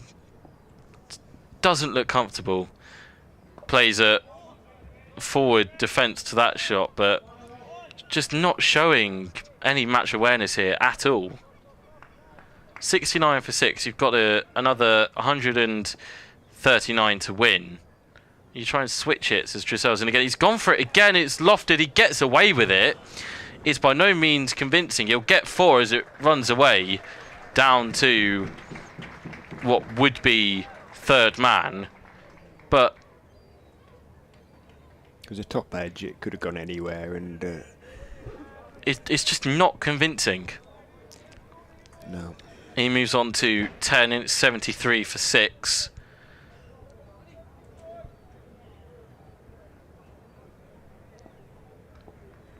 McIntosh just guiding McAlinden out in the deep as Drissel's. He's gone for it again and completely missed it, and so is McIntosh. So they'll run through for 1, maybe 2 byes, and Chris Rushworth does brilliantly to stop the boundary. They'll eventually get 3. McIntosh receives it and throws it back to the non-striker's end.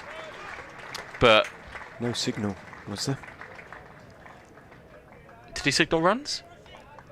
No, it was runs. 13 has gone up, so he's gone up 3, so he got a little edge on that. So I suppose technically might have been a little bottom edge, theoretically a chance to the wicket keeper, but difficult one. Drissel in, and Patel proper shot. Orthodoxly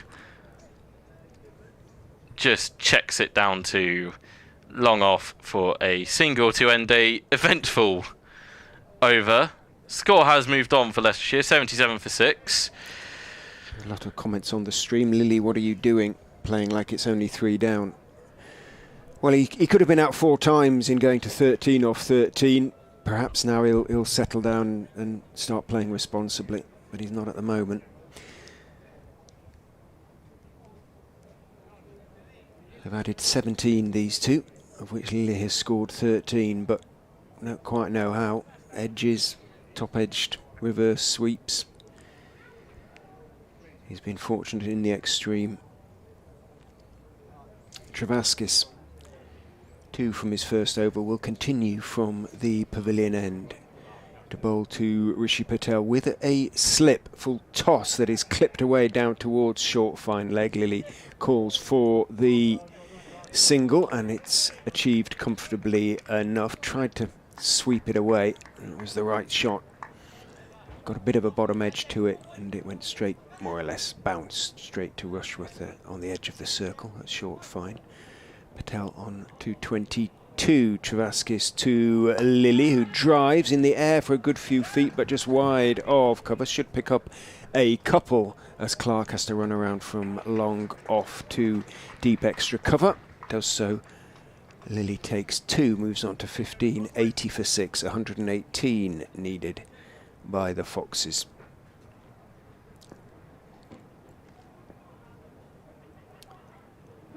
Travaskis is in. Lily is pushing fairly orthodoxly through mid-off down towards long off. Clark comes in to field and 1 is taken. Lily on to 16. A relieved round of applause from the Leicestershire balcony. Travaskis into Patel, a little bit short. He goes back and chops it out into the offside. Bounces quite nicely for the sweeper out there to complete the fielding. It's Jonathan Bushnell out there in front of the manual scoreboard.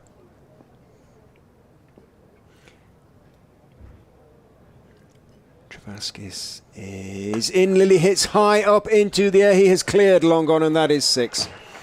Hits the front of the pavilion and bounces back down. So Travaskis tossed it up and Lily went through it and hit straight this time and was rewarded accordingly. So he was lucky in the first couple of overs from spin, but he now is beginning to inflict some damage on the Durham attack. That's why I wasn't sure about the spinners coming on at this stage, but Lily on to 22, 88 for 6. Travaskis is in. Lily is driving, but stopped at shortish extra cover by Sean Dixon. End of the over, 88 for 6 after 22. I was going to say, before Lily cleared the long on boundary there, that Leicestershire were sort of riding their luck against spin, you know, top edges, not quite falling to the fielders and close, you know, turning 1s into 2s, which is, of course, good running. Like you say, Lily now does seem to have, I wouldn't say calmed down, but seems to be playing with a little bit more purpose and trying to inflict some of that pressure back onto Durham. And runs have now started to flow. There's been a little flurry of them, so that pressure built up by the seamers is just starting to go back onto the Durham spinners as Giselle is in and Patel sweeps him to the man at deep square for a single. I do wonder maybe 1 over each more from these two and then get McAlinden back on at least. He's definitely looked very threatening, and then Mitchell, Colleen as well. Rushworth will probably be held back right to the very end as Giselle is in, and Lily prods forward. I think he gets an inside edge on that and somehow evades McIntosh and goes down to the man at short fine leg.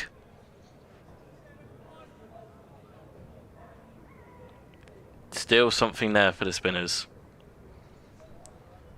Giselle again. Lily goes for the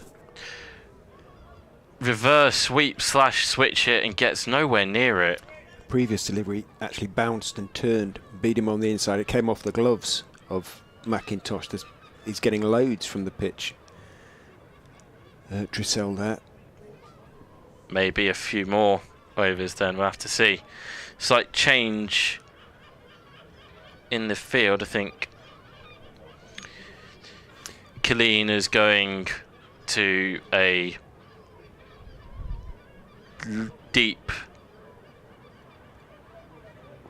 deepish mid-off as Drissel is in, and Lily plays it in the air mid-wicket.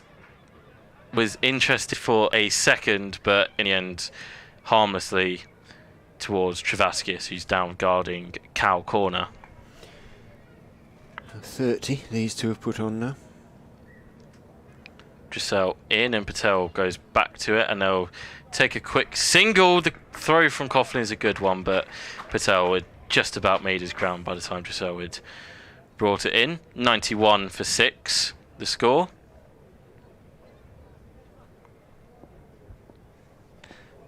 And it's Drissel to finish the over. Lily lofts one down to long off for a single. 92 for 6. Just over 100 more required for Leicestershire.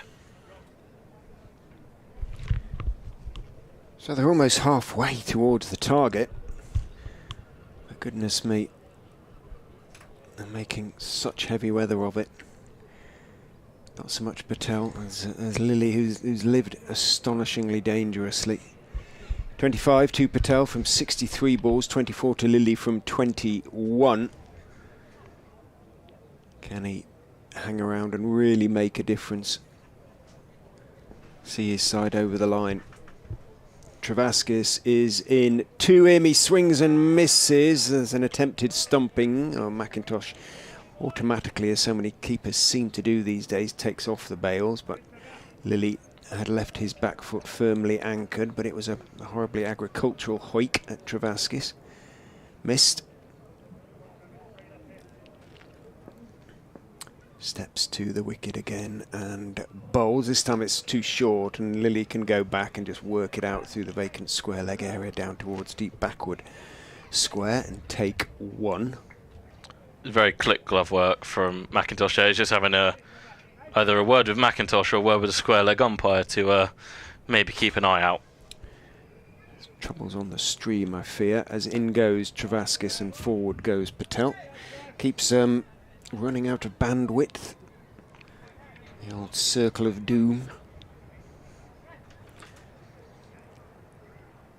Travaskis is in to Patel, a little bit short and flat, and Patel can go back and punch it away through straight mid on, down to long on and take the single. Moves on to 26.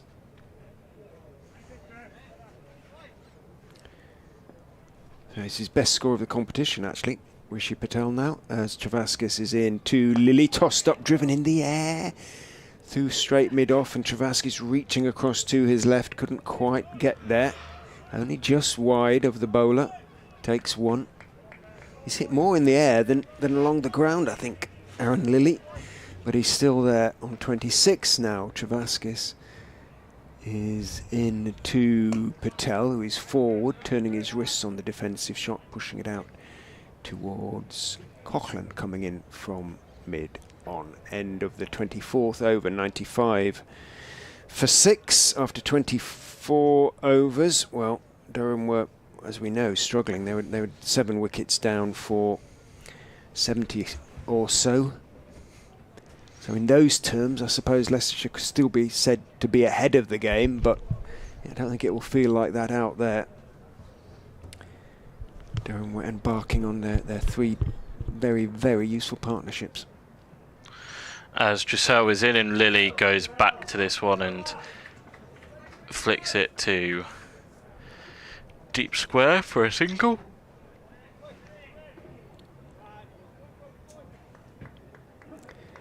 And I think, again, the reaction of the Leicestershire balcony, who were encouraging that sort of shot hitting on the ground, is very telling. Drissel bowls short, and Patel leans back and slaps this down towards cow corner for a single. Update. coming for BBC Radio Leicester. You need to bring some more in, so I know where I'm going shopping. Dressel is in and bowls, clipped out too long on by Lilly for a single. Game tonight. We'll talk about that in a moment, but let's go to Grace Road. Leicestershire Here taking comes on the Durham update. in the one-day cup. Simple. Win today, they're through. However, might not be that simple. Durham all out for 197, and the Foxes have lost 6 wickets already. Richard Ray can bring us up to date with what's happened so far. Well, still just 6.99 for 6 at the moment, Leicestershire. So they are pretty much halfway to their target. They need another 99. In fact, they are exactly halfway to their target. They need another 99 runs. And they have plenty of overs to get them, the best part of 25. But as you say, they have lost 6 wickets. Harry Swindle's the last man to go, one of 2 wickets to fall in Stanley McAlinden's over. McAlinden is an 18-year-old from Carlisle, the same birthplace indeed as Leicestershire's head coach Paul Nixon. But he made his maiden 50 in the first innings for Durham, and now he has taken 3 wickets. Chris Rushworth has also taken 3. They're not bowling at the moment, though. They've got the spinners on Durham, and so Leicestershire are getting a chance to sort of work towards that score. Rishi Patel is 28 not out. Aaron Lilly is 29 not out. He's lived very dangerously, but so far he has got away with it. They are now at the halfway point of the innings. 25 overs have been bowled, 100 for 6 Leicestershire, and I could do with a few ginger snaps myself, just for comfort eating, to be quite honest. 100 for 6. That would do as well.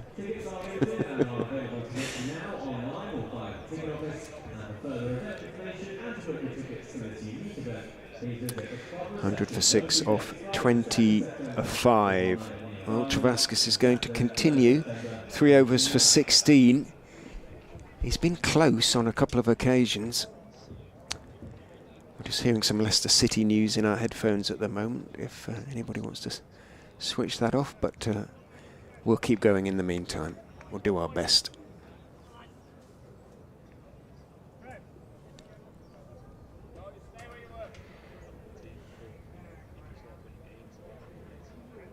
No slips now. As Travaskis is in and Lilly drives this all the way along the ground to Maddinson at long on. Yeah, they took the slip out after Lilly landed that monster blow against Travaskis, I think in the last over from this end. So obviously under 100 runs needed, as Travaskis is in and Patel just defends. As I said earlier, Leicestershire have been laid the blueprint by Durham about how to go about losing a cluster of wickets, and it looks like they're going the same way. Travaskis slightly short onto the leg stump, and that's easy for Patel to whip away to McAlinden down at deep square.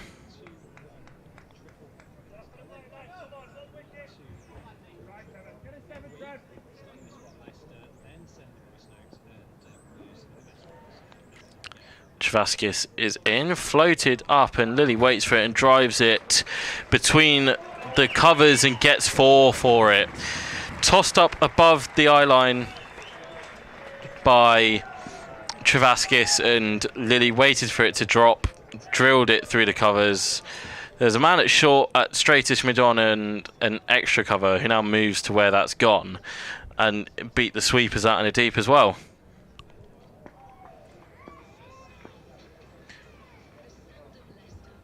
Travaskis in and again outside the off stump, but Lilly's only able to play that to a third man. Started to play properly now, Lilly. That's a hopeful sign from Leicestershire's point of view. Travaskis in and forward defend by Lilly. End of the over, Leicestershire 106 for 6, chasing 198 to win and therefore secure a home quarter-final. And it looks like Chris Rushworth is being brought back. Yeah, I don't think he's. Yeah, I know he needed a break, but I'm not sure I've gone with spin at both ends really. And it's just enabled Leicestershire just to put a partnership together. 46 now between Patel and Lilly. As is often the case, innings sort of reflect each other a little bit. And that is happening in this case, but not sure that Coughlin has played it quite right. But Rushworth, 7 overs, 3 for 26 so far. They know they need to break this partnership. Durham, if there's anyone listening at BBC Radio Leicester, they could turn off the music. That would be so appreciated. It really In would. goes Rushworth and bowls to Patel outside off stump. Outswinger that is left alone. And there is no run.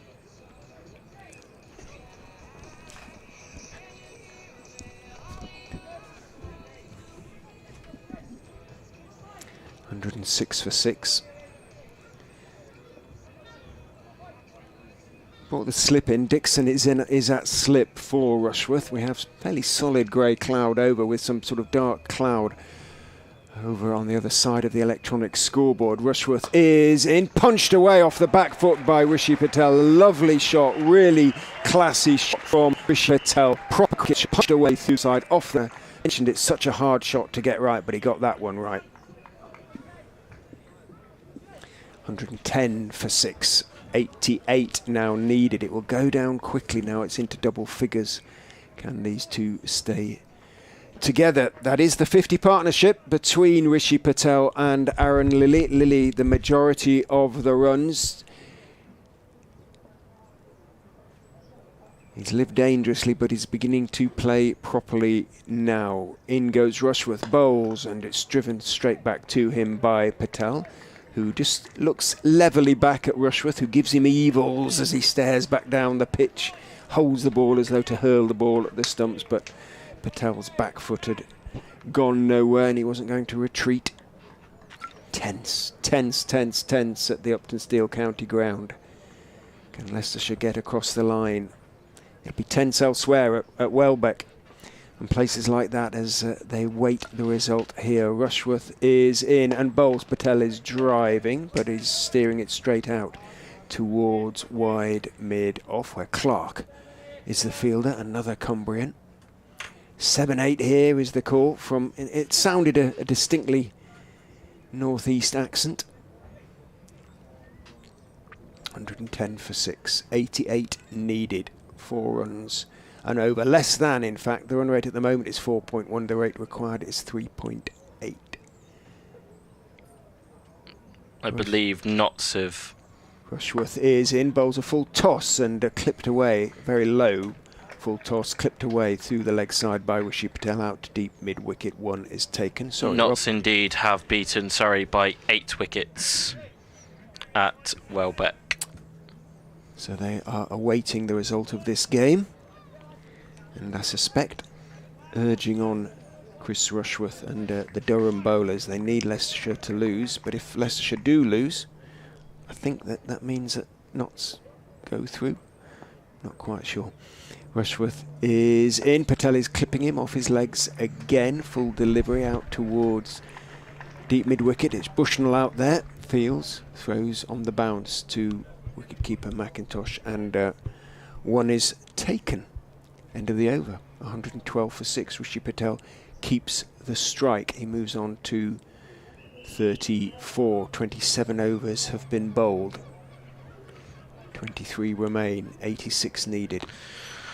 They are going to continue Durham with spin from the pavilion end. It will be Liam Travaskis to continue. Partnership now sitting at touch under 60. Yeah. 52.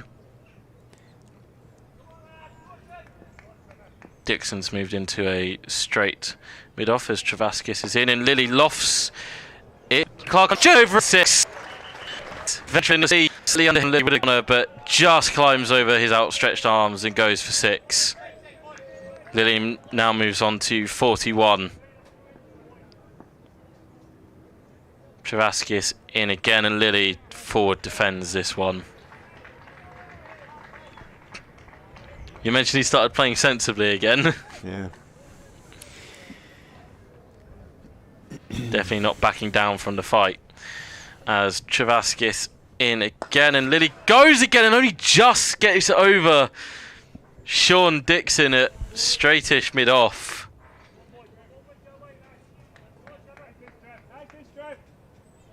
Take a single down to Clark, and it moves Leicestershire on to 119 for 6. As Travaskis in again, and Patel thickish edge off a forward defensive shot for no run. I think it might be wise for Durham to make a double change and bring either McAlinden or Killeen back, because while there is spin, they're not reducing the runs. As Travaskis is into Patel and prods forward. Lily has come halfway down the track looking for a single that was never there, and he just gets back in time to make his ground.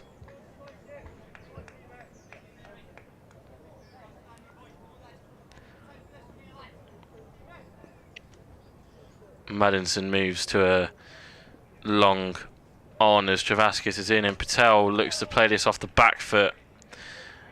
And again, no run. End of the over. 119 for 6. They've almost doubled the score, these two. From 60 for 6 to 119 for 6.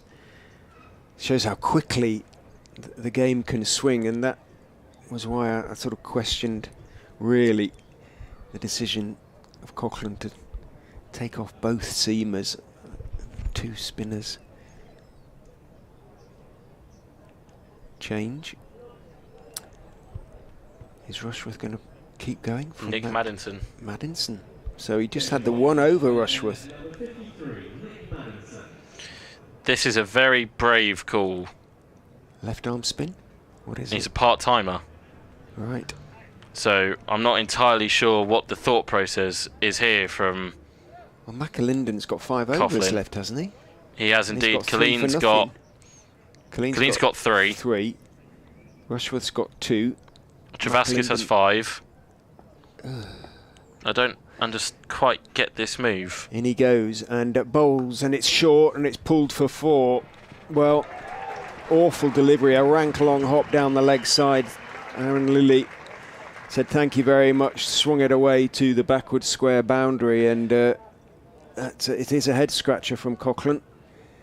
Yeah, I'm really, really puzzled by this move. Maddinson is only known for part-time stuff, and... He's in again. Again, it's short. It's clipped in the air by Lilly, rather unconvincingly behind square on the leg side, but it'll still be 2. Again, it was a poor delivery from the ponytail. Well, Maddinson sort of put his hair into a sort of odd ponytail. He's tied it up at the back. And not that that makes any odds whatsoever, but just trying to describe what he looks like for you. He's got a squat-ish figure. Is in and bowls, tosses that one up. Lilly drives in the air through mid-off, down towards long-off, takes 1, moves on to 49. It's just the fact you've got Drissel, who's only bowled 3 overs. And turned a couple. Really exactly, sharply. And it's forced play to misses, and you're not bringing him back? Maddinson is in, bowls on the leg side again, swept around the corner, but straight to Rushworth by Patel. Well, it might be just a one-off, but it really is a baffling one from Coughlin. And Durham, Maddinson is in, Patel cuts, and down to third man it goes. It's beaten the man at short third. It's going to run down to the third man boundary for 4. So Patel also picks up a boundary in the over, 130 for 6. And this has been a hugely expensive over so far from Maddinson. And I'm just baffled. I've got no explanation for this.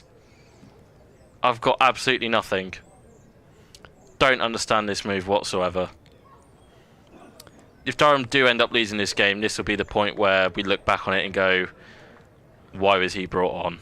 In he goes and bowled down the leg side again. It's top edge, the slog sweep, but it's going down to long leg for 4. So that has been a desperate over from Nick Maddinson, and really a very desperate decision to bring him back on. 12, 13, 14, 15 from the Ludicrous. over. ludicrous decision, and as such, are now going to have to use Chris. They're going to have to bring Chris Rushworth back and use one of his remaining 2.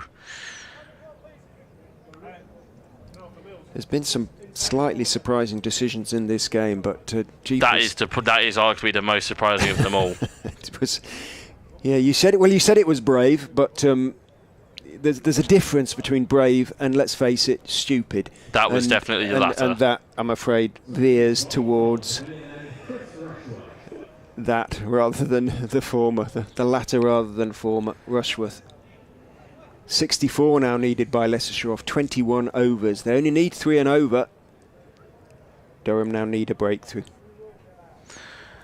And who else is going to bring it than Chris Rushworth, who runs in from the pavilion end, and there's an OBW shout. The umpire. Sure. It did look high, also looked down the leg. I don't think that had much going for it whatsoever. It screamed of a appeal of hope rather than conviction from Durham. And as you mentioned, 15 off Nick Maddinson's what should be one and only over. They've put themselves back behind the game now. They need something. Rushworth is in, and another OBW shout, and not given straight away. I feel those maybe inside edge onto pad. Did a bit too much, didn't it? But movement, there's movement, almost more for Rushworth from. Sometimes is the way from this end of the ground. I think they're probably going to have to be. Coughlin's probably going to have to be forced to bowl Rushworth out here. Yeah. Instead of being able to keep him for 2 overs at the death, he's going to then fall on the young guys, if it ends up going that far, to try and bring Durham home. But I'm still just shocked at that decision to bowl Nick Maddinson, who's a part-timer at best, and goes for 15. Seen some odd things in cricket, but that's right up there. Lilly on 49 from 40 deliveries. Rushworth runs in and bowls, and Lilly tries to open the face of the bat down towards third man, but it's Maddinson who stops the single. Maddinson, coming into this game, had bowled 11 overs in the competition. He had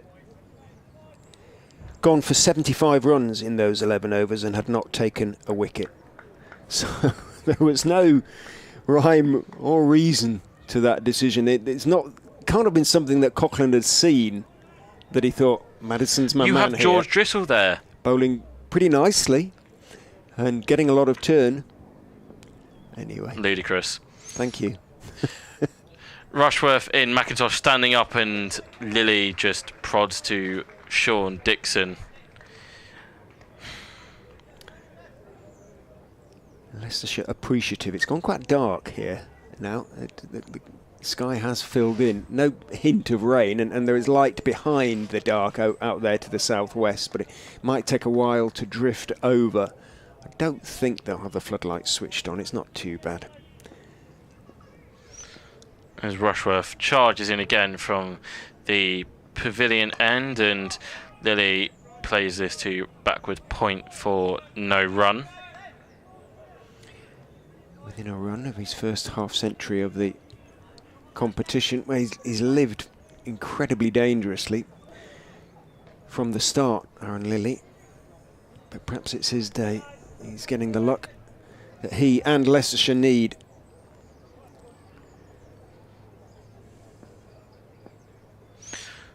Rushworth to finish the over in, and Lilly is able to tuck this off his hips for a 50. First 50 of the tournament. 44, 4 balls, 4 fours and 2 sixes. 44 balls, 4 fours and 2 sixes for Aaron Lilly. 30 over mark has been reached.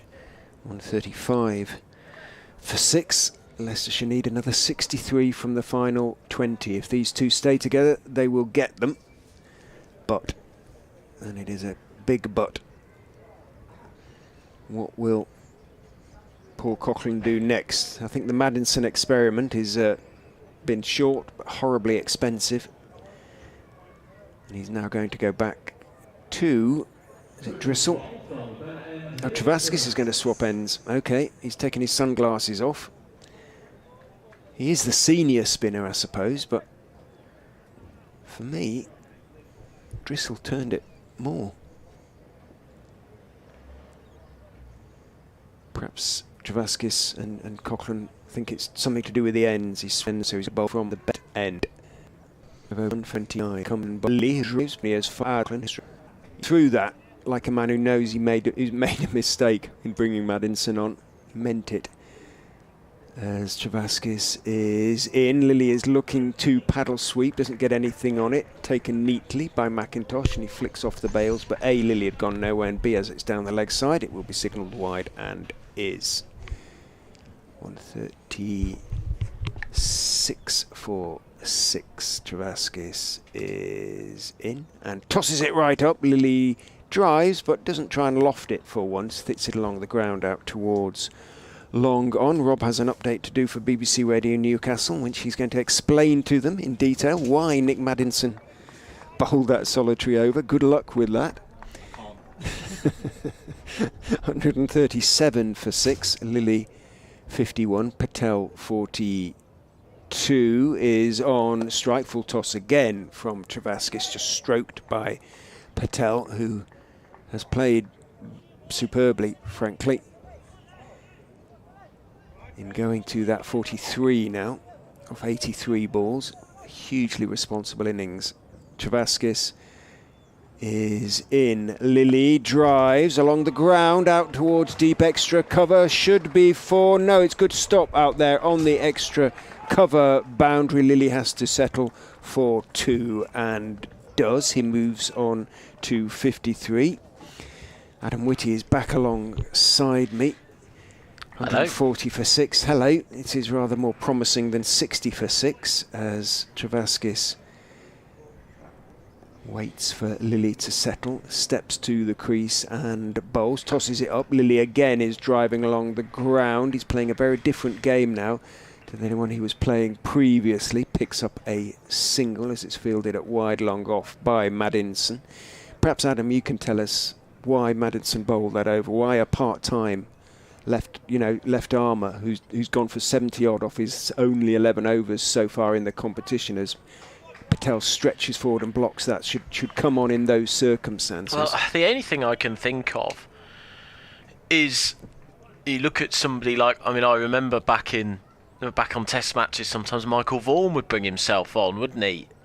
Or I don't know, I remember Ricky Ponting bringing himself on in the 2005 Ashes to try and get somebody to make a mistake, to get somebody to take you for granted, to take somebody to not take you seriously and try and smash you when they're settled. And we've already seen, Aaron Lilly's given both of us a bit of a heart attack over the past 45 minutes, hasn't he? He's done extremely well and has got to keep going.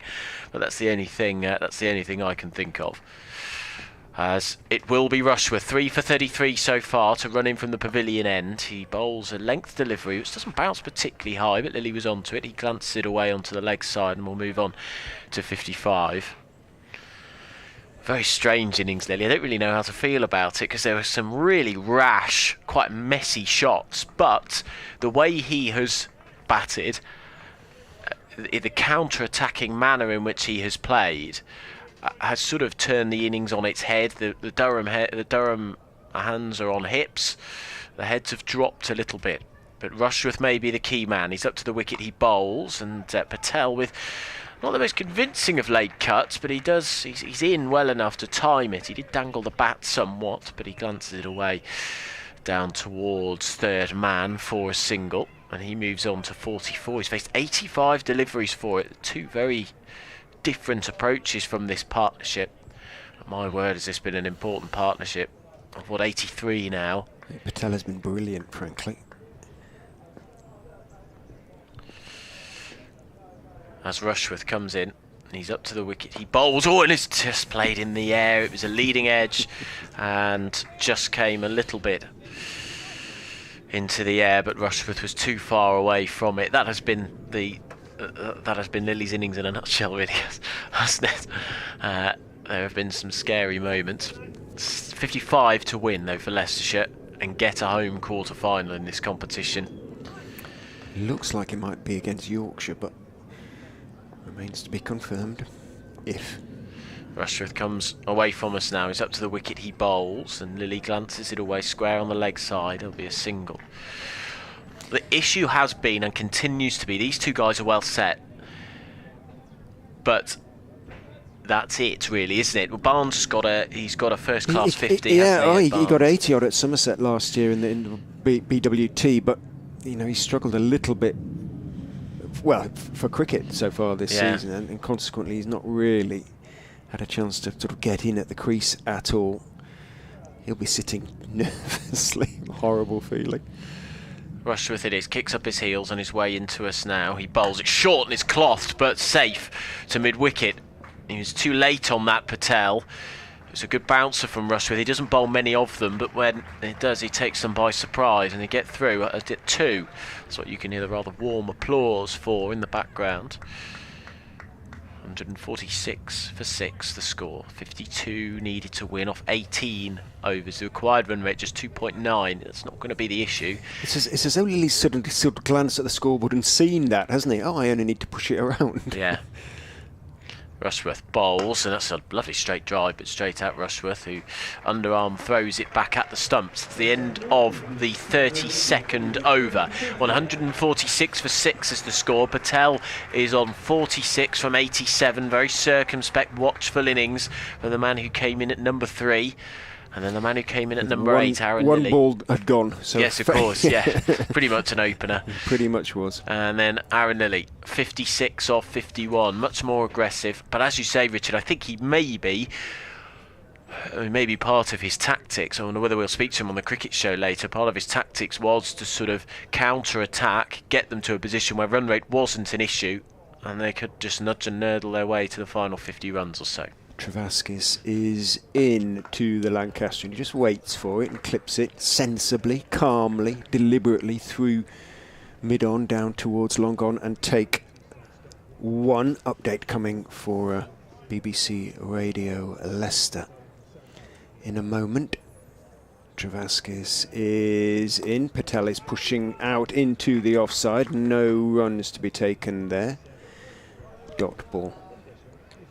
147 for 6, Leicestershire. They were 60 for 6, needing 198, as you say, to win the game. But Rishi Patel, who's played really correctly and very sensibly, is 46 not out. Aaron Lilly, who has lived perilously, dangerously at times, but it's coming off for him at the moment, and he's settled down into his innings. He is on 57 off 52 balls, and together they are taking Leicestershire very close to this Durham score. They need another 51 runs. They have plenty of overs in hand, 17.2 in fact, so the rate required in terms of runs per over is below 3. If they're still batting in around about 10 overs time, then Patel and Lilly will have steered Leicestershire pretty much home. They pick up another single there. Looks like the Foxes are now getting themselves in a much better position in the game. A home quarter-final awaits on Friday. If they can get home, they're 148 for 6, needing 50 more.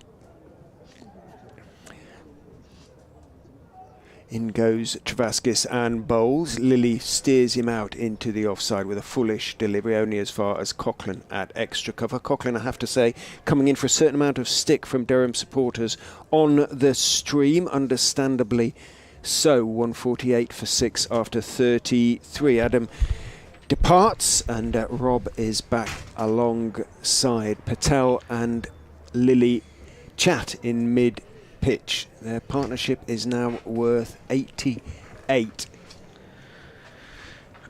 And after what seems like an age out of the bowling attack, after taking 3 early wickets, Stanley McAlinden is going to be brought back.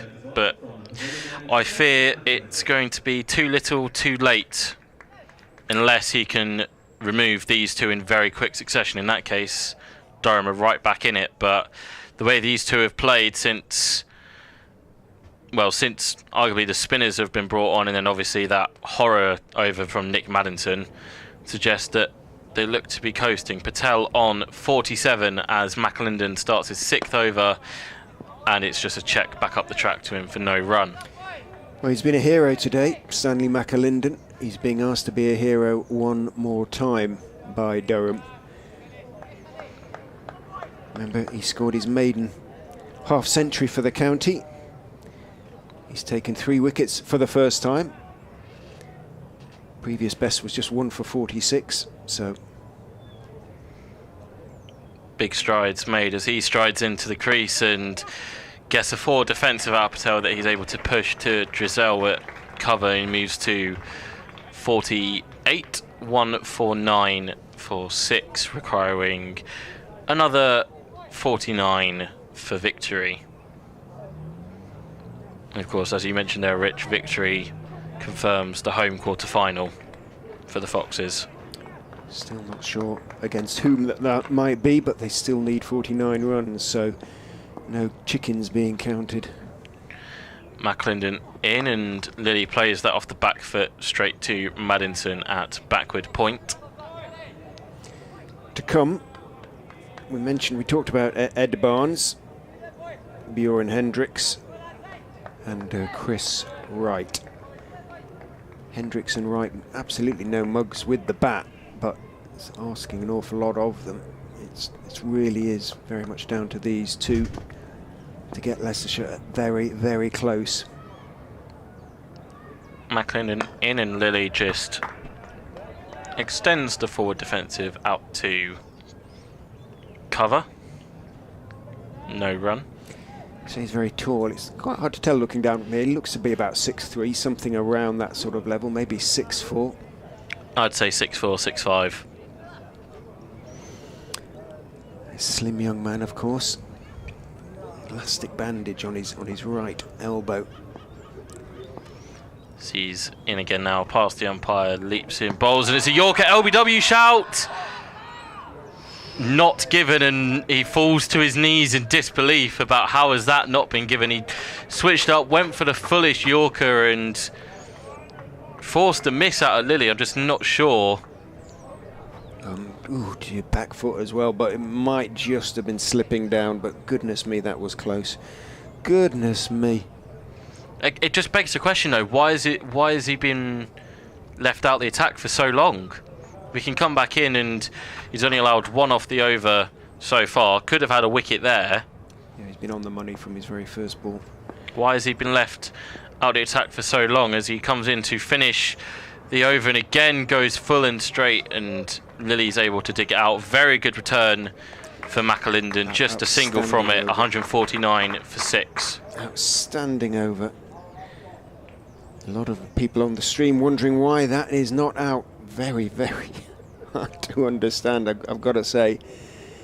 He's thudding into leg stump to me. He's having a word with McIntosh now about what was that missing? Was that missing anything, and McIntosh seems to concur with us that he can't quite agree. He can't quite believe how that has not resulted in a wicket. Well, I understand why there's a certain amount of puzzlement out there on the part of the Durham fielders, but umpire Pollard, who is standing at this end, shook his head. Travaskis from the Bennett end is in to Rishi Patel, who is playing firmly along the ground all the way through mid-on, down towards long on 4-1, brings up the Leicestershire 150. 35th over. They're back in the game, at any rate. Lilly, who has had another desperately close escape, waits, and Travaskis plays it back down, bowls to him, and he plays it back down the pitch to Travaskis, who falls to his right behind Patel to make the stop. A few goals, wheel squabbling overhead. As Travaskis, just a couple of steps in and bowls, tosses it up. Lilly drives and misses and comes off the gloves, I think, or was it an edge? Waiting to see if there's a signal. There isn't a signal, therefore that must have been a chance. That must have been a chance to McIntosh. It was, but it was a heck of a difficult one. It hit him quite high. He got a thickish edge on it, Travaskis bowls. Patel goes back, pulls him out to deep mid-wicket, and that is the single he needs for an absolutely outstanding 50 from Rishi Patel. It's come off 95 balls, 5 fours. And he has worked very, very hard for that, Rishi Patel. And he Very has played gritty. very, very correctly, as you say, Rob, and He's it's a hugely impressive innings. He's just hung in there while wickets have fallen around him, and he'll now be looking to take Leicestershire to victory. Travaskis is in to Lilly, who drives in the air just wide. Oh, goodness me. Thick outside edge just wide of short third man, who couldn't quite get there. And Lilly has just had a completely charmed life in this innings. But in a different world, Lilly has gone for 0 or 1 or 2, and we're in a completely different situation. I don't quite know how he's still there, but he is still there, and he's on 59. Travaskis is in to Patel, who goes forward to a good straight delivery, back out into the offside it goes, picked up by Dixon. End of the 35th over of the innings. 15 remain, 45 needed to win, and even I can work out that that is exactly 3 runs and over. McAlinden has got 4 left. Travaskis has 2. Giselle has 7. Nick Maddinson is allowed to bowl 9 more. I highly doubt he will after the horrid 1 over that he's gone. It will be McAlinden to continue. Isaac on the stream has watched that leg before back a couple of times now, and he says it is missing leg. So if that's correct, Isaac, well, good decision by umpire Pollard. McAlinden in and goes for a good length outside off stump and just driven into the covers for no run.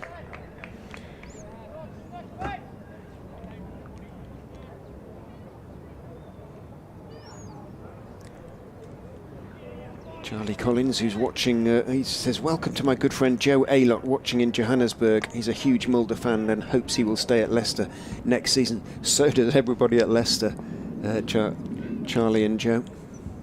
McAlinden in, again hung outside the off stop, and a very good stop by Giselle in the covers. Again, I'm slightly perplexed why Giselle hasn't been brought back. Not necessarily for that Maddinson over, but just generally I'm surprised he hasn't been brought back yet.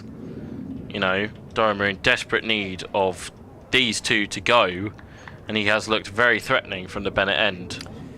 He skinned his left elbow anyway.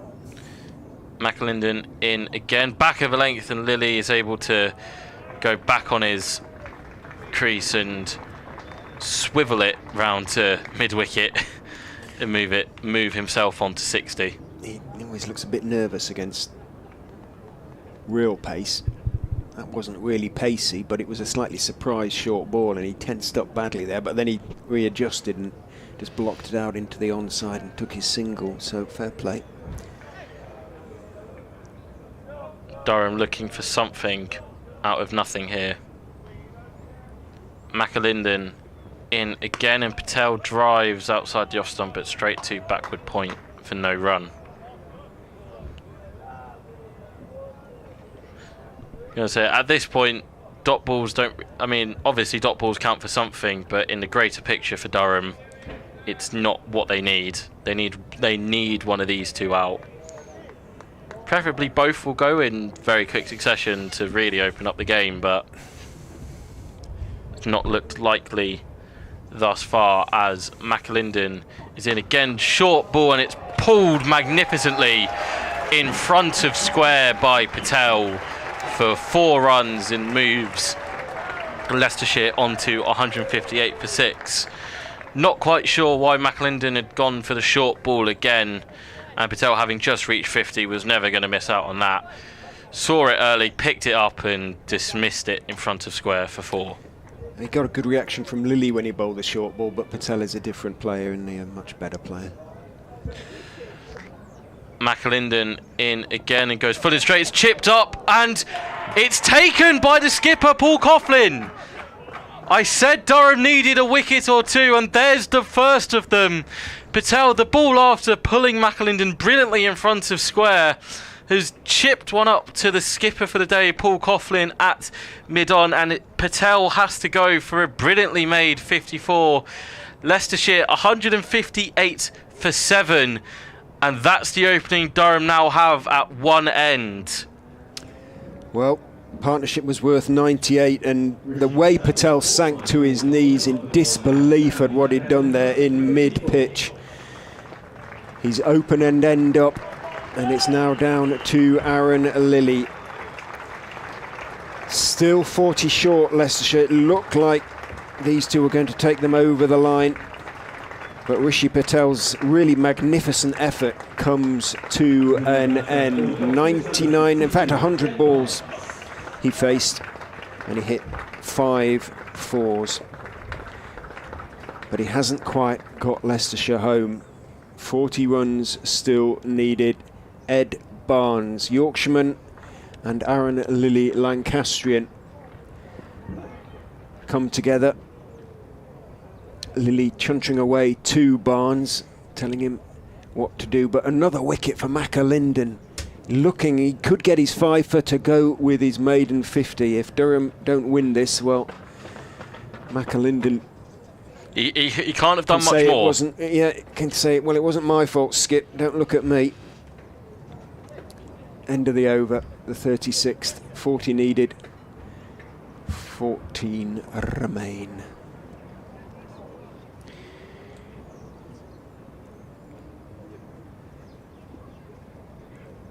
This stage, 36 overs, Durham were 124 for 8. Again, just back to win the game, Leicestershire. Bun, Leon off. Down to him now. Aaron Lilly. Killeen is in. Is it bowls to Lilly? Thick inside edge forward.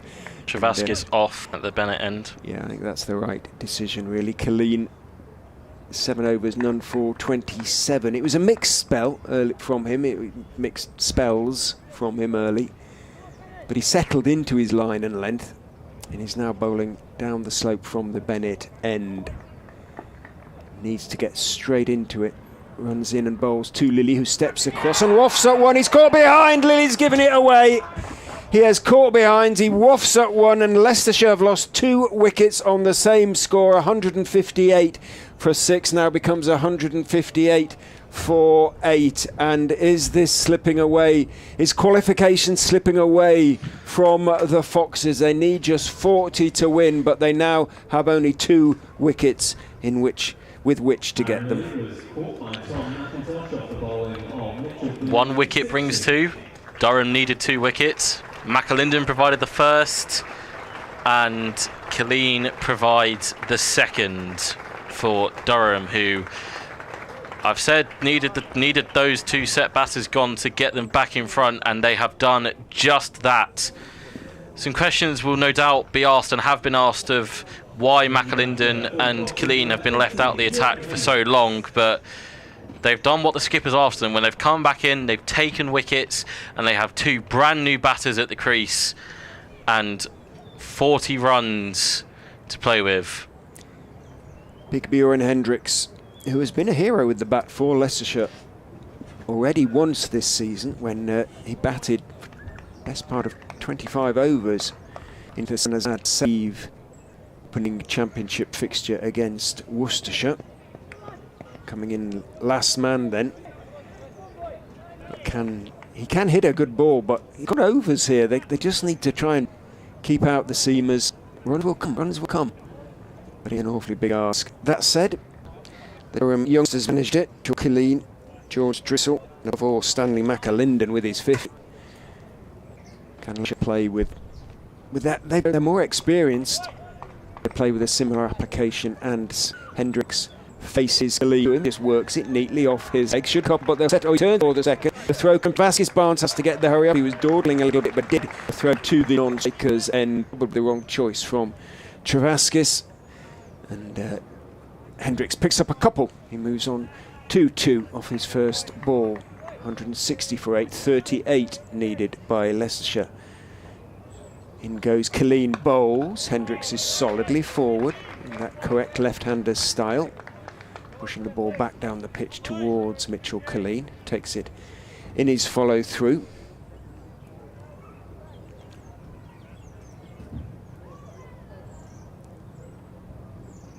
Not to go through, then go on to win this trophy. Oh, couldn't bear it. In goes, that'll be good luck to them if they do, but in goes Colleen, thick inside edge or pad. I suspect just pad. It is just pad. Sees the ball trickle off leg stump down towards short fine leg, and Travaskis comes into field. One is taken, an extra, a leg by 161 for 8:37 now needed by Leicestershire. Brings Barnes down to face his first delivery. Can he acquit himself as well as his beloved Leeds United did against Chelsea? Forward he goes, pushing the full delivery from Colleen out through the covers. Shouts of approval from the Leicestershire faithful and the balcony as he takes one. And is going to keep the strike. End of the over, 162 for 8, just 36 now needed by Leicestershire. Still got 13 overs in which to get them. The floodlights are coming on here at the Uptonsteel County Ground. It is a bit gloomy. It's not too bad. I would have thought the players out there would be fairly used to it, but fair enough. McAlinden obviously to continue in search of his fifer. That'd be an interesting stat to find out. A player who's got their maiden 50 and maiden fifer in the same game. Can't be many. Can't be many. But he's been wonderful today. Still a job to do. 2 wickets left. McAlinden in forward straight, but down the leg side, and it fly away for 4 leg bar. He's given 4 off to side by. Moves the score to 166 for 8. Durham really can't afford any boundaries. 32 needed. As such, Coughlin, quick words to the 18-year-old. Vote of confidence, no doubt, bringing the breakthrough. As he runs in again, bowls, and it's a back of a length delivery that Barnes plays that outside off, doesn't carry through to McIntosh on the full. There's a bounce, but he went wafting at one outside off that wasn't really there for him. Adrenaline will be flowing around it for Barnes.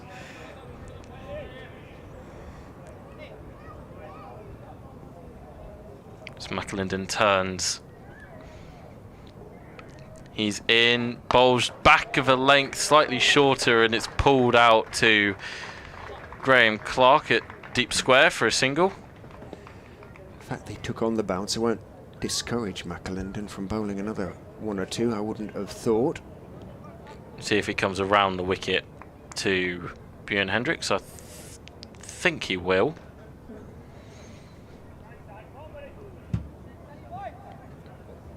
Durham having toiled for a bit, trying to get that breakthrough to then get back-to-back wickets. Now looking for those final 2. He'll stay over the wicket here to left-handed Bjorn Hendricks. McAlinden in past the umpire. Bowls full and good line, and Bjorn Hendricks can only just push it out to Coughlin for no run. Yeah, nice shape to the delivery, isn't he? Looks a real prospect, this young man. He's been given his chance, and he's very much taken it today. Has obviously struggled at times, but that's natural to expect with someone who's making their first foray into professional cricket. Looking to get his county over the line here. Just to 2 wickets required for Durham. He's in again, bowls, and Hendricks just defends into the offside for no run. Just over 12 overs left. Exact 31 needed for Leicestershire. So run rate is coming. 2.6 is nothing really, just bat.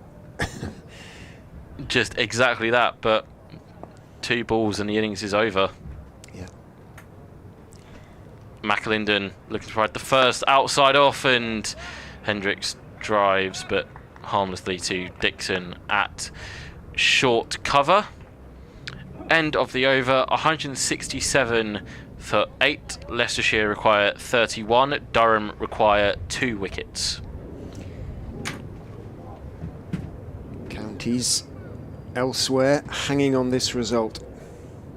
Confirmed that Nottinghamshire have beaten Surrey. So as things stand in the table, which will have been updated with that result, they are above Leicestershire. Middlesex 203 for 6, replying to Sussex 400. Sussex, they're now pretty much home host, so they can finish and have a home semi-final. They play it. In go bowls to Barnes, who leans forward, pushes it out into the offside to Dixon. That's shortish cover, and there's no run. Looks to be a good batting track at Northampton. Derbyshire going well at 211 for 1, but still requiring another 101 to win. Yeah, Northamptonshire set 311. That's a dead rubber, isn't it, that one? Yeah. Can you get a table up by any chance on BBC? I can try my best. In goes Killeen, and clipped by Barnes neatly away off his toes out towards deep mid wicket. Single is taken. Barnes on to 7, 168 for 8, 30 to win, 3-0. Yeah, Nottinghamshire have moved into second with that win. Middlesex will leapfrog Sussex and, well, yeah, Sussex will just confirm they're still top even with that win for Nottinghamshire. As in goes Killeen and bowls. Hendricks just calmly turns him off leg stump out towards backward square, jogs a single, brings runs needed to less than 30, 29 now. 169 for 8. Hendricks on 2-3. Because Gloucestershire not playing today, their campaign has been finished. Leicestershire currently sits 5th. But would move on to 12 points, and if they win. As in comes Killeen and bowls, short cut by Barnes over the top of short third man down towards the meat for 4. Huge cheers for Eddie Barnes. It was short and wide. Killeen just lost his line a little bit there. Cut away by Barnes, got underneath it nicely, carved it away. Just what a tail-ender who can bat a bit would have ordered, essentially, especially with third man fairly fine. Travaskis couldn't get there. Barnes into double figures on to 11, 25 to win. Killeen is in. Barnes is closing the bat face on that fuller, straighter delivery, and it trickles out towards mid-on. Coughlin, the captain, with his reflective sunglasses perched on top of his Durham cap, fields.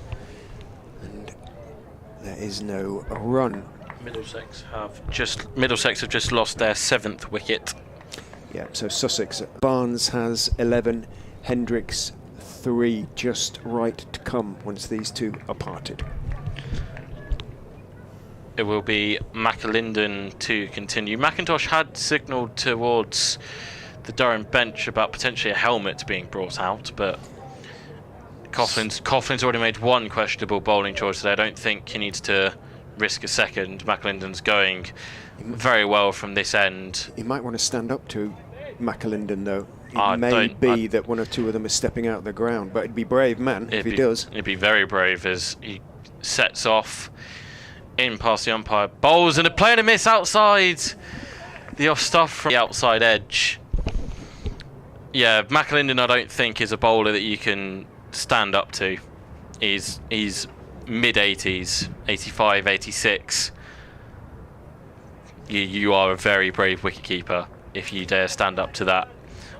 I'm sure he'll be a bit wearier. I'm not. McAlinden in, and Hendricks tucks this into the onside. McAlinden beginning his 9th over, so he has one more after this. Killeen has got one more over left, and we assume he'll probably bowl out straight away. I can't see a change. does mean Leicestershire will be left with spinners, just like Durham were left with spinners to hit out with at the end. 173 for 8. McAlinden past the umpire again, leaps into the crease, back of a length, and cut by Hendricks to the man at deep point for a single. Hit that like a bullet, Hendricks. He has got a lovely eye. Middled it. Yeah. And he's, as I say, got that sort of left-hander's grace and sort of style. Oh, update for BBC Radio Leicester. Horribly tense here under the floodlights at the Uptonsteel County Ground, because Leicestershire are 174 for 8. They need another 24 runs to win the match and qualify for the knockout stage of the competition.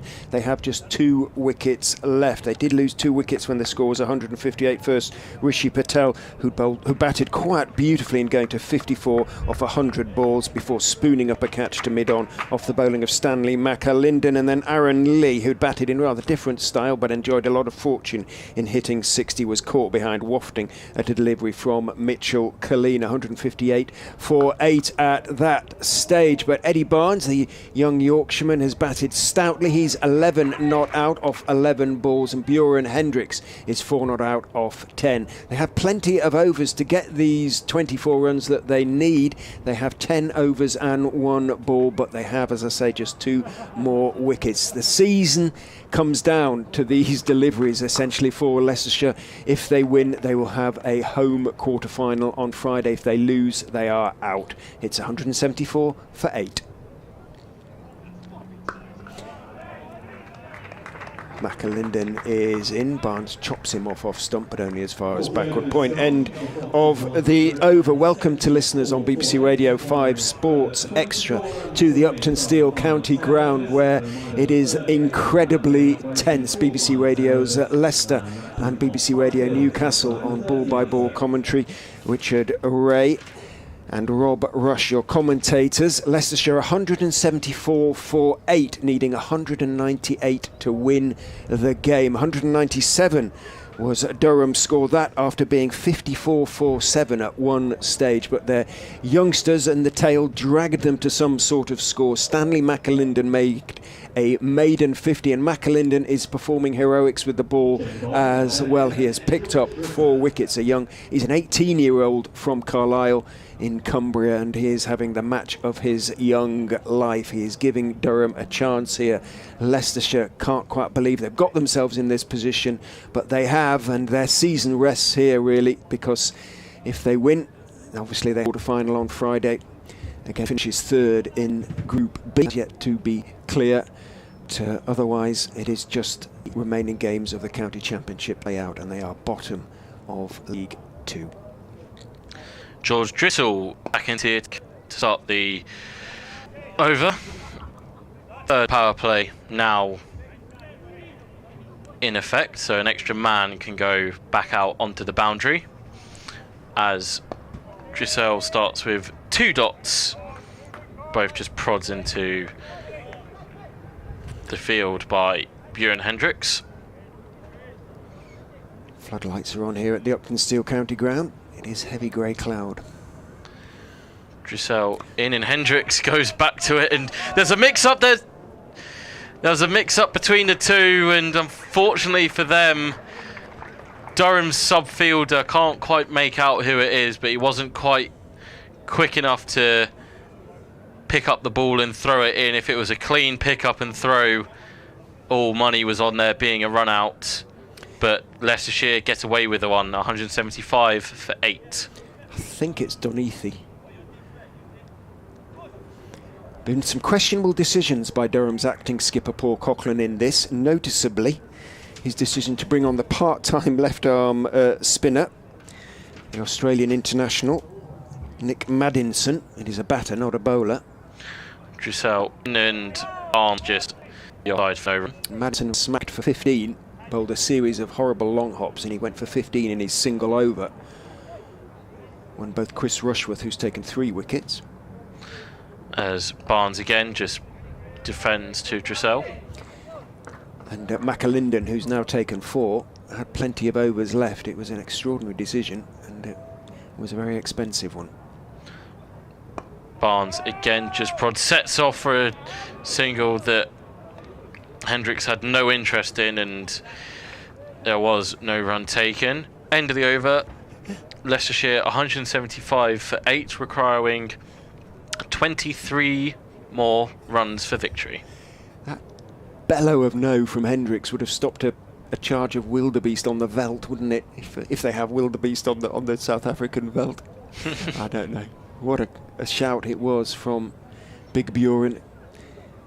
Leicestershire left one of their seamers out of the game, and so 54 for 7. They had to sort of cobble 10 overs together from 3 part-time spinners, and they paid the penalty a little bit. They did try to finish the Durham innings early, didn't quite happen. McAlinden has just 1 over left to bowl.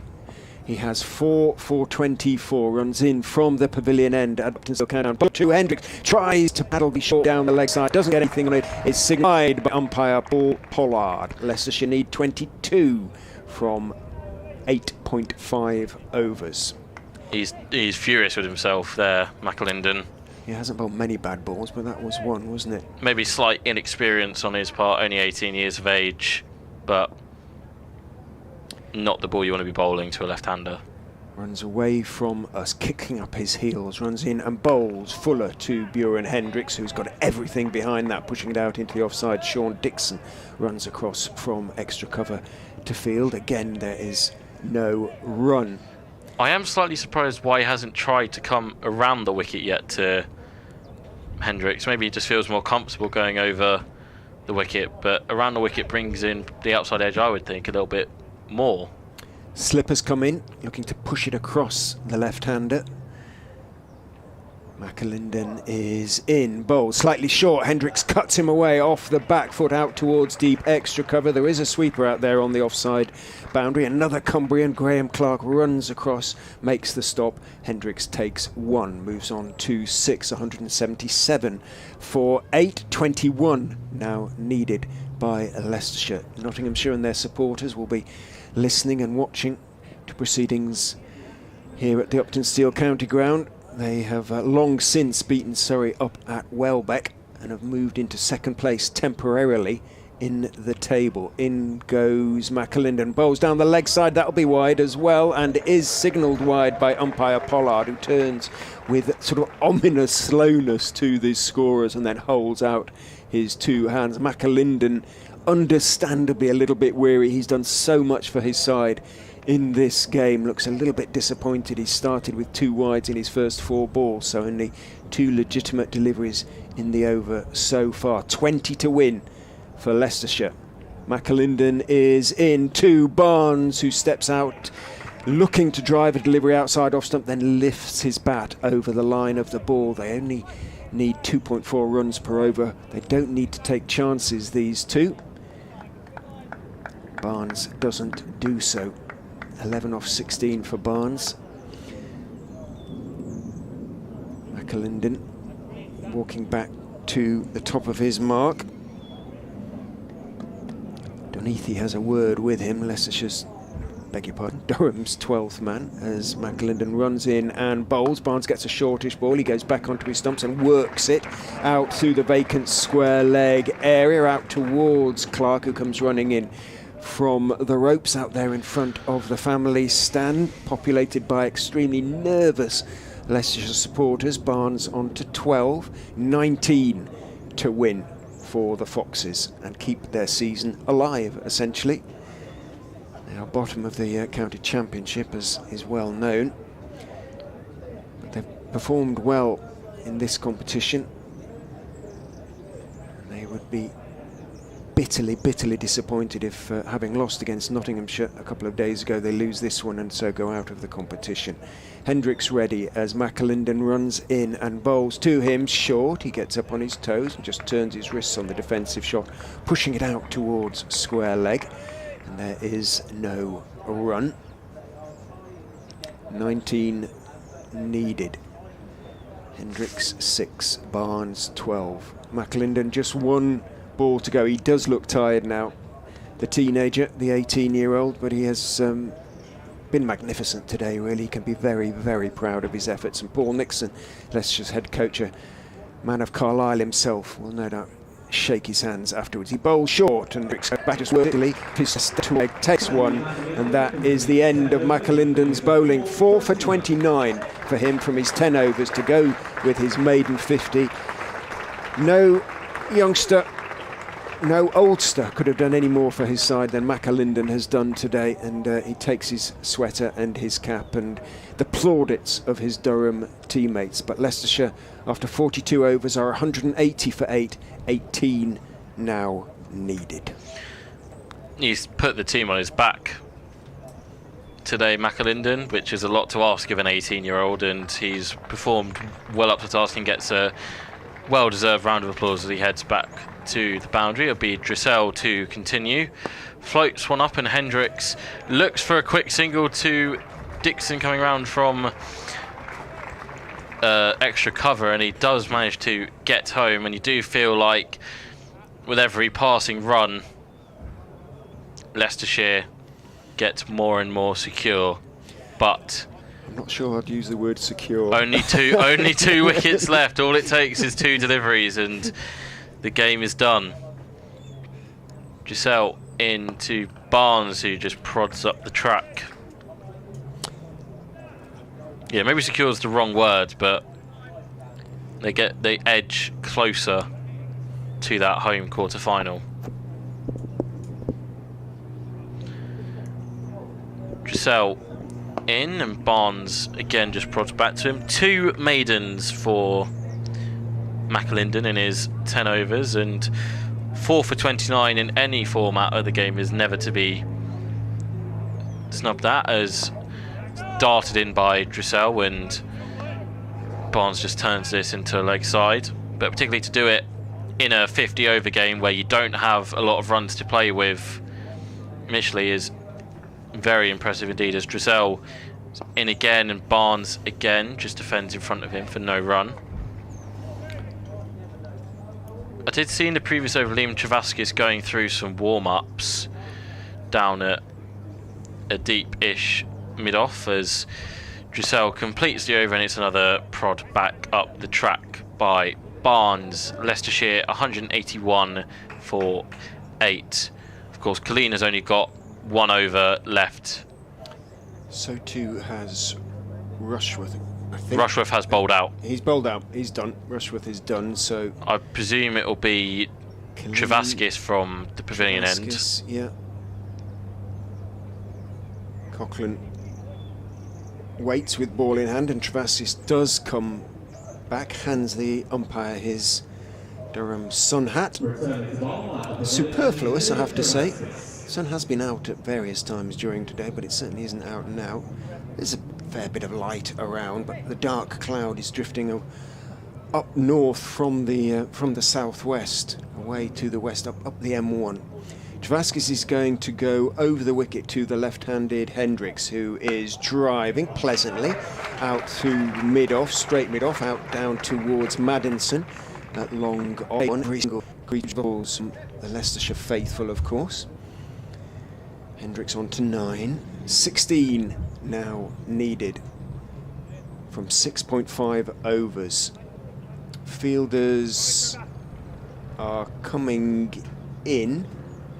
Maddinson coming in from long on to mid on as Travaskis is in to Barnes. They're going to take the arm, and the dive from Hendricks makes his ground. He was a little bit slow to react to short extra, put in the underarm throw, but underarm throws never really carry too much pace, and the ball rather looped into the hands of Tom McIntosh behind the stumps. He demolished the stumps with ball in hand, but Hendricks had dived in and made his ground. Barnes picks up a single. Clark was the fielder. Barnes on to 13. 15 now needed as in goes Travaskis. Back goes Hendricks and strokes it back down the pitch on the onside. Travaskis scampers across to his left to make the stop, his face pale in the floodlights. Durham have only won once in the competition so far this season. Travaskis is in. Hendricks is beaten on the outside by a ball that just bounces and holds its own a little bit. McIntosh, ball having beaten bat, takes off the bails. Hendricks, very calm man, calm under any circumstances. Just patiently waits for the bails to go back on, then takes guard. Travaskis is in, tosses it up. Hendricks clips it in the air, through mid on, down towards long on, takes a single, moves on to 10, double figures for Bjorn Hendricks, 14 now needed, 4.2 overs. 26 balls, 14 runs. Round the wicket goes Travaskis to the right-handed Barnes. Toss it up, goes back into his stumps. Big puff of dust from his feet as he shuffles back there and blocks the delivery. Back down the pitch on the onside. End of the over. Cochrane throws the ball to umpire Paul Pollard. The two Leicestershire batsmen confer in mid-pitch. 6 overs. I beg your pardon, 6 overs remain. I was looking at the wrong figure there. So 36 balls. They have plenty of balls left in hand to get these 14 runs. Rate required 2.3. That isn't an issue. If these two stay together, Leicestershire will surely win the game. Dressel will continue.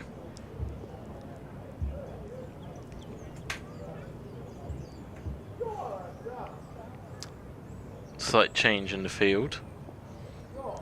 Now he starts playing a miss outside the off-stop from Bjorn Hendricks, and McIntosh whipped the bails off straight away so fast I didn't even see him do it. Very quick hands. That one kept low. Here's Dressel again, and this time Hendricks able to put bat to ball back up the track. Tense up here in the comm box, let alone the stands. As Dressel is in a half-hearted appeal for LBW, but Hendricks got some bat on it.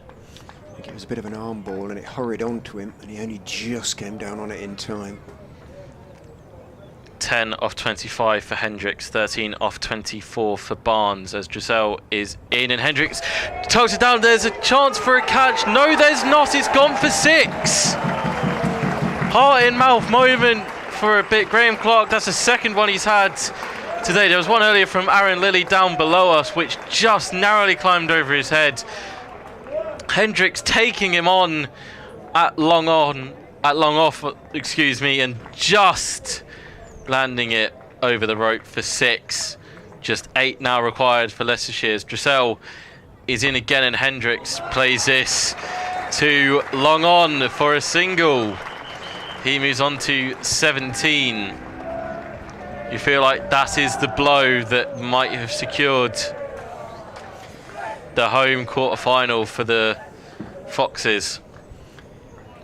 Barnes to take strike. 191 for 8. Dressel is in, and Barnes just defends to Sean Dixon at short extra cover. End of the over, 191 for 8. 5 overs left, just 7 more runs needed for Leicestershire.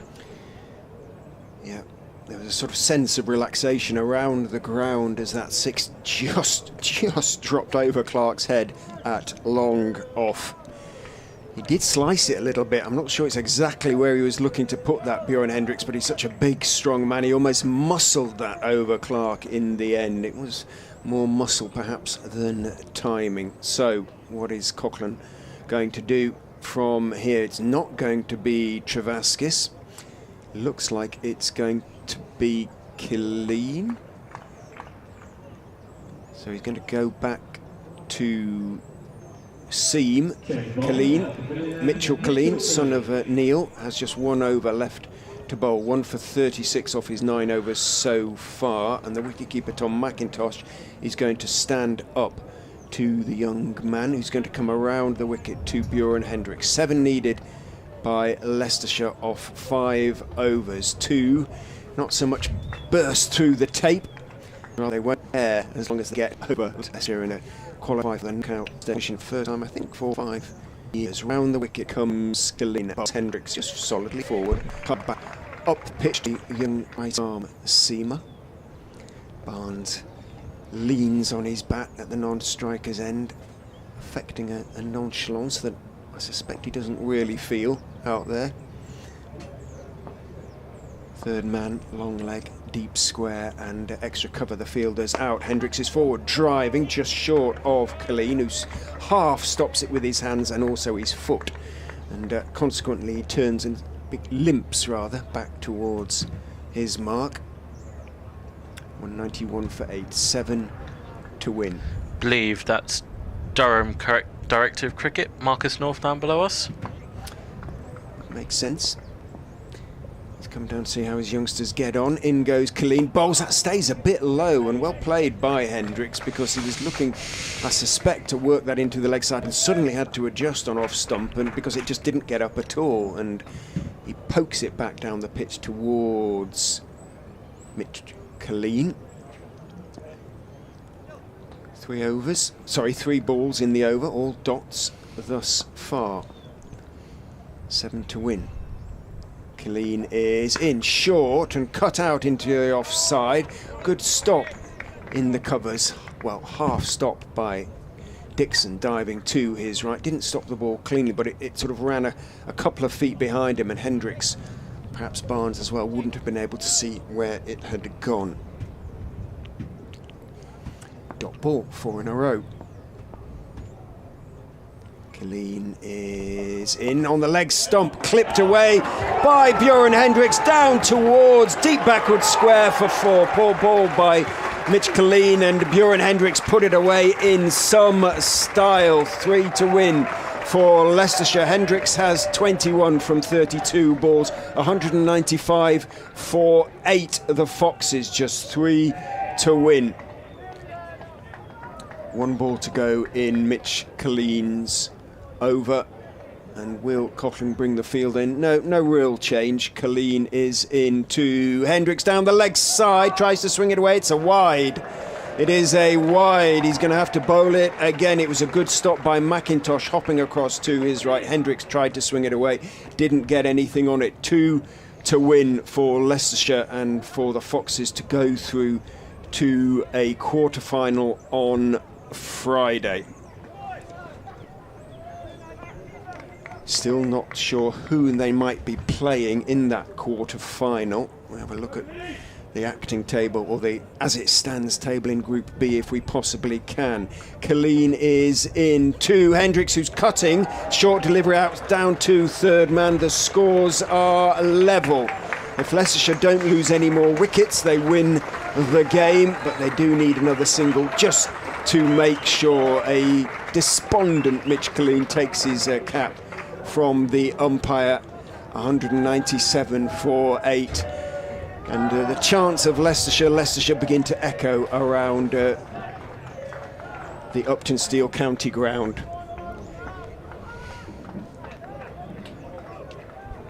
Hendricks on 22 will be on strike, and who is going to bowl what is almost certain to be the final over of the game. There are 4 remaining in the innings, but well, it's going to be Drissell who is going to bowl the probably final over. A young off spinner. Round the wicket goes George Drissell and bowls to Hendricks, who's just pushing the ball back out towards mid-off. All the field in now, with the exception of the man at cow corner, so just in case there's a slog sweep in the air from big Bjorn Hendricks, but I don't think so. In goes Drissell, bowls, he's whipped it around the corner, and Leicestershire have won. He's going to pick up 4 for that one, and the Foxes have beaten Durham and have qualified for the quarterfinals of the Royal London One Day Cup. But goodness me, did they make a meal of it. Having had Durham on 54 for 7, Durham went on to score 197 all out in their final over. And at one stage when Leicestershire was 60 for 6, and at another when they were 158 for 8, it looks as though Durham were going to beat them and do Nottinghamshire a favour. But in the end, Leicestershire have got home. They have got home by 2 wickets, thanks to a very, very important 9th wicket stand, an unbroken 9th wicket stand between Eddie Barnes and Bjorn Hendricks. And I can only say on behalf of all Leicestershire fans, phew. Durham did very well to recover from their batting collapse early on. Unfortunately, it did scream of at the innings interval, not quite enough on the board. And full credit to the youngsters, as I've mentioned plenty of times, this has been a bit of an inexperienced Durham side, led by Stanley McAlinden today with his maiden professional 50 and picking up a 4 for Chris Rushworth, picking up 3. Colleen also doing very good as well, and George Dressel at the end, unfortunately the bowler who has the winning run scored off him, but he did very well. All of them contributing both with bat and ball for Durham, and I feel there's a sense of relief for Paul Coughlin and his men as their One Day Cup campaign comes to an end with just a solitary victory away at Taunton, but having those points in effect wiped out for disciplinary reasons. They can take heart from this performance today, but it kind of sums up their campaign. Close, but nowhere near enough in the wide scheme of things. Well, thank you for your company here at the Uptonsteel County Ground today. I hope we've managed to get across a certain amount of the tension, and goodness me, there was an awful lot of tension. But Leicestershire live to fight another day. That day will be on Friday. They do have a home quarter-final in the competition. The Foxes are through to the knockout stages, and we will be back with you on commentary from the Uptonsteel County Ground, BBC Radio Leicester, as ever, every single ball that Leicestershire bowl or face throughout the domestic season, as the BBC does every single ball bowled or faced by any county throughout the domestic season. But for now, from an immensely relieved and now not so tense Uptonsteel County Ground, from myself, Richard Ray, it's a very good afternoon to you.